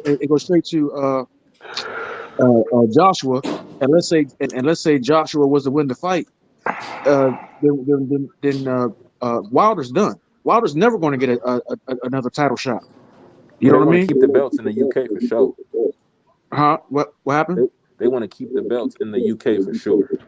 Yeah, the whole goal is to run Wilder out because if Wilder is able to when Wilder beats Fury and gets the WBC back, and if he's able to force a fight with Anthony Joshua, which the people are going to want that fight, and it's going to come down on Joshua's head again, like it was before. It's going to come back, but this time it's going to come back on his head even harder. And Joshua don't have a snowball's chance in hell of winning that fight. That's why he wasn't trying to fight it before. You know what I'm saying? So the last thing they want is another black undisputed champ. And in this case, they don't want a black, outspoken, unapologetically black undisputed champ. Because the one thing Ali didn't get was undisputed. And now you had this man who tied his title reign and who's about black issues and black folk. And if he gets undisputed, you know what I'm saying? That's the whole J. Edgar Hoover or the Black Messiah thing. They don't want that. But see, man, Wilder might not beat Fury the next fight, man, because they figured out Wilder can't box. He can't box, man. I love him too, but he just can't box, man. It ain't gonna be a boxing match. This is gonna be a beat down. Man. It's gonna be a boxing match. Then it's gonna be a beat down. It's gonna be a beat down. He got a box. Yeah, he ain't gonna. Go ahead, Mr. K. I'm sorry. Go ahead, Joe. I'm sorry. Man, yeah, he got a box, man. He can't just go in there going for them one-shot willies, man. He got a box. They figured him out, dog. Hey, look, man, look. I'm gonna say this, bro. Here's the thing. And I'm not disrespecting nobody's boxing IQ or nothing. People are putting too much stock in Tyson Fury. Tyson Fury ain't what people making him out to be, man. Tyson Fury ain't all that, man. Tyson Fury is a bunch of damn magic tricks, and he's a con artist, man. All that daggone irky jerky and this and the other without throwing no punches or whatever. And after every damn end of every fucking round, he put his hands up and showboat to the damn crowd, putting his hands behind his back, but without throwing punches. Roy Jones did that, but what did he do when he pulled his hands out from behind his back? He threw a punch and knocked the man out. When did Tyson Fury do that? Never. Hey, Terrence, all he do is fucking showboat. He's a goddamn clown and a con artist. Terrence, my brother, you're getting emotional. You're getting emotional, brother. Say this. People are putting too much. Sugar Ray Leonard did the same thing against Marvin Hagler. He said, "Let me know when there's so many seconds left in the round." And what did he do? He flurried to steal the rounds. My brother. What this dude was doing was nothing no different, but he was doing it sporadically throughout the course of the rounds. It's showmanship. It's not being emotional, man. It was a tactic that he used. It was showmanship. Hey, hold up. I can dig it. I can dig it. Hold up, bro. I'm gonna say, I agree with Terrence to an extent. I ain't gonna call him a con man, but people need to stop by saying Tyson Fury just schools everyone. Like, he's the greatest, bro. Otto Wallen had him busted open. He got dropped twice by Wilder in the first fight. And he got dropped by Steve Cunningham. Let's not act like the guy is invincible, because we've seen clear instances of when he was vulnerable, That's why I'm saying don't count Wilder out in the third fight. I'm picking Tyson Fury, but, I've seen him vulnerable, so you can't count him out. Understood. I'm going to tell you like this, though. I hate Tyson Fury guts. I think he a con man and a fraud, too. But facts is facts. He boxed Wilder, man, and beat him. He boxed him, man. Wilder cannot box. I'm a Wilder fan. I can't stand Tyson Fury. Which fight you talking about? The last fight. Glovegate. I'm talking about Glovegate, that fight. Okay. That's not even a conversation, bro. That's not even. I'm going back on mute. I'm not debating you on that. That's not even a conversation. He boxed him though. I'm not debating clear. I'm gonna say this. I think the heavyweight division is exciting right now. There's a lot of good fighters coming up. There's a lot of good fighters at the top right now. Me personally, I ride with my guy Filip Hrgović. I think he's going to be the next Vladimir Klitschko, and I think he's championship material. Yeah, He's he's something nice. special, but I he's got something look him up. special. All right. I never heard of him. I got to look him up. I'm slipping on that one. You know what I'm saying? Like Professor Griff said, no investigation, no opinion. Yo, Hey y'all can man, hear me? the fact, Y'all can yeah, hear we me? can hear you. Yeah, we can hear All you. right. Nice. Let me say something, bro. That dude Filip Hrgovic is a really good fighter, man. So that's Yeah. another heavyweight. In a year from now, 2 years from now, he's gonna be fighting for a belt real soon, bro. For real, and he can punch. Mm-hmm. Hey, you guys can catch him on Devin Haney's undercard. He's going to fight on Devin Haney's undercard with Devin Haney's next fight. I think it's in October or something, or Hell yeah, November. man. They talking about even Demetrius Andrade, Boo Boo Andrade might be on Devin Haney's undercard coming up. You know what I'm saying? Damn. That's how good Oh the shit. card. He got a 3-time world champion, undefeated. Demetrius Andrade's supposed to be on a Devin Haney undercard, bro. You Super understand? duck dude. Super duck dude. Everybody named Mama ducks Andrade. You said everybody duck who? Great. He said everybody duck Andrade. Oh yeah, nobody want nothing to do with him. His style is just bad, bro. He can box his ass off. I think he's one of the most talented fighters in boxing, and he don't get the credit that he deserves, man. But that night of boxing, Devin Haney, hopefully it's Devin Haney versus Gary Russell, Devin Haney versus whoever, you know what I'm saying? And Andrade on the undercard gonna be the biggest night of boxing in Hey, 2020. that's All just that. a payday. Gary just searching for money, man. He's Man, searching for look, money. this Because he might as well take the 1.5 and just fight Haney. What's the issue? hey, look, man, this dude That's that what he doing. He said he said he'd take the 1.5 and fight Haney. He said send the contract. It's all over YouTube now. yeah, Oh, Mr. okay. Excuse me, my brother. Yesterday, I'm at work. I've been at work that's all we why. don't day. know My what to bad. do, with Gary Russell, man. He's saying something, then switching. Hey, but look, check this out. This dude that Ortiz in the heavyweight division is supposed to be fighting. Everybody saying, you know what I'm saying, you should be fighting this dude. You know what I'm saying? Uh, I would much rather see him fighting Ruiz, but after taking that vicious knockout from Wilder, you know what I'm saying, he may need a soft touch to make sure everything is still intact, everything is still there. You know what I'm saying? You know, under the bright lights before getting back. But at the same time, what is it? What is he? 40? He'll be 41 when he get back in the ring. You know, and his championship options are slim because all the belts are tied up. So with him, man, these guys induct him so much, man. It might just destroyed his career as far as his legacy goes. Hey, let me say this real quick, man. World Combat asked me a question. He said, "What is our assessment of Jared Anderson? Spectacular. He looked good, but round number one, you know, round number one, he got hit with some shots. I want Jared Anderson to use his boxing skills because God has blessed him with great feet, great footwork, and he got to use his boxing ability, man. You got to be smart in that ring. You got to use his footwork, his foot movement, his ring generalship, and if he does that, he's going to dominate, and that's how he got the knockout. Jared Anderson looks spectacular. I think he's going to be a future heavyweight champion. But Terrence Bailey Sr., could you give World Combat your assessment of Jared Anderson and his performance? Jared did what he was supposed to do with the opponent that he had in front of him. I think for where he's at in his career, you know what I'm saying? I mean, they gave him the type of touch, you know what I mean, in order to move him along.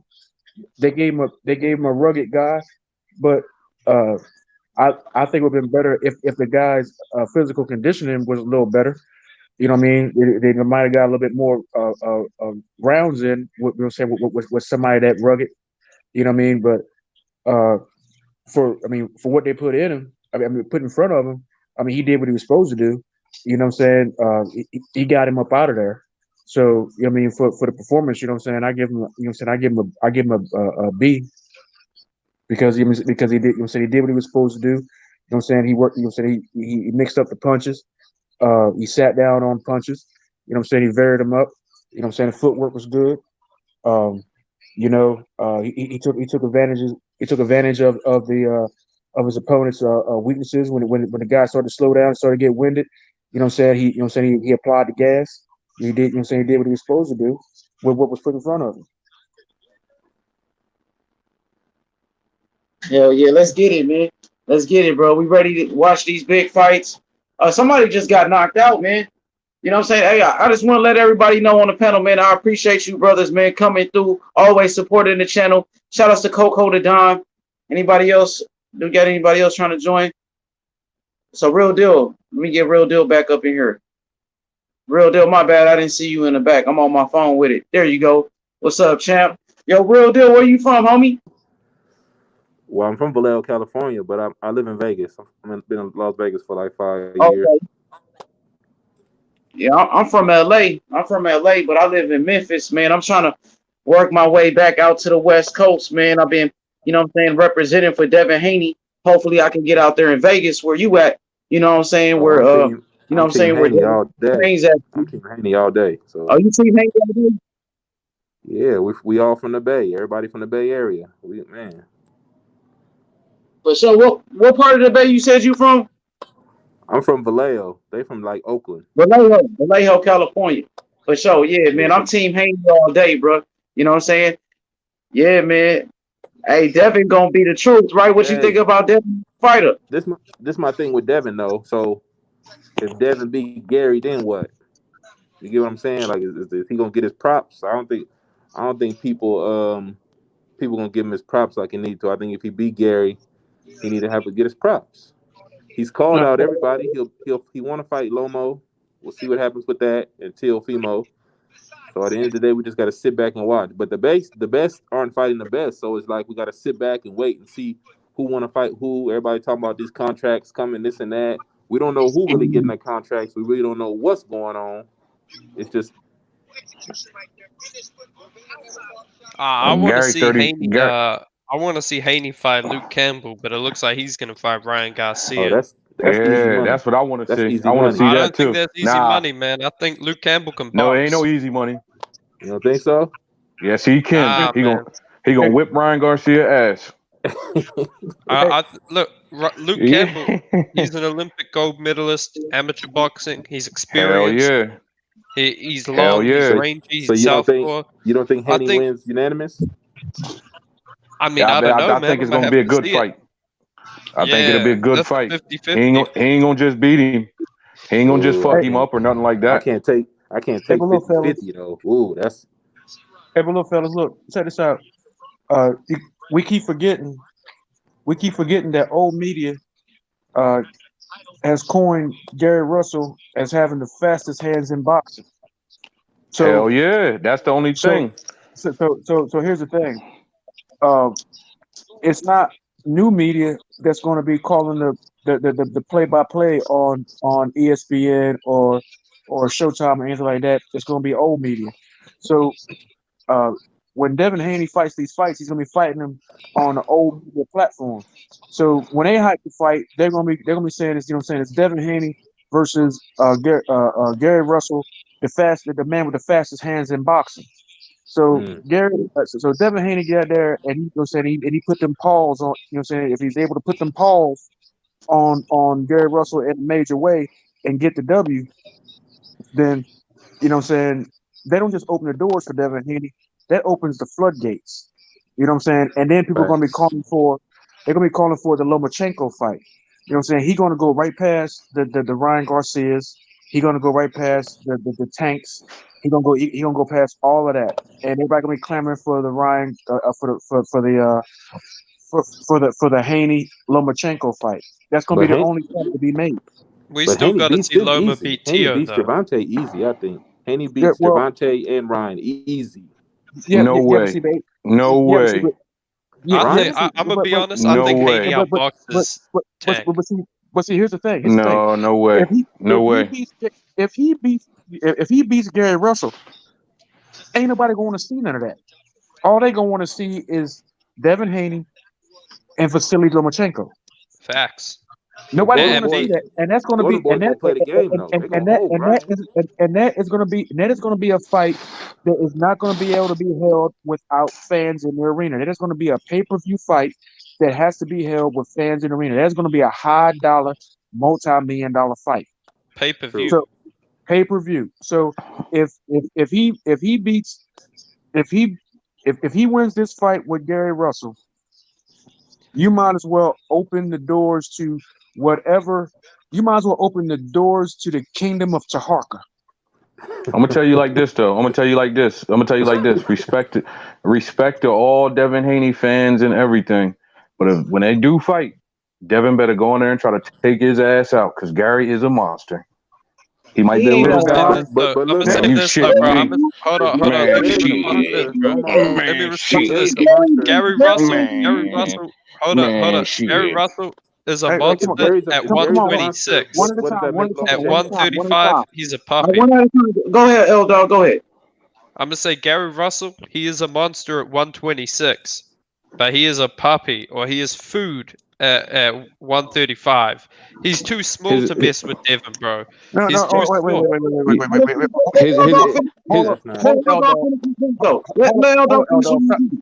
Go ahead, Eldo.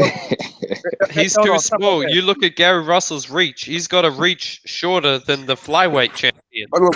You're right. You're right. You're absolutely right. Wait a second. Has Gary ever fought a fight at that weight class? No. 135? No, he hasn't. So how do you know? I don't think. You think they're gonna fight at 135? Oh, come on, man. I'm gonna say this, bro. We know he's too small because we saw him. They're gonna fight at 140. Who you talking about? No, Devin Haney. Devin Haney versus Gary gonna be at 135 for the belt. Devin too big for him, bro. Okay, 135. Okay, so but Gary's never fought there, right? No. Yeah. No. So we don't know what his performance is going to be. So let's not hypothesize. Ah, come on, man. No. Seriously, let's not do old media shit. I'm gonna say no. I'm keeping it real. Devin Haney gonna beat the hell out of him, man. He's too big. No, he's not. No, he's not. No, he's not. Let me explain real quick. Let me say one thing real quick, and y'all can go ahead. Listen, Gary Russell he's not even knocking people out at 126. You know what I'm saying? One of the last Gary Russell knockout 2 years ago. You know what I'm saying? Right. Let me say this. Gary Russell at 135, bro, for sure he ain't gonna be knocking nobody out. He fought Lomachenko and he couldn't even hurt him. And you know what I'm saying? He couldn't even hurt Lomachenko. He's not even knocking people out at 126. He's damn sure ain't gonna knock nobody out at 135. You know what I'm saying? So Gary Russell's a monster. How is he a monster? He's not knocking people out. A monster is Deontay Wilder. That's a monster. That's a monster. That's an animal, man. Listen, Gary good, but he's good at 126. That's not even. Gary beat the hell out of motherfuckers, man. He's a. Look, did you see his last fight though? He's getting backed up. Who, Wilder? No. Gary Russell was getting backed up by his last opponent. Exactly. So what the hell do people think Devin Haney's gonna do? Devin Haney's like twice the size. Okay, but look. Okay, so what does that make Lomachenko then? Loma fought him at featherweight. Gary. So what does that make Lomachenko? Loma fought him at featherweight though. What are you saying? If Gary's a monster, all right. If Gary's a monster and this and that, what makes Lomachenko? Because Lomachenko did a clinic on him. A monster slayer. Yeah, Lomachenko's good. I'm not saying anything about Lomachenko. He's good, but you know what I'm saying? Gary got destroyed by Lomachenko. Gary been beat before. He got destroyed before at bantamweight. Come on, man. Gary gonna get. What we saying is, if Devin beats him, then what? Say it again. So if Devin beats Gary Russell, then what? Then what do we call Devin? They gonna criticize him. No matter what Devin does, they gonna criticize him. Just like Floyd Mayweather. Whoever Floyd Mayweather beat, they never gave him full credit. Just like Mike Tyson. Mike Tyson beat all these guys. They never gave Mike Tyson credit, bro. You know what I'm saying? So yeah, man, Devin gonna handle this business regardless, bro. I'm gonna say this though. People are too high on Gary, man. No, they're not. People watch Gary. I watch Gary too. Like I'm a big Gary Russell fan. I like him, but he's a 126 pounder. So if you're a Gary Russell fan, if you're a Gary Russell fan, you should know his ring IQ. Steven Nelson's on the screen. I see him.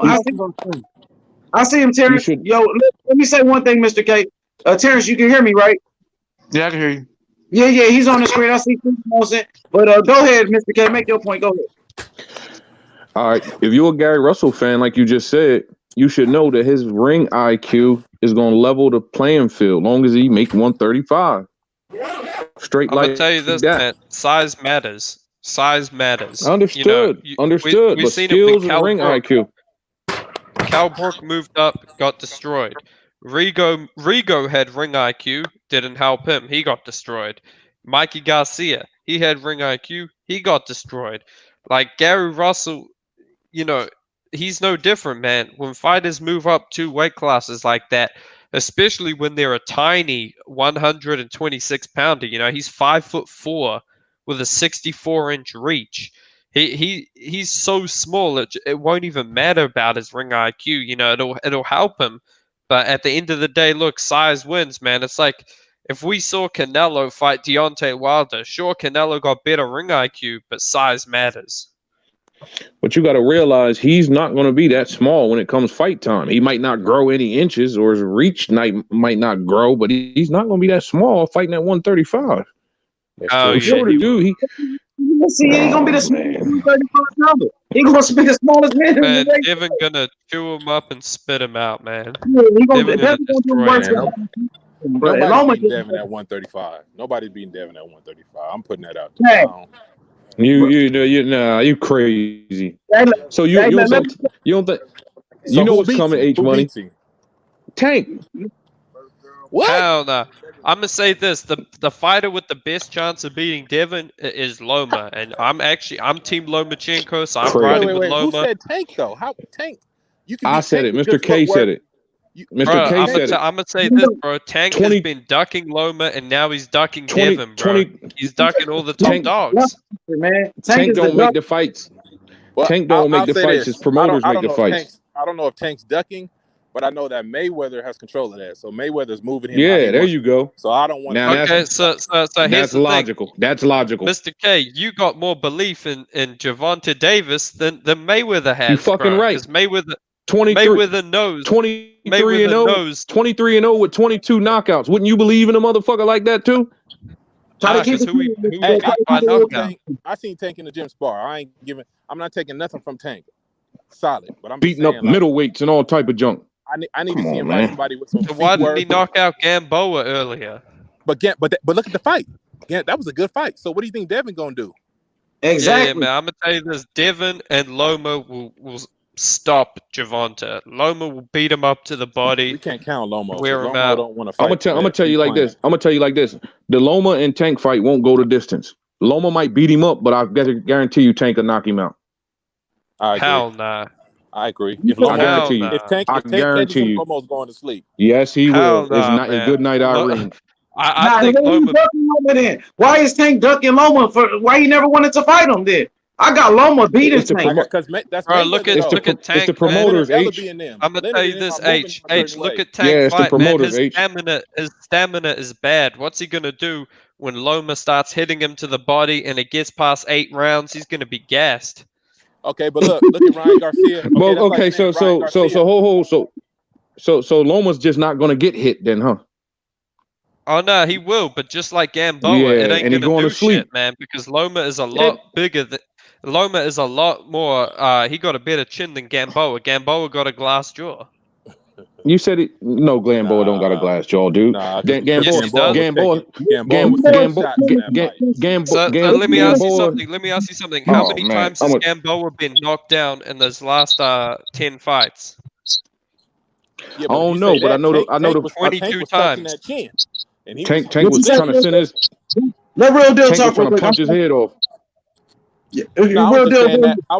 I was just saying that in the Gamboa fight, Tank was testing that chin now, so we can't say Gamboa ain't got no chin. Yes, he was. And remember, real quick, I want to throw that out there real quick. That look, you got to look at it like this. Okay, so Leonard Ellaby and Mayweather, they're moving Gervonta a certain way because that's their payday. Talk Just heavy. like Golden Boy Talk and heavy. Ryan Garcia. We can say what we want to say about Ryan, right? But at the end of the day, Golden Boy knows this is my money. I'm not throwing him in front of no pit bull, right? So we can say that and say this, but the promoter is going to move how they want to. That's all. Yes, sir. Let me say this though. You know what I'm saying? Tank Davis moved up to 135 against Gamboa, and he wasn't really able to put Gamboa out like that. And Gamboa, you know what I'm saying, had one leg. So Tank Davis showed us that his power is not the same at 135. He showed us that he doesn't. Let me say this. Tank Davis showed us that he doesn't have one punch knockout power at 135. That's what he showed me. Gamboa was 38. Yeah, 38-year-old with one leg who got knocked out twice. But we can't use excuses. So it's excuse after excuse. First, no jaw. Now he's 38. We can't. Who gave him that one leg? He got injured. That knockdown in the second round gave him that one leg. Man, we ain't. But he got. I'm gonna tell you this. Tank Davis, he's getting too much hype. Devin Haney. Man, Devin Haney is going to take everything Tank Davis has, man. He's going to take all that clout he got, man. Even Mayweather knows, man. Even Mayweather want to jump. Hey, be careful because Devin Chin hasn't been tested yet. Tank got a chin. Oh, hell no, man. I'm going to say this. Devin can more than Tank. Tank, his best win is Gamboa. And if Devin fights Gamboa, he's going to have the same best win as Tank. And Devin only 20 years. Devin only 21, bro. You know what I'm saying? Come on. Like this, Devin will do it in 6. Exactly. He probably will. He probably only had one left. Devin probably will due to his height and reach. He probably will do it in 6. Tank's only 5'4". Yeah, you know one thing about Tank, bro, he don't want no smoke with Devin at all. Devin already made Tank quit in front of Floyd Mayweather in the doghouse. So, you know what I'm saying? Devin owns Tank and the whole world knows it. But smash that like button for your boy. Yeah, H. I couldn't get into the chat when you said that last time, but it was 2 spars, brother. It was 2 spars. And you heard. Go ahead. Yeah, he was, and Floyd told Tank to go easy. Floyd told Tank to go easy on him the first time. But when he got older, Floyd wasn't even promoting Tank in that first time. Floyd wasn't there that first time. Floyd was only there in the second time. Yes, bro. he was. And No, he was there both times. The first time was in Baltimore. The first time they sparred was in Baltimore, wasn't in Vegas. Somebody turn their radio down. Somebody turn their TV down. But I'm saying you like, yeah, Floyd wasn't there the first session. And Devin was around 15 years old that first time. You know what I'm saying? So Tank was much older.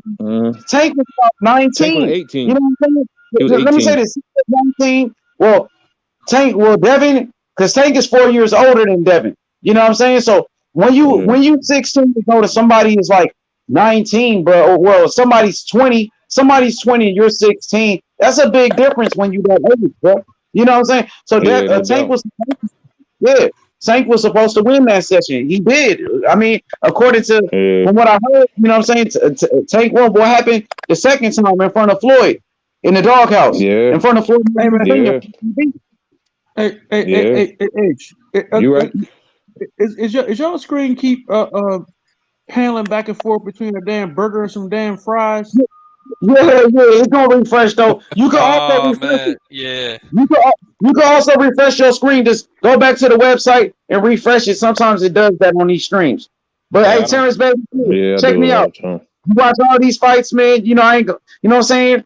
We kick back, enjoy the fights. You feel me? Me, the only time I pay for my fights, I ain't gonna lie, I just get my DAZN so I can watch my Devin Haney fight. You know what I'm saying? I need my DAZN because I can go back and watch all of Devin Haney fights because they got all of his fights throughout his career. You know what I'm saying? His last 3 fights, of course, I can go back and watch it, study Devin. You know what I'm saying? So that's my guy, bro. You know, but shout out to every network. But I don't think we see the depth. I just don't understand. I don't understand why they don't give Tank credit for knocking out Gamboa though. Yeah, I'm gonna give him credit, man. I'm gonna give Tank credit because when we fight Tank, I want to get all the credit for Devin whooping his ass. You know what I'm saying? So we gonna give Tank all the credit. No doubt. Yeah, we're gonna give him his credit so it looks good on Devin's resume. Yeah, because listen, Yeah, when but Tank, don't y'all when Tank doesn't, don't y'all even go ahead. My bad, yo. Go ahead. even though y'all say Gamboa was 38 when Tank, you can hear me? Yeah. Go ahead. All right. When Tank stopped Gamboa, y'all say Gamboa was 38. But don't y'all know Gamboa knocked out the guy he fought right before the Tank fight, though, dude? Gamboa wasn't washed up, man. Tank just Yes, Tank he just was. broke him down, man. I didn't say he Let was me washed explain. up. I never said Hold Gamboa up, was hold up. washed up. Who beat Go ahead. Gamboa? Who beat Gamboa by knockout before he fought Tank? Yeah, that was his worst performance, L Dog. I agree. That was his worst performance. No, I'm gonna ask Mr. K. Mr. K, since he wasn't washed up, who did he The lose fight, to? the fight be the. I'm gonna ask you, who did I he don't know. lose to? I don't care. But the fight He before lost he fought, He lost to. Hold on. He lost to Robinson Castellanos, Oh who shit, is we got the Black 24 Panther wins in the ring. and 14 losses, with 8 losses by KO. So he lost to a bum by Okay. knockout. All right. And Let's just keep it 100 here. All right, but then he came back his next fight. Everybody gonna Then take his the L, next so fight, that he ain't- knocked the guy out, right? Hey, Eldo. His next fight, he knocked the guy out. Then he fought Tank and got knocked out, right? Yeah, Terrence. Those are the facts. Where are you streaming in from, bro? Huh? Where are you streaming in from? What's your location? I'm in New Zealand. Oh, okay. Yeah, The damn Haney. I mean, I'm there. Damn H Money. You worldwide, ain't you, bro? Yeah, man. We worldwide. That's what it's all about, man. You know, boxing is. You got people streaming in from where the toilets flush backwards and shit. Say it again. Yeah, man. What do you say? I said you got people tuning in for where the toilets flush backwards and shit. All right. Hey, my man from New Zealand. My man is streaming in from New Zealand. Yeah. So let me go ahead. I wanted to ask this question. Why do you think Luke Campbell will be a good fight for Devin Haney, but you don't think Tank can beat Devin Haney? Good question. Because I think his styles make fights, man. Luke is a real 135 pounder. He's a southpaw, a tall southpaw. Who has Luke fought? And Hey, he's hold proven. on. Before y'all go Talk on, heavy. Say it again. Mr. K, before y'all go on though, Bill Haney said the same thing on this live before, that Luke would be probably the most difficult stylistic matchup for his son. Just saying. All right, hey, Luke is a I'll be right back. size. Yeah, size, southpaw, amateur pedigree, experience. You know, Luke is like the Sean Porter in a way. Sean Porter, he might not be the best, but he's going to give everyone a tough fight. Okay, but look, if All Devin right. go Okay, beat and him you think unanimous, then what does that make Devin? That's my question. And if he goes in there and beats your guy, unanimous decision, then what? Who? Facts. Devin Haney. Who beats Devin? No, if Devin Haney goes in and beats his guy, that Luke Campbell. If he goes in and beats Luke, then what? Nah, don't get it twisted. My guy is that'll probably Loma. happen. He'll probably beat Luke too. I'm a Loma fan, bro. Loma is my Oh, you were favorite saying boxer. Luke. Oh, you was riding with Luke, so I'm thinking. I know, but I'm saying like Luke Campbell. beat I Loma think too. that's a tough fight. I think that's a tough fight for Devin. I think Loma and Luke probably the toughest fights for him. I think Devin probably outboxes Tio, probably outboxes Tank. He might even stop Tank. Now I'm gonna tell you why I don't think Devin's gonna beat Tank. I don't think Devin can beat Pedraza, and Tank knocked him out when he was 22 years old. You're crazy, bro. Nah, bro. I ain't crazy. It's facts. I don't think Devin can beat Pedraza. Pedraza was weight drained at 130. I don't want to hear that. What weight does he fight at now? Devin can beat Pedraza. I'm gonna put it You to you said like why? this. Antonio Moran gave Pedraza a hell of a fight. Devin knocked his ass out. Damn near killed the man. Devin crushed Moran. Same thing Tank did. But listen, Moran went 12 with Pedraza, and Devin crushed Moran. Probably could have got him out of there earlier than he did. Okay, Tank crushed Pedraza, and Loma went the distance with him.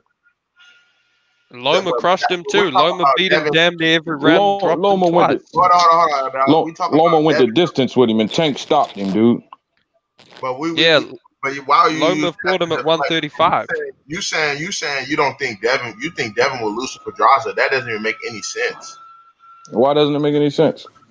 I just explained why, bro. He just crushed Moran, and Moran gave Pedraza a hell of a fight. So let me ask Mr. K this: do you think Loma beats Devin? No. So you think Pedraza beats Devin, but Loma doesn't beat Devin? Like, no. this I'm not getting this, man. Cause y'all giving Devin too much credit, and he ain't faced nobody that's gonna put pressure on him yet, and y'all giving him too much credit. Man, if anything, Loma gonna give Devin a way better fight than fucking Pedraza. Oh, my bad with the language, but good, bro. Devin won't beat Pedraza. Devin won't beat Pedraza. That's my opinion. I gotta respect your opinion, but at the end of the day, it sounds crazy. I respect it, but it just sounds crazy saying that Devin would lose to Pedraza, but Loma, you know what I'm saying? You basically saying Pedraza will give Devin a harder fight than Lomachenko. I just don't understand. Yeah, I think he will. Devin got that height and reach over Loma, so he gonna basically be able to point him out, and it's probably gonna go 12. His last two opponents were bigger than him. And it's going to go 12. Him and Loma is going to go 12, guaranteed. No, that's not the point. Due to Pedraza's speed and punch output, he's going to beat him. No, timing beats speed, bro. Great timing. That's fact. Great timing on Devin Haney's part. You know what I mean? He's just going to time him, bro. Keep him off him. You know what I mean? Like, height. I think first of all, smaller fighters really don't pose Devin that much of a threat. You know what I'm saying? Honestly, you know what I'm saying? The way he boxes and all his whole skill set. And then as far as taller boxers, he already showed what he could do versus taller boxers. Easily dismantles them. You know what I mean? Like, all right. Hey, yo, like H Money, you gotta chip in on this, man. This guy, Mr. K, respect to him, but he's saying he thinks Pedraza would beat Devin Haney. Yeah, hey, come on, man, come on with the nonsense, bro. Yeah, who did Pedraza ever beat? Yeah, I'm saying, with all due respect, who did Pedraza ever beat? I just want to know. I don't know. I know he went the distance with Loma. That's about all I can give him. And he got knocked down twice and outboxed. Yeah, he did. It's just impossible because you know what I'm saying. Haney crushed Moran. Moran gave Pedraza a hell of a fight, bro. I just don't see how, you know what I'm saying, Pedraza's going to do anything to Devin. You know what I'm saying? Like, I just don't. Moran wasn't. He could have got Moran out earlier than he did, bro. Devin could have got him out earlier. I just ain't seen the kid get tested yet. I just haven't seen him get tested, dude. I mean, I think the test is coming. The test is coming. You know, I think whoever he fights next, cool.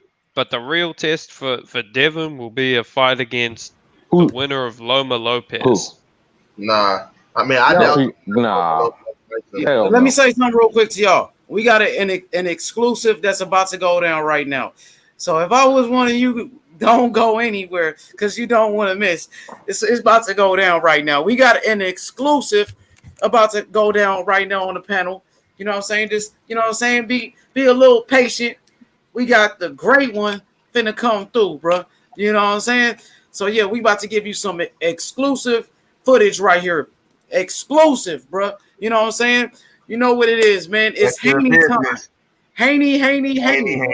Hey, smash that like button, subscribe, and hit that noti. You dig what I'm saying? You already. You know what I'm saying?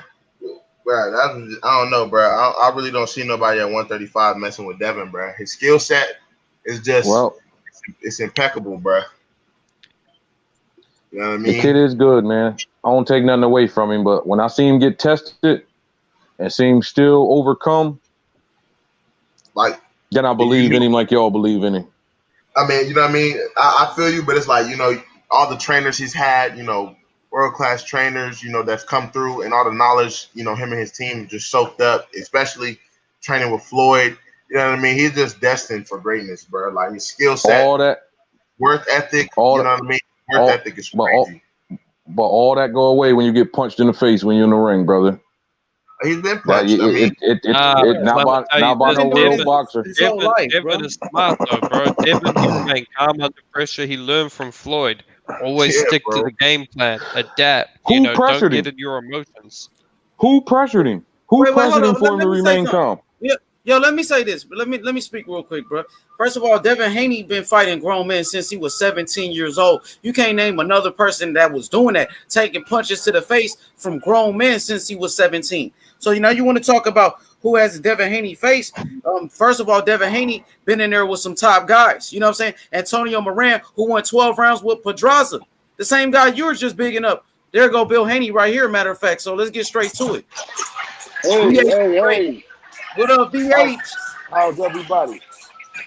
We good. How you feeling? BH the Great. I'm good. I'm good. Hey, how's everyone? Man, I'm doing great, Bill. Blessed. Okay. How you doing, BH? Man, we chilling, bro. Hey. Yeah, hold on. Hey, how you doing? It's live over there. Yeah, man, come on, man. We celebrating today, man.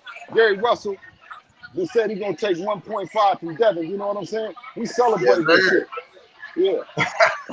Come on, man. This is a celebration around here tonight. So is it on? Is it going down? Let him talk, Mr. K. Let him get off. Go ahead. I hope that it's going down. I hope that he don't change his mind. He been so wishy-washy and flipping and flopping and all the shit. So you know what I'm saying? We're gonna put the business. We put it in the zone who ultimately approves the opponents. You know what I'm saying, or whatever. You know what I'm saying? We didn't put the fight that we accept. We accept doing whatever that we got to do to get him in the ring at that 1.5. That number is good with us. You know? Yes. So BH, you said the number is good. We gonna make it happen. We gonna make it happen.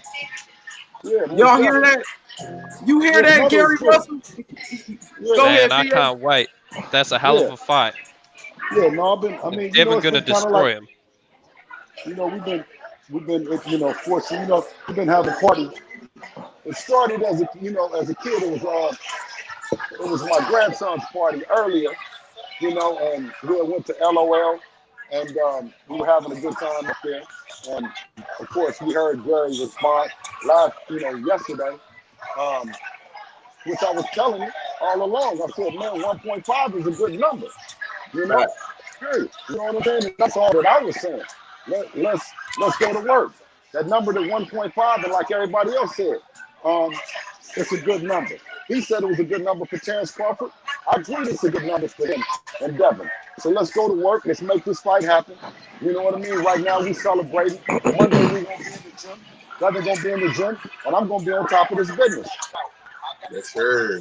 Yo, BH. So we celebrating it right now, man. We celebrating that Gary Russell finally let his nuts hang, man. You know what I'm saying? Finally. Absolutely. And stop capping. Talking about, it's all other kind of excuses. We just now going to, get this paperwork together. You know what I'm saying? Get this business right. Come Monday. And that's good. And go from there. That's what I'm talking about. You know what I'm saying? Hey, Bill, you giving the fans what they want. This fight right here is the most talked about fight in boxing. You know what I'm saying? Absolutely. As it should be. Absolutely. As it should be. As it should be. You know what? Bill celebrating right here. Gary Russell. We gonna make the fight happen. Pressure bust pipes. We put that pressure on Gary Russell, and he finally manned up. Bro. H Money talking shit. And guess what? Come get it from H Money. You know what I'm saying? Come get the exclusive from H Money. Yeah, we said it's all good. Yeah.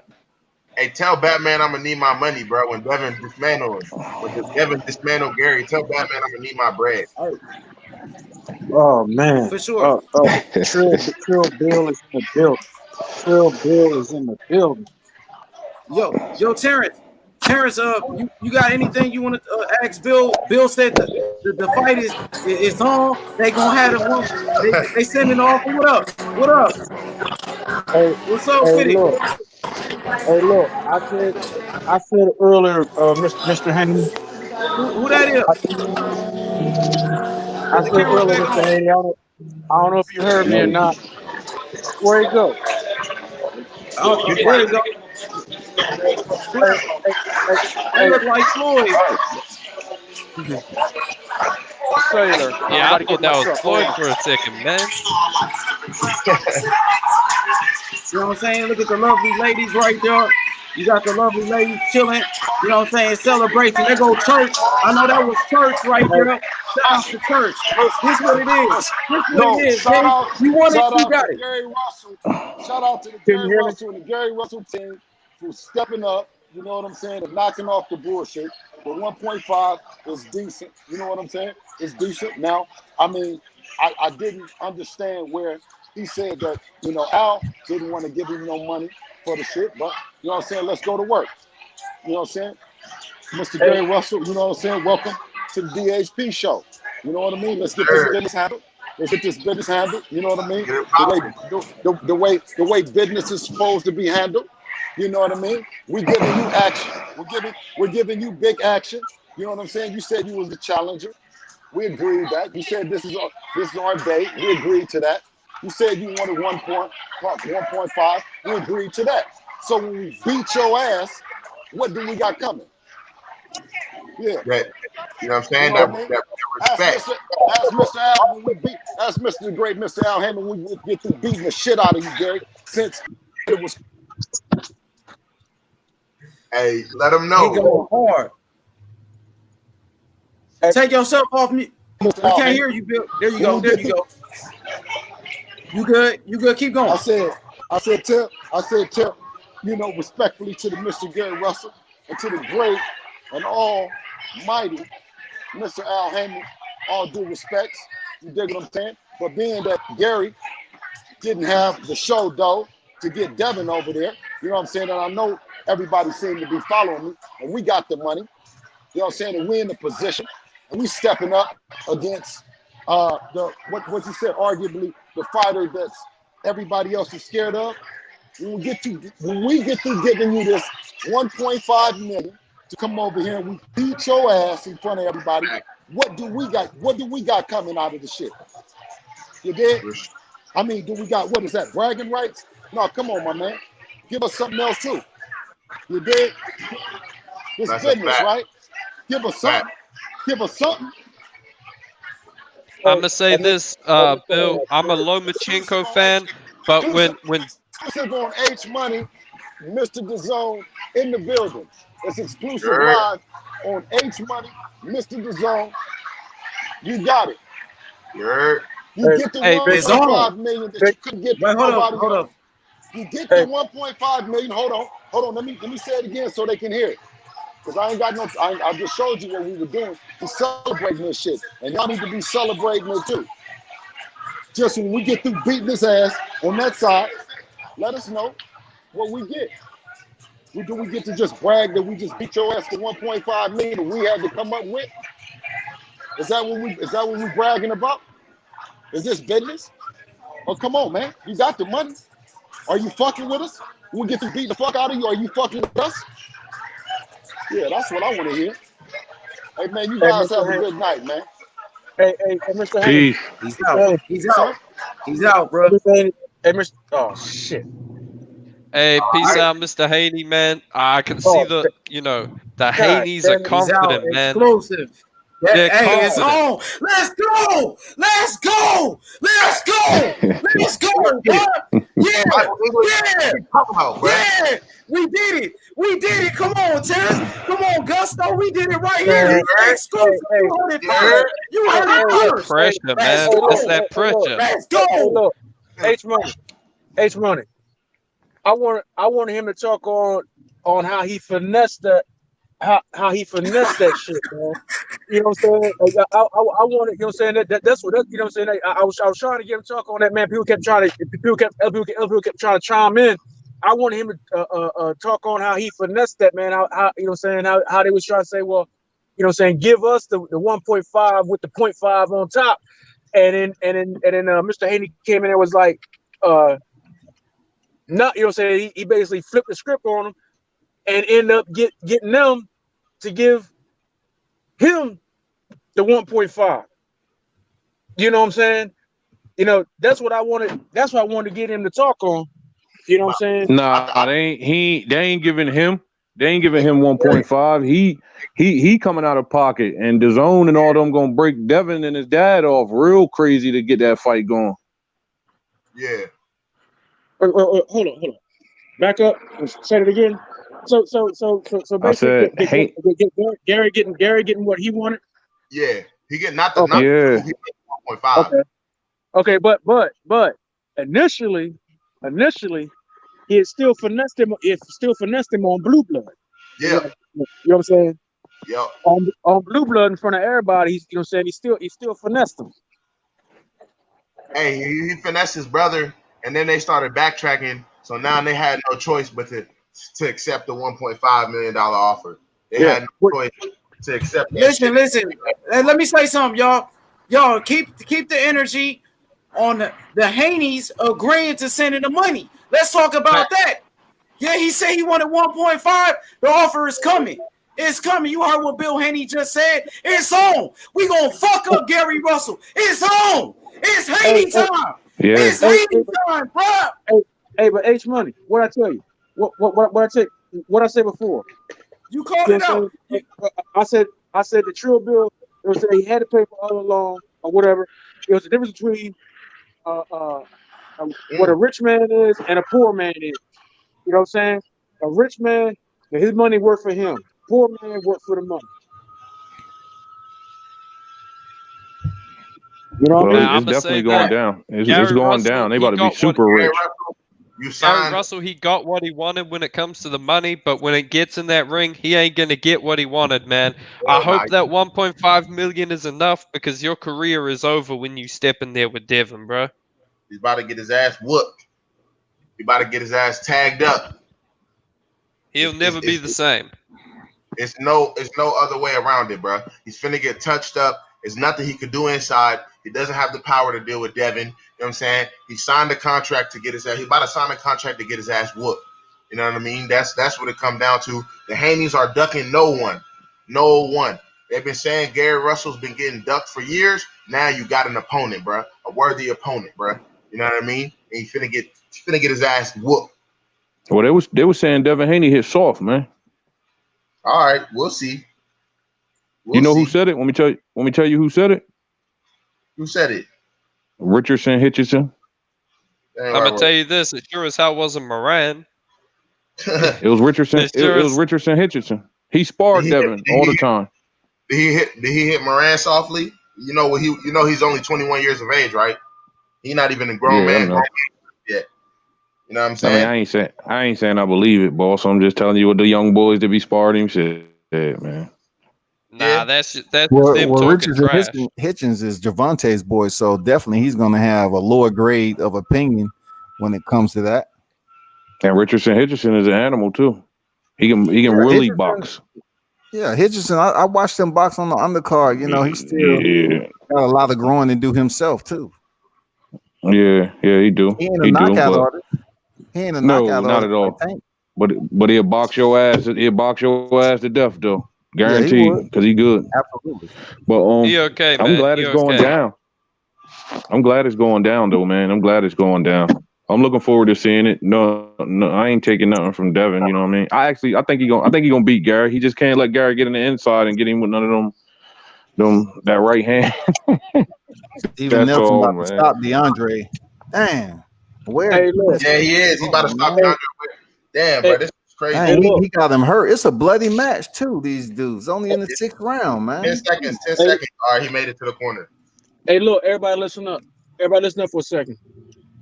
When you see these cats on these other platforms talking cold cash shit, about H Money, calling him H Bummy, and all this other kind of stuff.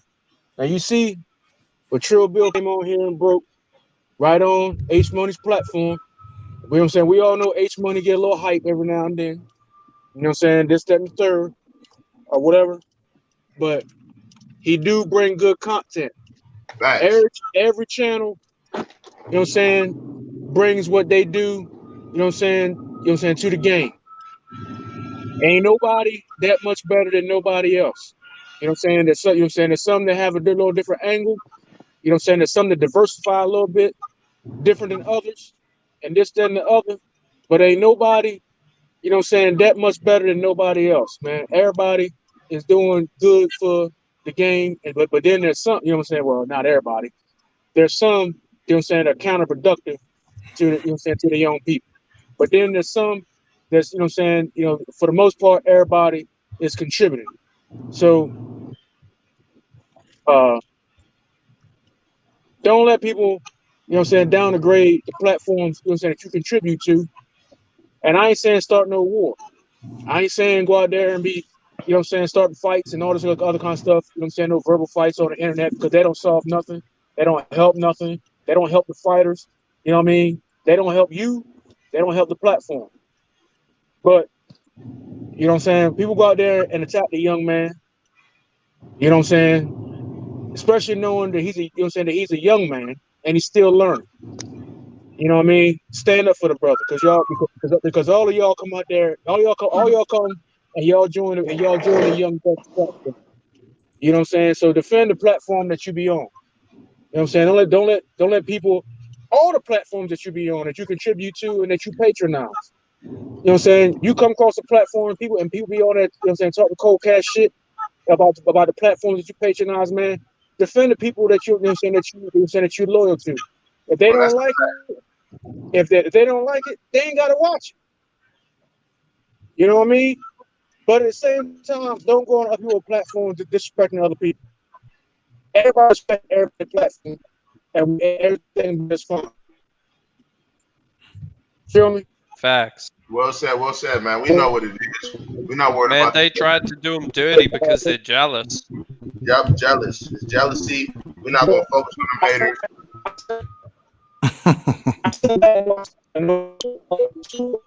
Yeah, you going in and out, Terrence. You're going in and out, Terrence. Yeah, I'm about to pull. I'll be back on my Wi-Fi in like 2 seconds. I'm about to pull back in my yard. Can you hear me? Yeah, it's good. Okay. Last night, I sat back and I it was an hour drive for me to get home. The whole hour I was driving. I don't know how long it was going on. How long it went on by the time I got home. Because by the time I got home, you know what I'm saying, I had enough. I didn't want to hear no more. But all they had a whole title called H Bummy, and all they did was talk about it. And I'm like, you know what I'm saying? H Bummy is a young dude, very, very young dude. And Hey, you cutting out again, Terrence. You choppy again, Terrence. Can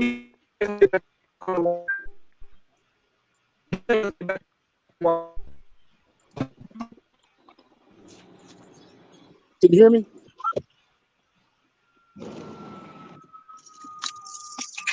Hey, it's a little choppy. Give me 2 seconds to get on the Wi-Fi. Yeah, man. These dudes be hating, bro. We're not gonna even give them no internet, bro. They be hating. Indeed. Trying to switch narratives, change the narrative, false narratives. Man, don't tell the truth. We're not gonna focus on them, bro. We're gonna keep it pushing. Haney just, you know what I'm saying? And they're gonna send this offer. We're gonna get it pushing, bro. You know what I'm saying? Hell and yeah. Gary, his ass, you know what I'm saying? Gonna get what he asked for. He's gonna have to prove himself. Gary Russell, you know what I'm saying? He on the plate, bro. You on the plate. Yeah, we heard it first, baby. We heard it from the horse's mouth here first, baby. All right, I'm back. Can you hear me? Yeah, you good. All right, look. Now, I'm gonna say this, Gary, you're on death row right now, and you're about to be executed when you step in there. All right, look. Like I was saying, it was about an hour drive for me to get home last night, and for that whole hour, all I heard was people on this one channel. They had a whole show going on, cutting down the young brother. H Money. And I'm sitting there thinking to myself, I'm like, you know what I'm saying? Why are they chopping down this young brother, very, very young brother? You know what I'm saying? And or what have you, not realizing that this brother is not going to do everything perfect. This dude is going to make some mistakes, whatever. He just started not just getting out there or whatever. This dude is a young brother. And I didn't make no comments on it. For one thing, I was driving. Second, I felt like it was pointless, and it didn't make sense. And I wasn't going to give him my energy, but to me, it was very disgusting. Man, It was very disgusting. Regardless of what their gripes was, it was still that this is a young brother. Now look at the fact that the Haney family has taken interest in this young brother, which they are in the business of cultivating young brothers, and not just fighters, obviously, because they're cultivating H Money. And he doesn't get just them. You know what I'm saying? So you guys, man, take care of your people, man. I'm gonna tell you like this. You know why I come to this channel? You know why I come and chime in whenever it's going down on this channel? It's because I like what's going on. I know H Money a Haney fan. I'm a Tank fan. And the debate's always great. Nothing's ever personal. Nothing's ever disrespectful. It's just everybody giving their opinion. They give their facts to their knowledge. Everybody else give their facts to their knowledge. He let a lot of people chime in. And it's all a respect thing at the end of the day. You know what I mean? And I'm going to continue to do this. As long as this going on, I'm going to continue to do this. And I'm one of the guys that's definitely going to defend him. In any chat I run across and they talking crazy. That's just what kind of guy I am. I was raised that way. And that's just what it's going to be till they put me in a casket, man. He's a good dude, man. And man, he let that one dude to come on. They had the wig on and stuff like that. They be talking crazy, and he let him come on. He let him talk. You know what I'm saying? There's a lot of people that were saying they were like, "Man, I ain't letting you on my platform," but H Money let him on.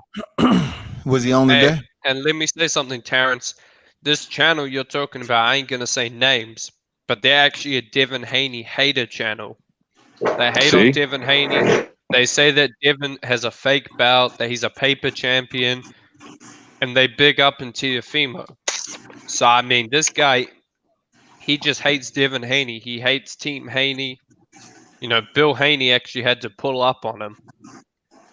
Yeah, well, look, I'm not going to name him because I've been on the panel before, and on that channel.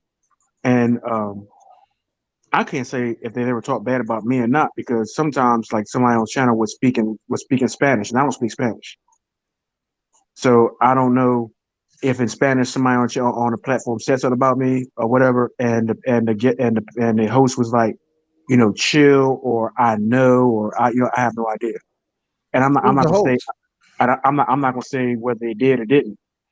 So, but I was just listening. And I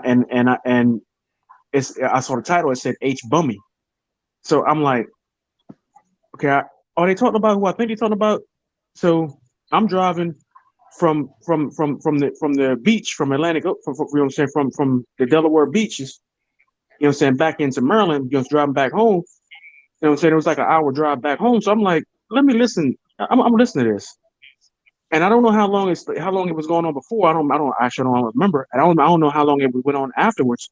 But I was like, and I seen H Money in the comment section, and I'm like, I'm not really liking this. You know what I'm saying? This H Money is too young for them to be going at him like that. I mean, how are we supposed to know if you don't put it in the private chat or something? No, hey man, look, man. We talking about boxing, man. Let's not talk about. I don't know how we got on that anyway, bro. No. Hey, Terrence, I love you like a big brother. But okay. I want to talk about none of that BS. You know what I'm saying? Nobody bring that BS around here, bro. We talking boxing.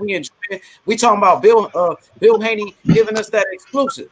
That's what we on. You know what I'm saying? I don't know how. I just stepped away, and this what y'all talking about, bro. What's up with that? That's because Bill. That's because Bill Haney came on here and he supports and stuff like that. They, you know what I'm saying? That don't nobody else. You know, a lot of people don't get that type of support. Niggas been hating. They gonna hate. You know what I'm saying? So hate, of course. But look, man. So hey, let's switch the topic. Let's switch the topic. H Money.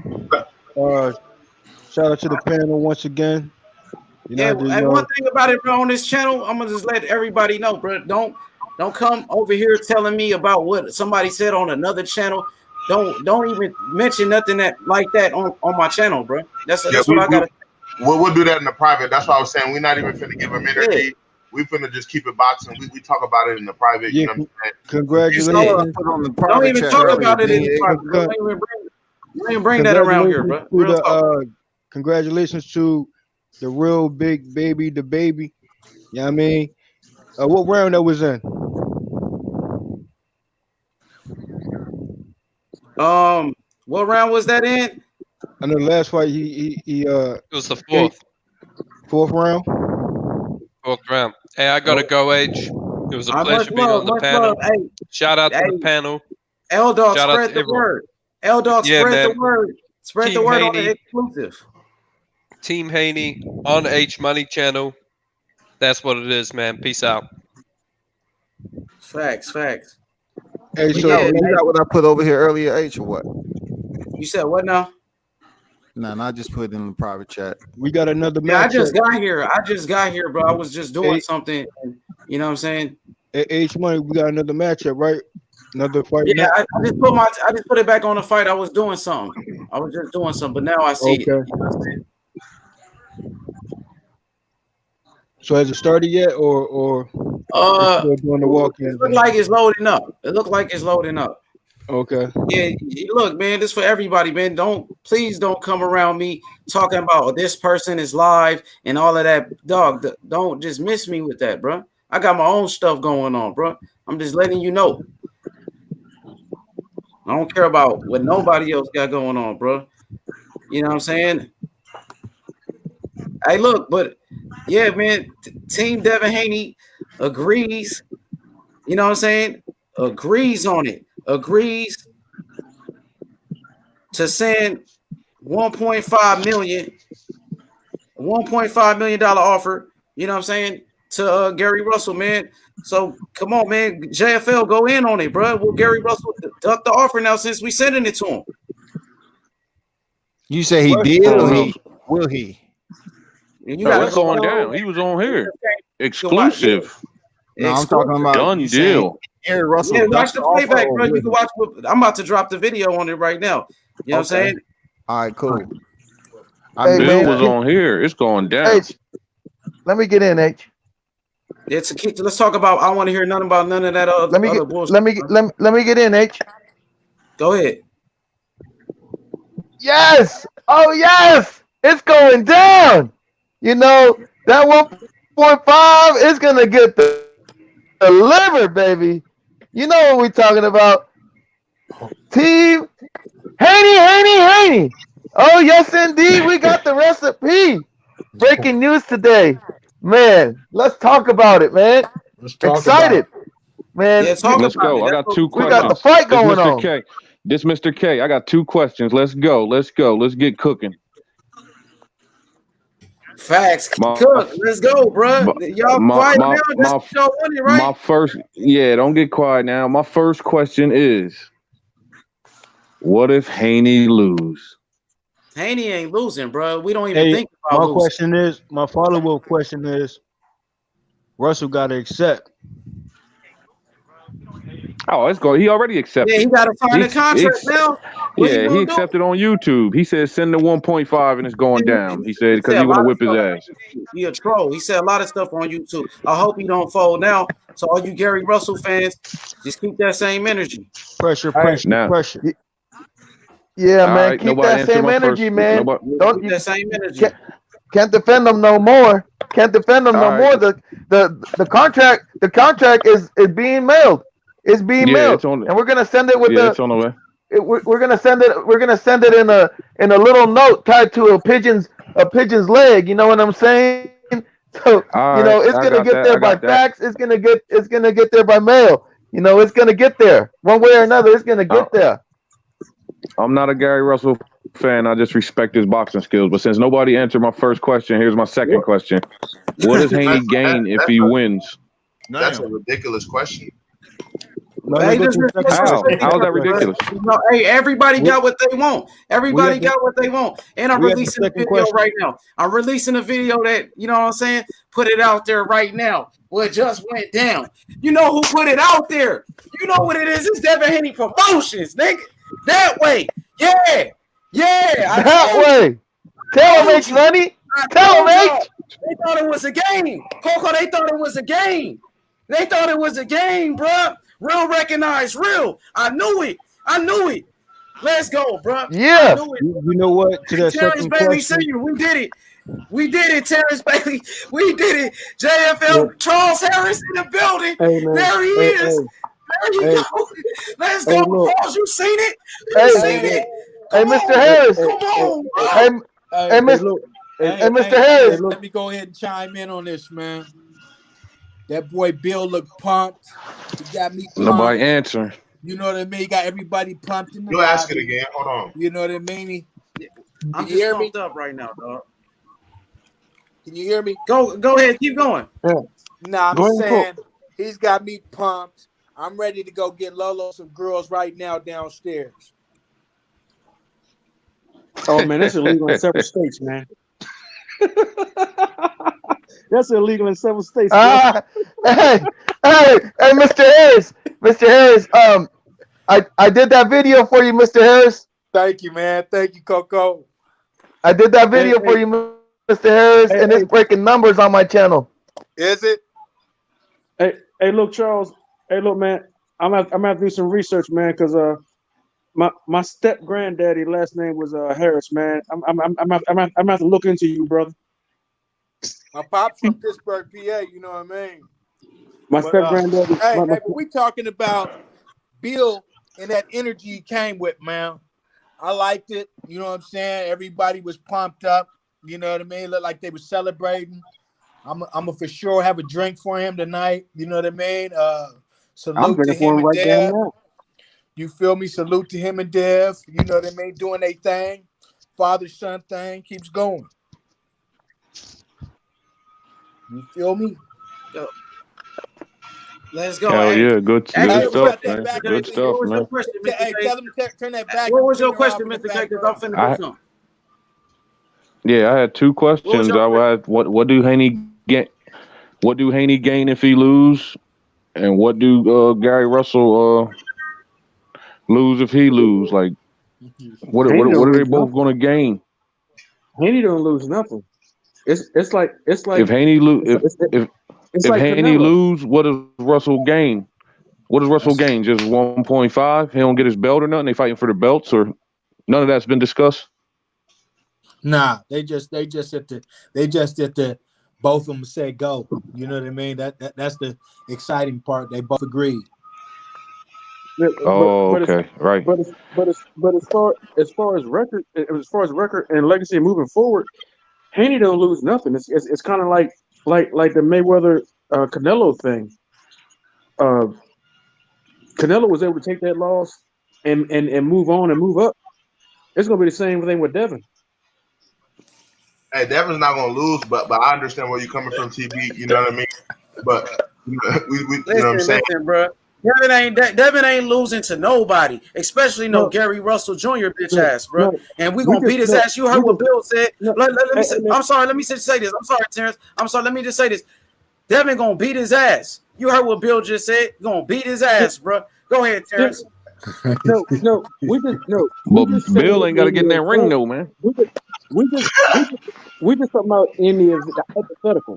In the event, let's just say for sake of argument. Oh yeah. If Devin were to lose, that's what I meant. Thanks, Terrence. That's what I meant. Listen. Let me tell y'all, bro. Devin don't even think about losing. Losing is the last thing that comes across his mind. Let me tell y'all, bro. Let's celebrate this fight being made. I'm sorry, Terrence. Go ahead, Terrence. I didn't mean that. Go ahead, Terrence. Finish what you were saying. I'm sorry, bro. Man, we got to. We trying to break down the consequences of the fight. You know what I'm saying? Money funny as hell, man. You know what I'm saying? A and B. You know what I'm saying? You know what I'm saying? Which way it could go? You know what I'm saying? If we can go left, or it can go right. Yeah, I mean facts. You know what I'm saying? You got to break. You got to break down. You know what I'm saying? The way, you know what I'm saying, which way it can go. If you know what I'm saying, let's say if Devin win, let's say if Devin lose. You got to break down the hypotheticals. The fight ain't happened yet, so everything you're talking about right now is all a hypothetical. Okay, so let's say Devin was to win. What could he look forward to? Let's say Devin was to lose. What are the consequences? And I say that if Devin was to lose, there will be no real consequences. Devin, it would be the same as, you know what I'm saying, like a Canelo issue, or the same as when Gary Russell lost to Lomachenko. If Devin were to win, it would be an issue where all the doors would open and it would be a pay-per-view high-dollar fight with fans only with Lomachenko, and which that makes sense. which Devin Haney would have a one-way ticket to if Lomachenko was to beat Teofimo, that if the Devin would have a one-way ticket to walk in there and stomp a mud hole in Lomachenko and walk it dry and send him back to wherever the hell it is he came from. And then Devin Haney would be arguably in the top.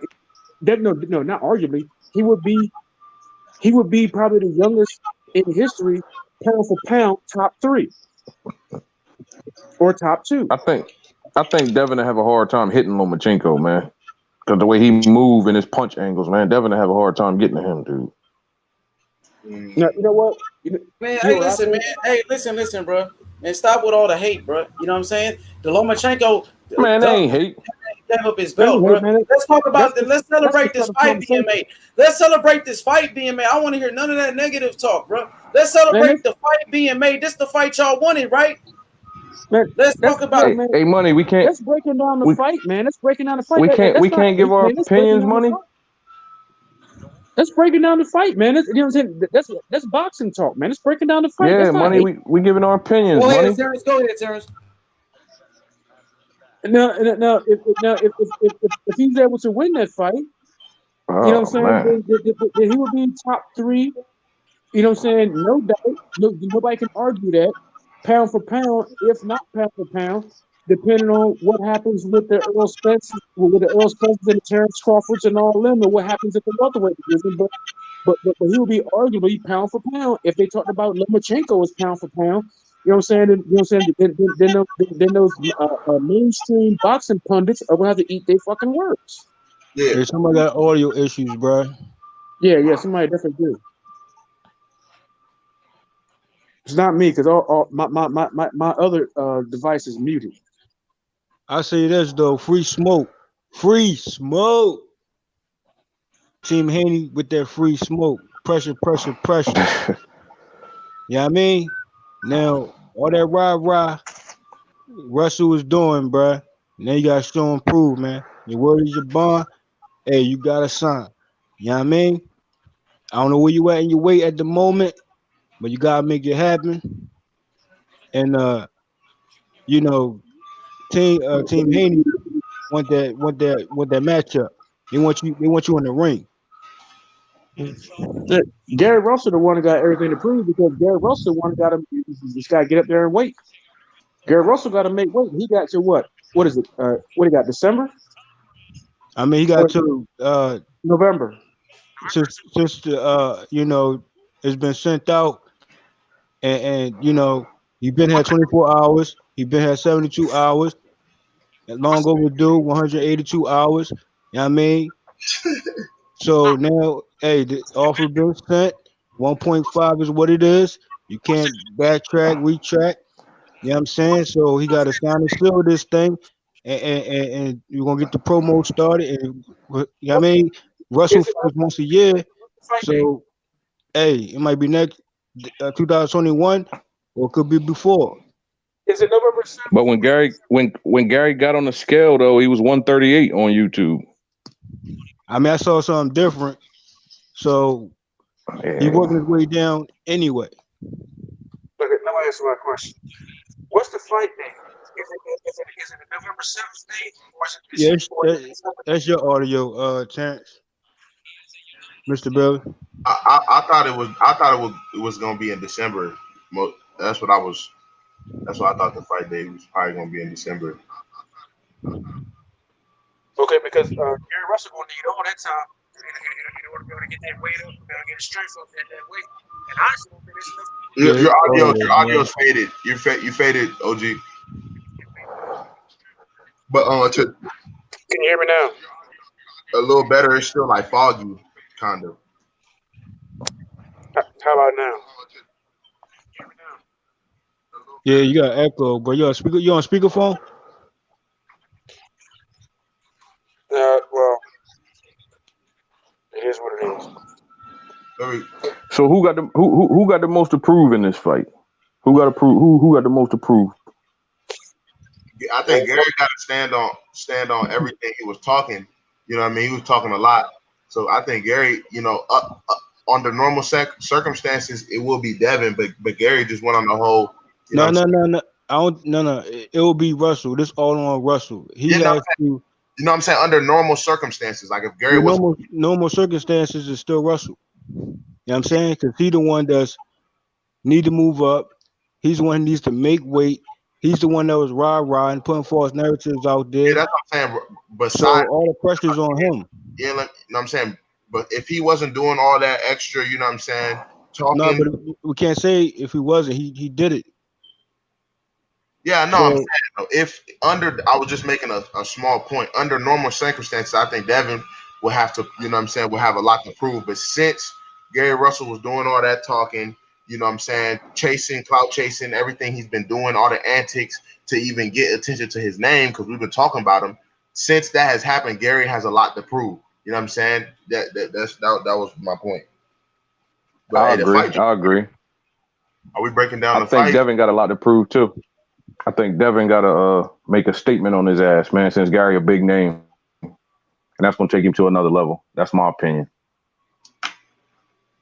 And that's the whole point. And then challenging yourself, as Russell stated a couple times in his interviews, that he would like to, move up and say this and calling out certain fighters' names and challenge himself. Well, they pulling your card, bruh.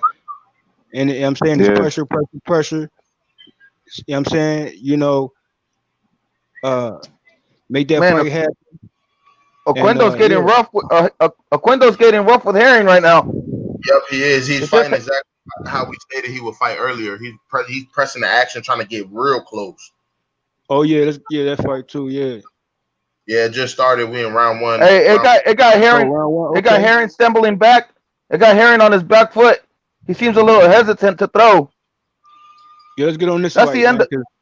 That's the end of round one. I got Oquendo getting that first round. Yeah, I was focusing on the stream. I saw the last bit of it, so I can't really score it. But from what I did see, if Jamel was boxing like I thought he would, and Oquendo was doing what I thought he would, with the size different, reach different, he was getting real up close, making it rough and dirty. Well, we also know Herring, he come forward fighter, and he also has like combination to his game. He's more of an upright fighter, you know what I'm saying? Uppercut is just like one of the special punches I see, and I don't know about his head movement. I mean, his Jonathan head movement is pretty good, so it should be a toe-to-toe like type of situation, you know what I mean? So I went for the commentary from Coco to Don. Let us know what you see. Best live commentary on YouTube. H Money, Coco to Don. Here we go. Round two. Start around. Oquendo comes in. Oquendo comes in with the quick 1-2. They're tied up. Tony Weeks comes in to break them up. Back of the head warning. Harrington with the 1-2. Oh, Harrington pulls him by the back of the neck. Oh. Oquendo almost falls. That was a little dirty. They fighting dirty, bro. Harrington with the quick jab. Oquendo coming in, not giving any space. Tony Weeks breaks him up. Herring with the right jet with the right hook. Now they're tied up. Uppercut on 20 Weeks breaks them up. 2 minutes and 20 seconds left in the round. Harrington with the nice jab. Oh, nice shot to the body. Oquendo stumbles. Another jab. 1-2. 1-2 by Harrington.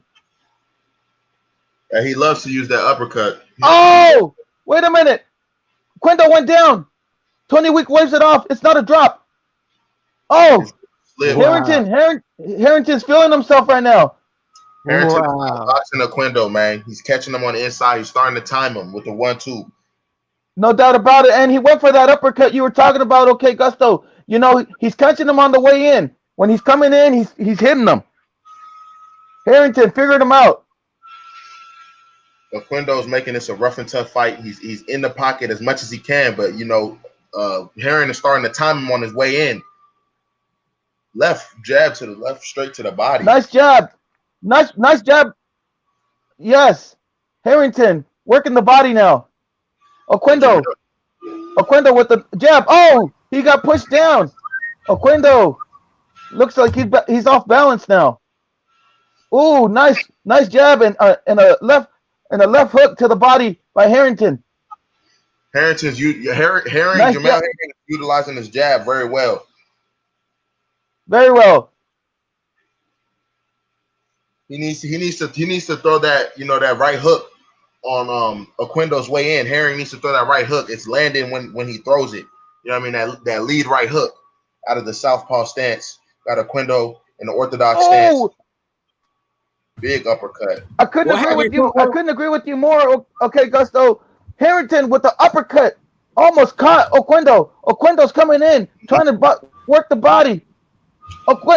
Harrington with the jab to the straight face. Pushes Oquendo back. Oquendo comes in. 20 Weeks has to break him up. Oh, it's a rough and tumble second round. Harrington got the better of it, though. 15 seconds left. They're tied up again. 20 Weeks has to break it up. Oquendo coming in with the straight jab. Tied up. 20 Weeks breaks them up. Just for the record. And there goes the bell. Oh my goodness! What a great second round! I can't believe it. It was heated action. You know, Oquendo was definitely off balance in a couple of those moments, but I have to give the round to Harrington. I lost my mind right now. I give it to Herring.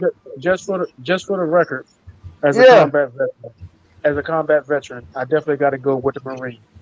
So regardless of whatever, I'm going to own this decision. Whether Jamal Herring win or lose, I got to go with the battle buddy, and that's what I'm going to stick to. I wanted to say that before this fight started that I was going to go with the fellow vet. So, but we got to another discussion. So I'm going to say that right now. That regardless of what happens, I'm riding with the vet. Wow, Oquendo came in on the replay with a headbutt. Here we go. Okay, there it is. An inside view of Terrence Bailey Sr. So here we go. We got round 3.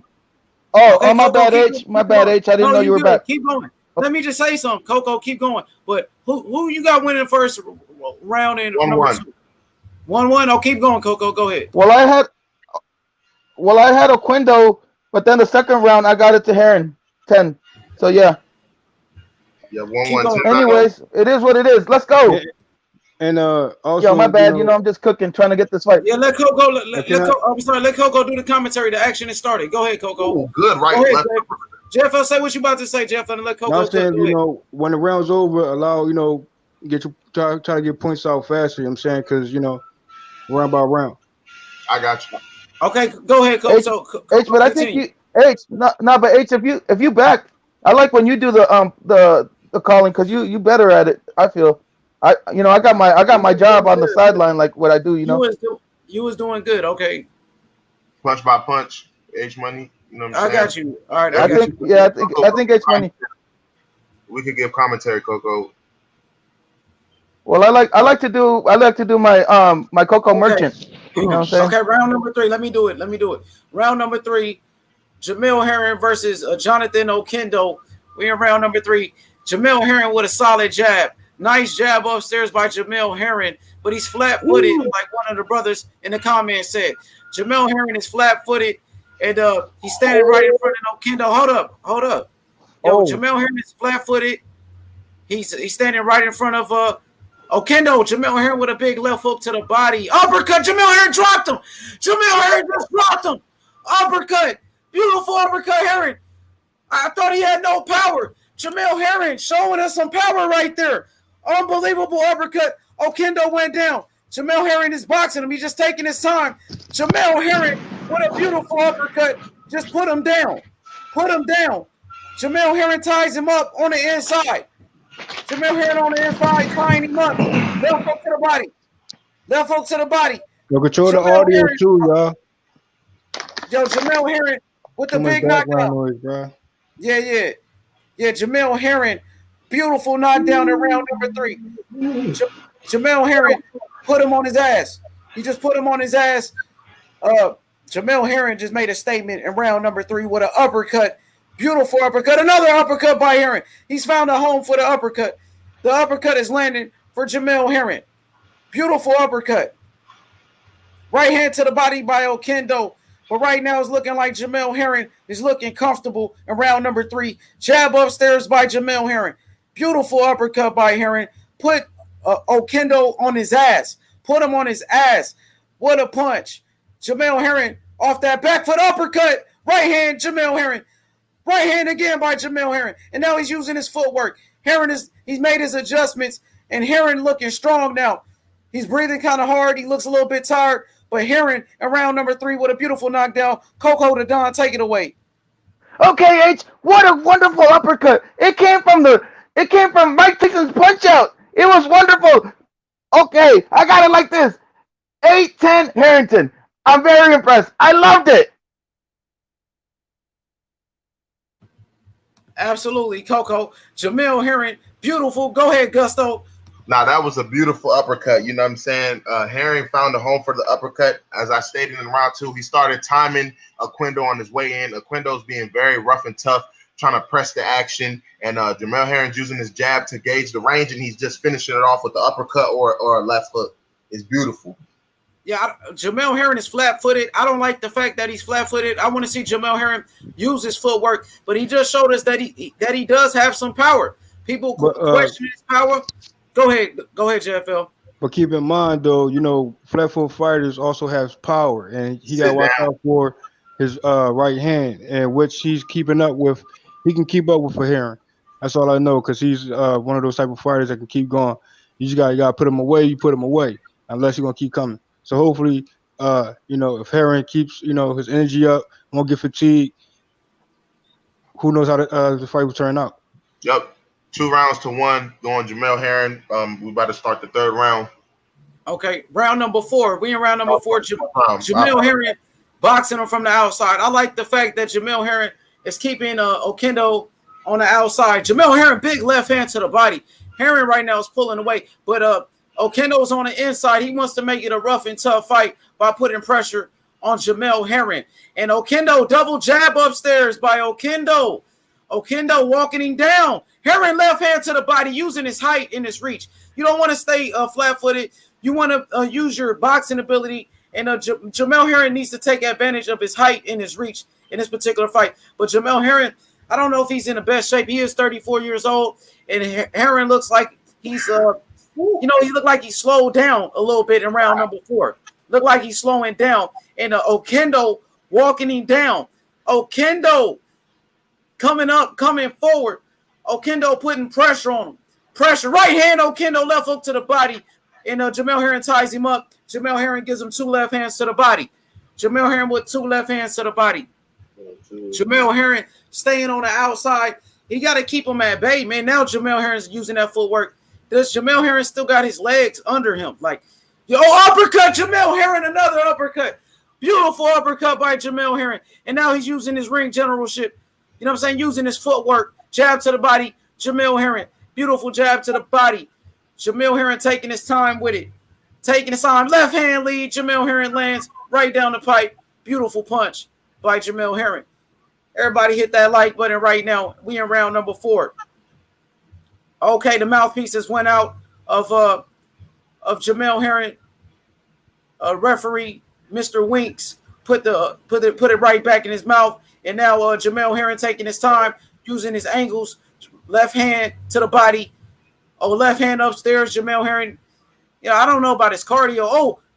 I don't know about the cardio of Jamel Herring in this fight. He just looked a little bit slow for me. Is it his age? Does he? What was that? No, I said he is slowing down. He doesn't have the same pop, but he's still picking and choosing his shots. He doesn't look as fast as he once was. He doesn't, I like the jab, though, and Terrence Crawford at ringside. Terrence Crawford is at the fight, supporting his stablemate, Jamel Herring. Right hand upstairs, Terrence Crawford, pound for pound king. Uppercut, Jamel Herring. Man, he found a home for his jab. Jamel Herring, man, using his reach. Jamel Herring's winning. He's winning right now. Take it away, Coco. Okay, H. I got it like this. Herring was just using the space, using his boxing ability. He did look a little slow. Maybe he took a little breather, a little bit of the round off, but no problem. Oquendo didn't cause any problems in him. Oquendo kept on walking forward, but no problems were caused. And Herring was definitely in control. I give him the round 10-9, Herring. Yeah, I agree. You know what I mean? Herring is definitely using his reach, and he's boxing on the outside. Oquendo's trying to make it dirty. He landed a couple more significant shots, but it wasn't enough to give him the round, in my opinion. You know what I'm saying? Another round, 10-9 to Jamel Herring. For sure. Hell of a fight, bro. Hell of a fight. Jamel Herring doing good, man. He started off kind of slow, made his adjustments. Oquendo's he's coming forward, man. You got to give Oquendo his credit, but at 37 years old, with 6 losses, been knocked out twice, is he washed up? That's the question that most fight fans want to know. Shout out to everybody in the chat. Keep it clean in the chat, please. Okay. Total punches, Jamel Herring, 62 punches. Landed. Jonathan Oquendo, 28. 1-2 just landed by Jamel Herring. We in round number 5. Jamel Herring taking his time, bro. Taking his time, and he's looking strong. Jamel Herring is winning the fight according to Andre Ward. He got it 39-36. The same scorecard as Coco the Don. Oh, Jamel Herring 1-2. Jamel Herring showing off the power, bro. Does Oquendo really have a chin? He's been knocked out twice. Jamel Herring is just having his way right now, man. And he's looking really comfortable, if you ask me. He's looking really comfortable in there. You know what I'm saying? Oh, Jamel Herring left hand right down the pipe just landed. Jamel Herring just hurt him. He just hurt him with another one. Big shots by Jamel Herring. Ooh. Uppercut, Jamel Herring just landed. Let's go. We turning up right here. Turning up. Believe that. Jamel Herring. Ooh, big left hook by Jamel Herring. Yeah, he's whooping him, bro. Jamel Herring giving him a boxing lesson right now. Jamel Herring is having his way with Jonathan Oquendo. We want to see Jamel Herring possibly with better competition than this, though. You know what I'm saying? You definitely want to see Jamel Herring fight some better competition than this. We getting it popping on a regular. Let's go. Herring taking his time. You feel me? Herring uppercut. Yo, left uppercut by Jamel Herring landed. I don't know if it was a headbutt in there. It might have been a headbutt. Right now, it looked like Oquendo trying to get dirty with it. He is very dirty. He's been rushing in and leading with his head a lot of times. Oh no! What happened, bad? No, I'm not sure. Oh, it was It is a bad cut. That's a bad cut right there. It's on his eyelid. It's like that cut is on that. It might stop it. Damn, that's a nasty cut. This right here on the top of his eyelid, bro. Bad cut. Headbutt. I seen the headbutt. I know it was a headbutt. Oquendo's fighting dirty, bro. That's crazy. Man. He came in with his head on some Sean Porter type of ish. Damn, is they gonna stop it? I don't know if they gonna stop it. They gotta go as well as round number 5. I'm not sure. No, they're not. That's a terrible cut. I'm sorry. What happened? Dang. Man, that's some straight bullshit. Oh, it's getting rough in there, H. It's getting rough. Hey, go ahead, Terrence. Say what you about to say. Damn, he just tackled him. And then Oquendo just came and tackled him. Oh, he's getting dirty now, bro. He's using dirty tactics. Right hand by Jamel Herring. Dang, Jamel. Dang, bro. This is a tough fight now. He's making it a dirty fight. He making a real dirty fight. Herring ain't complaining or nothing. He's still fighting. Herring is still fighting. There's some other audio, man. Who, me? Oh, okay, you good, you good. All right. Oquendo, left hand to the body by Oquendo. He's being dirty. Terrence Bailey, Oquendo's being dirty, man. He got to resort to being dirty. He can't beat him with skills, so now he got to use dirty tactics on some Tyson Fury type of stuff, on some Marcos Maidana dirty tactics right here. Uppercut by Jamel Herring, bro. Oh, left hand, Jamel Herring stopped him right in his tracks. He just stopped him right in his tracks with a big left hand by Jamel Herring, and the round is over. The round is over. Go ahead, Coco. Okay, H. Man, you know what? I'm really disappointed in Oquendo. He resorted to dirty tactics and gave the Herring a bad cut, right above the eyelid. He's going to be able to continue. He's going to tough it out. But you know what? I think it's just a matter of time before Oquendo gets knocked out, because now you got Herring mad, and it's just a matter of time. He was getting tired before, and now Oquendo's going to go down. 10-9, Herring. I fully agree. You know what I'm saying? Herring's outboxing him. Oquendo's getting very dirty, and I think it's definitely out of frustration. You know what I'm saying? Jamel Herring's just outboxing him and timing him on his way in. So now he's just rushing in all types of wild, leading with his head, you know what I mean, to the point where he caused a major cut.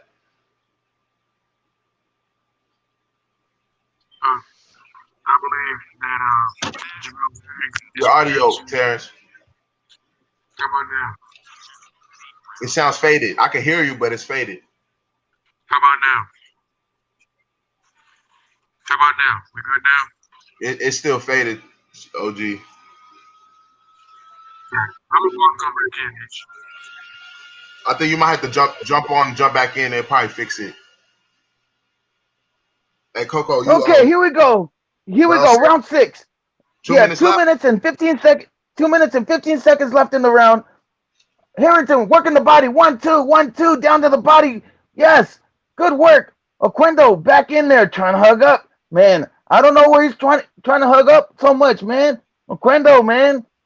I would give him. I would start deducting the point. He's not even swinging. He's just going in for the hug. Come on now. We got to do better than this.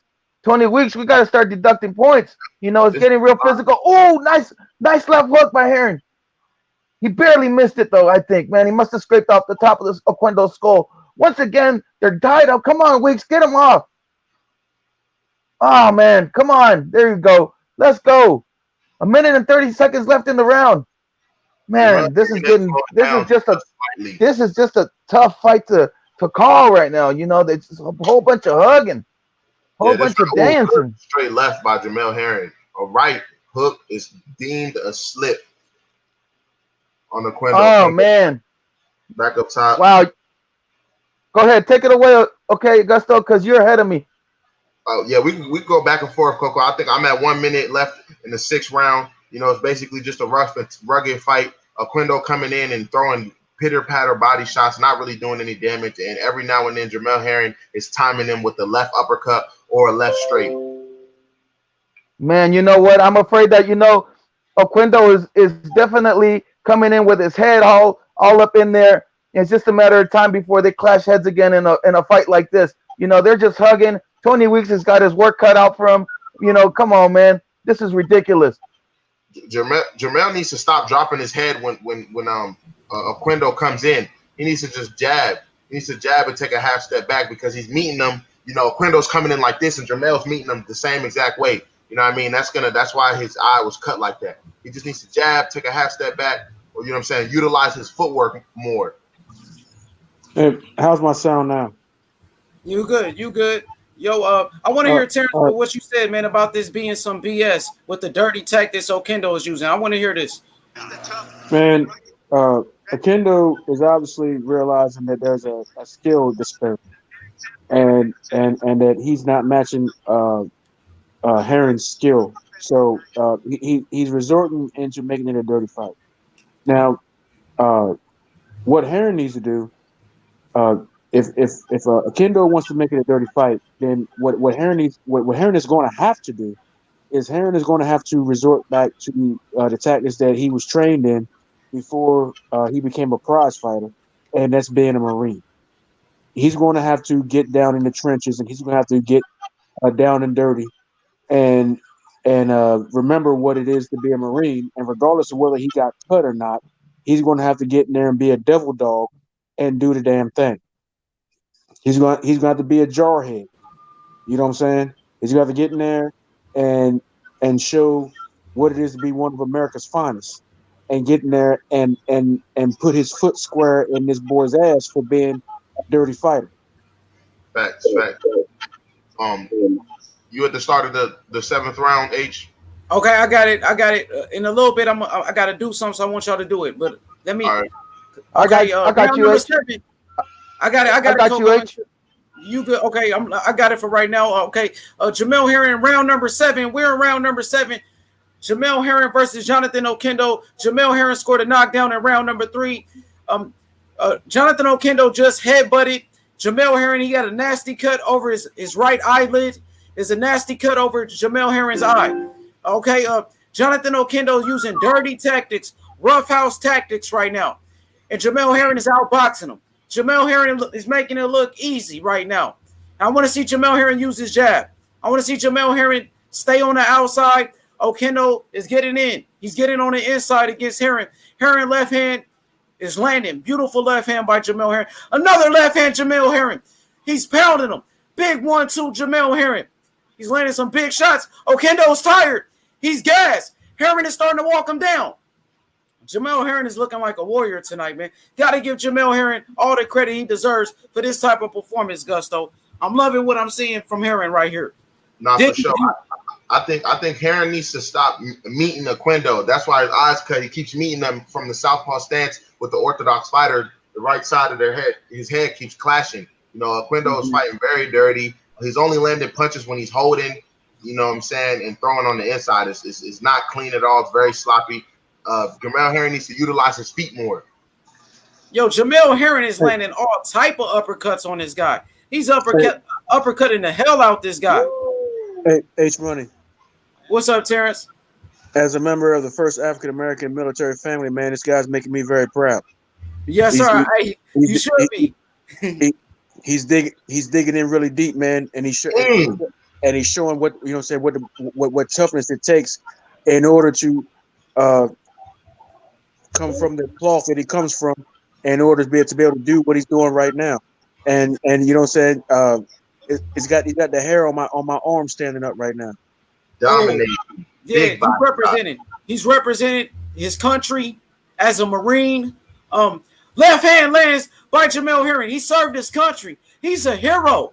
Jamel Herring is a hero. Became a boxer, a world champion. He got it the hard way. He got it out of the mud. He got it out of the mud, bro. One thing about Jamel Herring, and you gotta respect him. He's a world-class fighter, man. One thing about Jamel Herring that I can say, he's a stand-up guy. He's a stand-up guy. He's even better out the ring. He's a champion in the ring, but he's even better out the ring, man. And not just a Marine, but a Marine non-commissioned officer. He was a sergeant. You know what I'm saying? That's not easy to do. He was a non-commissioned officer. I would say this. The round started yet or no? No, we in between rounds. Okay. Yeah, we just did the 7. Coco, take it away. Go ahead, Coco. Okay, H. You know what? I gotta give a big salute to all the men and women out there that serve the country. You know, without them, we don't have our freedom. So a big shout out to everybody that served and everybody that's serving right now. And back to the fighting. I got a 10-9 Herring. He was able to keep some distance at times and be able to get some good combinations off. There's no doubt about it. He's winning this fight clearly in my eyes. Back to you, H.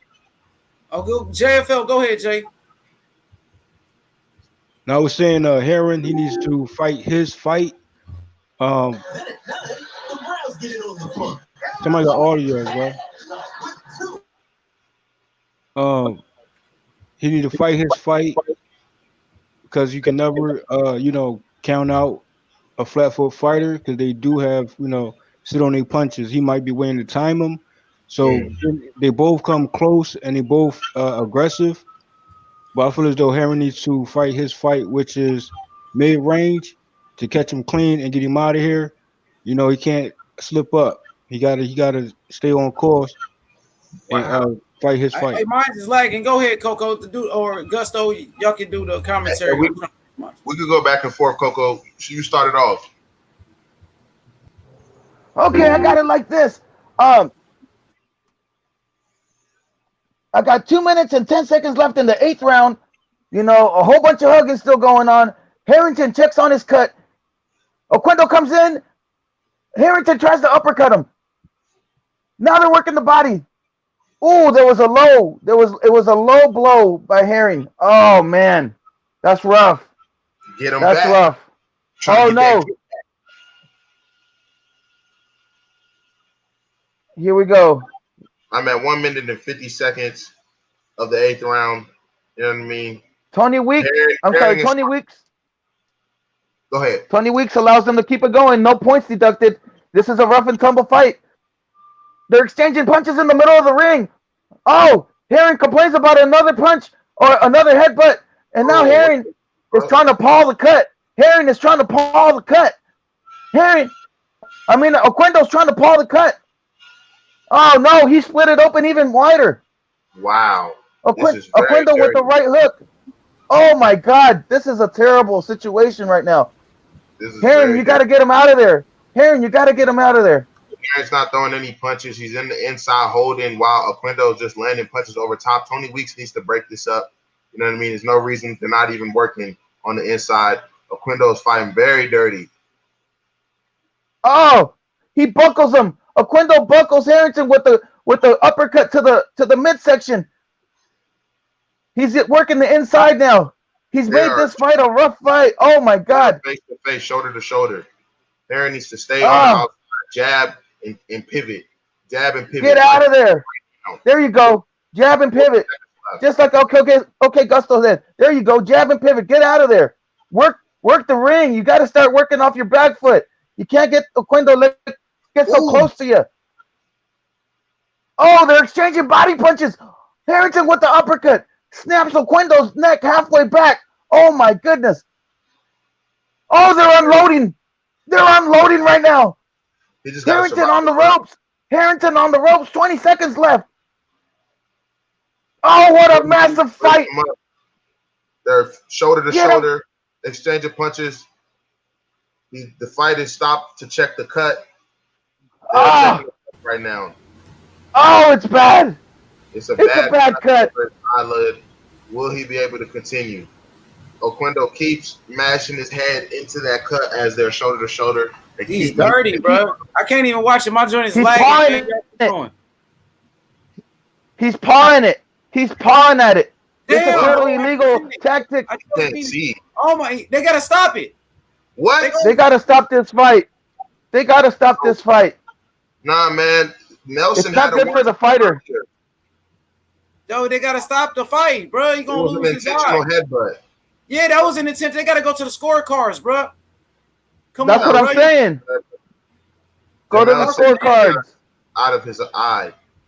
If you stop, Oquendo, a dirty fighter, there's a big discussion. Let them continue. There's a big discussion right now in Herring's corner. The doctor is letting them continue. Tony Weeks is checking in. Hold on. Oh, the doctor just waved it off. Tony Weeks is waving it off. The fight has been stopped by the doctor. What a great decision. No more of this. Enough was enough. Oquendo made it so rough. That's it. We're going to the scorecards. Yeah, they still go. And there is no way. And there is no way Oquendo won that fight. If it goes to the scorecards, Go ahead, Terrence. If it goes to the scorecards, Jamel Herring won. So Oquendo didn't do himself any favors by continuing to foul.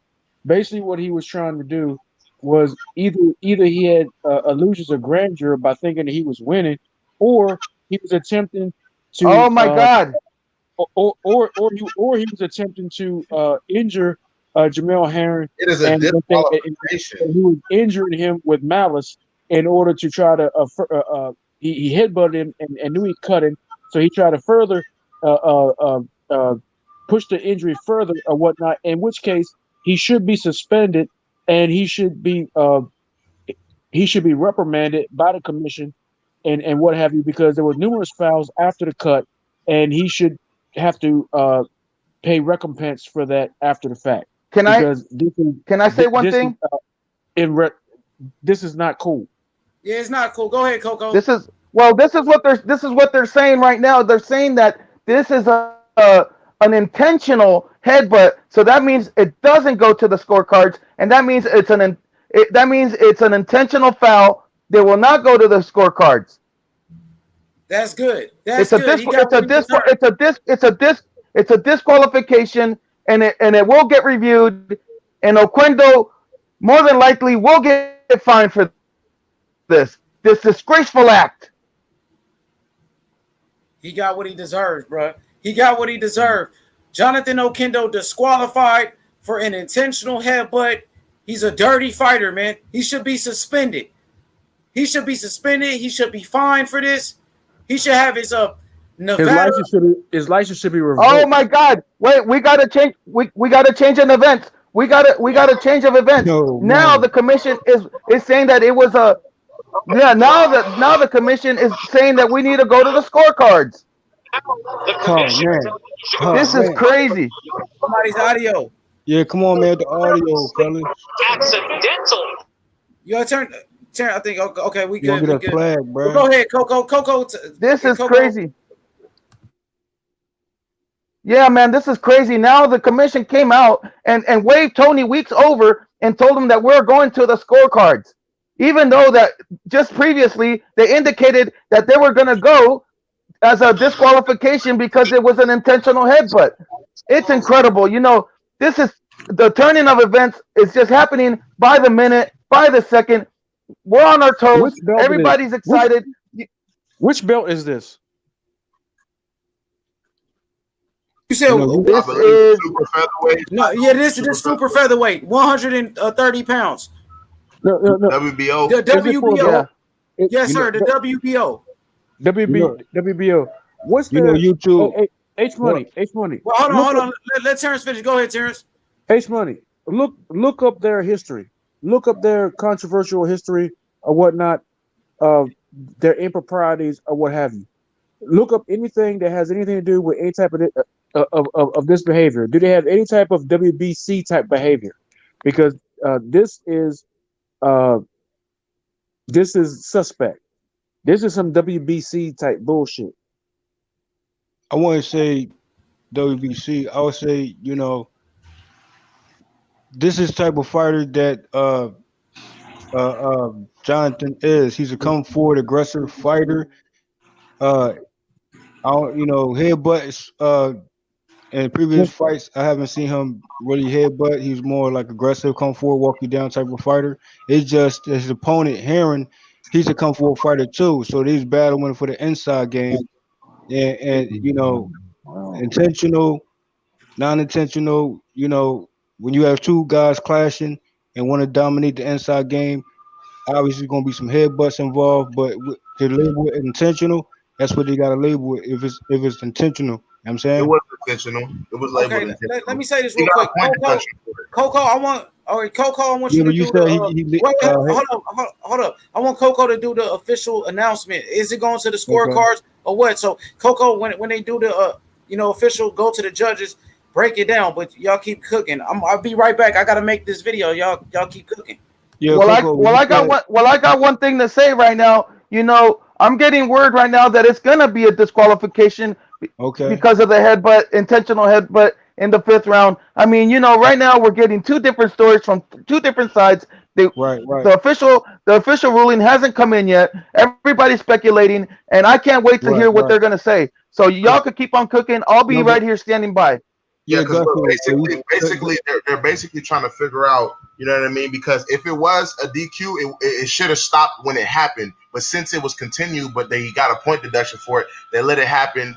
You know what I mean? But you can only go to the scorecards if it's an unintentional, you know what I'm saying, foul. Right.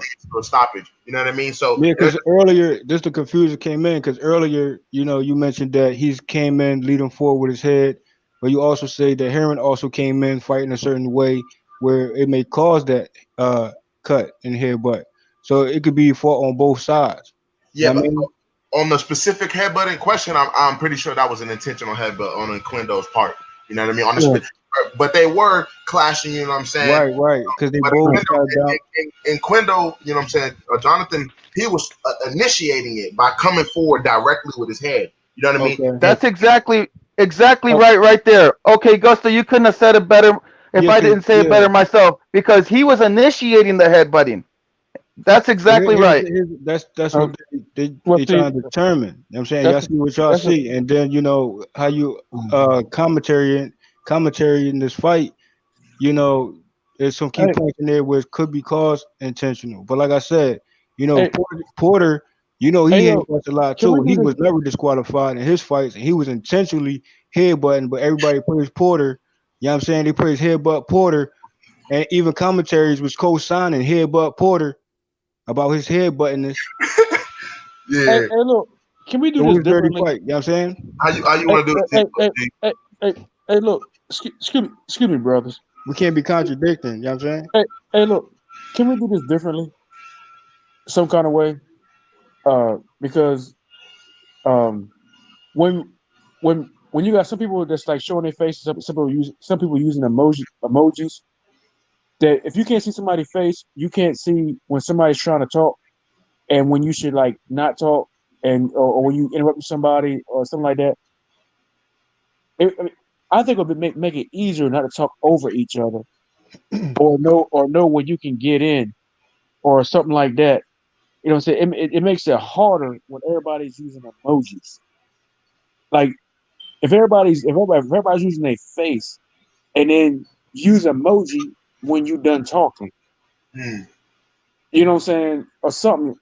I think it's best. I think it's best if we figure out a system to this, because when people come in and they want to chime in, but everybody else is talking over each other and nobody else can get in, and then everybody like, okay, well, fuck it. Let me just get off the stream. No, that's the thing. People have to have the mute button and know how to use it, and then you know, and the conversation can flow the right way. You know what I'm saying? Yeah, people don't know how to use it though. That's the problem. We'll get with H after this, you know, and figure out a system. You know what I mean? Yeah, of course. But I'm saying Jamel Herring wins by DQ. Jamel Herring, official decision. Wins by official decision. Wins by DQ. The point I was trying to press was that Jamel Herring, like I said before, once he realized that there was a disparity between skill set, he went to the dirty tactics, which is the same thing that Errol Spence said about Shawn Porter. He said, "You're a dirty fighter." He said, "Once you realize that you can't beat me for skill, you're going to go to dirty tactics." And that's what a lot of fighters do. They say, "Well, you know what? We can't beat him skill for skill, so we just have to make the fight dirty." That is a common tactic. This dude, you know what I'm saying, decide he gonna go headbutt, do headbutts and this, that, and the third, you know what I'm saying? And then there's a common tactic of, if the ref is on the right side, then you bang the fighter on the left side, on his hip, in his groin, you know what I'm saying, on his upper leg, like the upper part of his leg just below the hip. You know what I'm saying? You know, right on his urethra above his bladder. And then when the ref is on the other side, you hit him in the same place on the other side. You know what I'm saying? These are the tricks to the trade. You know what I'm saying? So it's a little tricky, little dirty tactics, whatever, where you turn your opponent to the opposite side of where the ref is, and you hit him in those places where the ref can't see. And this is how you break your fighter down. You know what I'm saying? Not everybody in the fight game is honorable. Once they figure out that, you know what, I can't beat you straight up, so I got to figure out another way to get you. But we talked about Bernard Hopkins earlier. Bernard Hopkins is notorious for leading with his head. How many times have you seen Bernard Hopkins cut? Bernard Hopkins lead with his head. Look at his stance. When he comes in, what does he do? He charges in with what? What comes first? His head than his body. Andre Ward does the same thing. And how many times you seen Andre Ward cut? Very few. I mean, he's been cut, but very few times. Porter does the same thing. Barely cut. Sometimes he be cut. But I'm saying, dirty fighters going to be dirty fighters. What I'm saying is I'm not condoning dirty tactics. You know what I'm saying? All I'm saying is when you have two opponents that's clashing in the inside game and try to dominate the inside, and obviously Herring, he's a come forward fighter too as well. He's definitely good at his back foot, but he mainly come forward as well. So plus it was a confusion. I heard dirty tactics, and then I heard Gusto mention how it was definitely dirty tactics on Oquendo's part. I just believe, Herring, in order to compensate what was going on, Herring started ducking. You know what I mean? He started leaning towards anticipating. He started anticipating the headbutt because he's fighting out the southpaw stance with his right side, and Oquendo's an orthodox fighter. So I'm trying to get a visual. You know what I'm saying? The commentary is the visual I'm seeing. You know what I'm saying? And it depends on how many times the headbutt was actually caused. Multiple times, bro. Oquendo was obviously being dirty. Right. I'm just saying. They came to the decision, as Coco said. You know what I mean? It gets to a point where, okay, now it's intentional. What I'm saying is, they don't keep the same energy with other boxers. Yeah. I mean, Porter definitely rough and dirty. He was kind of rough. I seen him headbutt Spence a couple times when they fought. If I'm being honest. In that Spence fight, Porter wasn't headbutting. I thought I saw a couple, a couple when he leaned in, I seen a couple. I don't know if it's from two fighters who fight, who like to get inside and bang on the inside. But this Oquendo was definitely being, because he couldn't touch Jamel. Jamel wasn't even trying to fight. I wonder if Andre Ward co-signing that. What do you got to say about the headbutt since he be calling in certain fights? I mean, he condoned Porter. I want to know what he say about this fight. Oh no, I wasn't listening to the commentary, but Jamel wasn't even fighting on the inside initially. You said Andre Ward was there? I think he was commentating. I think he was commentating. Okay. But Jamel wasn't even fighting on the inside though. To be honest, he was catching them. You know what I mean? He was timing, because from round one, Oquendo was trying to make it rough and dirty, kept coming forward, and Jamel started timing him with the uppercut, using his jab to gauge the range, and then he finished him off with that left uppercut or the left hook. You know what I mean? So it wasn't until Oquendo started getting desperate around the fifth and started just rushing in on no holds barred, just started rushing in with his head like he didn't give a fuck. Yeah. So towards the end of the fight, you're saying Herring was on the back foot for the most part? Yeah, in the beginning, he was on the back foot. That's how he scored the knockdown. He timed him on an uppercut. You know what I mean? In the third round, scored the knockdown. He was doing that for the most part, using his jab.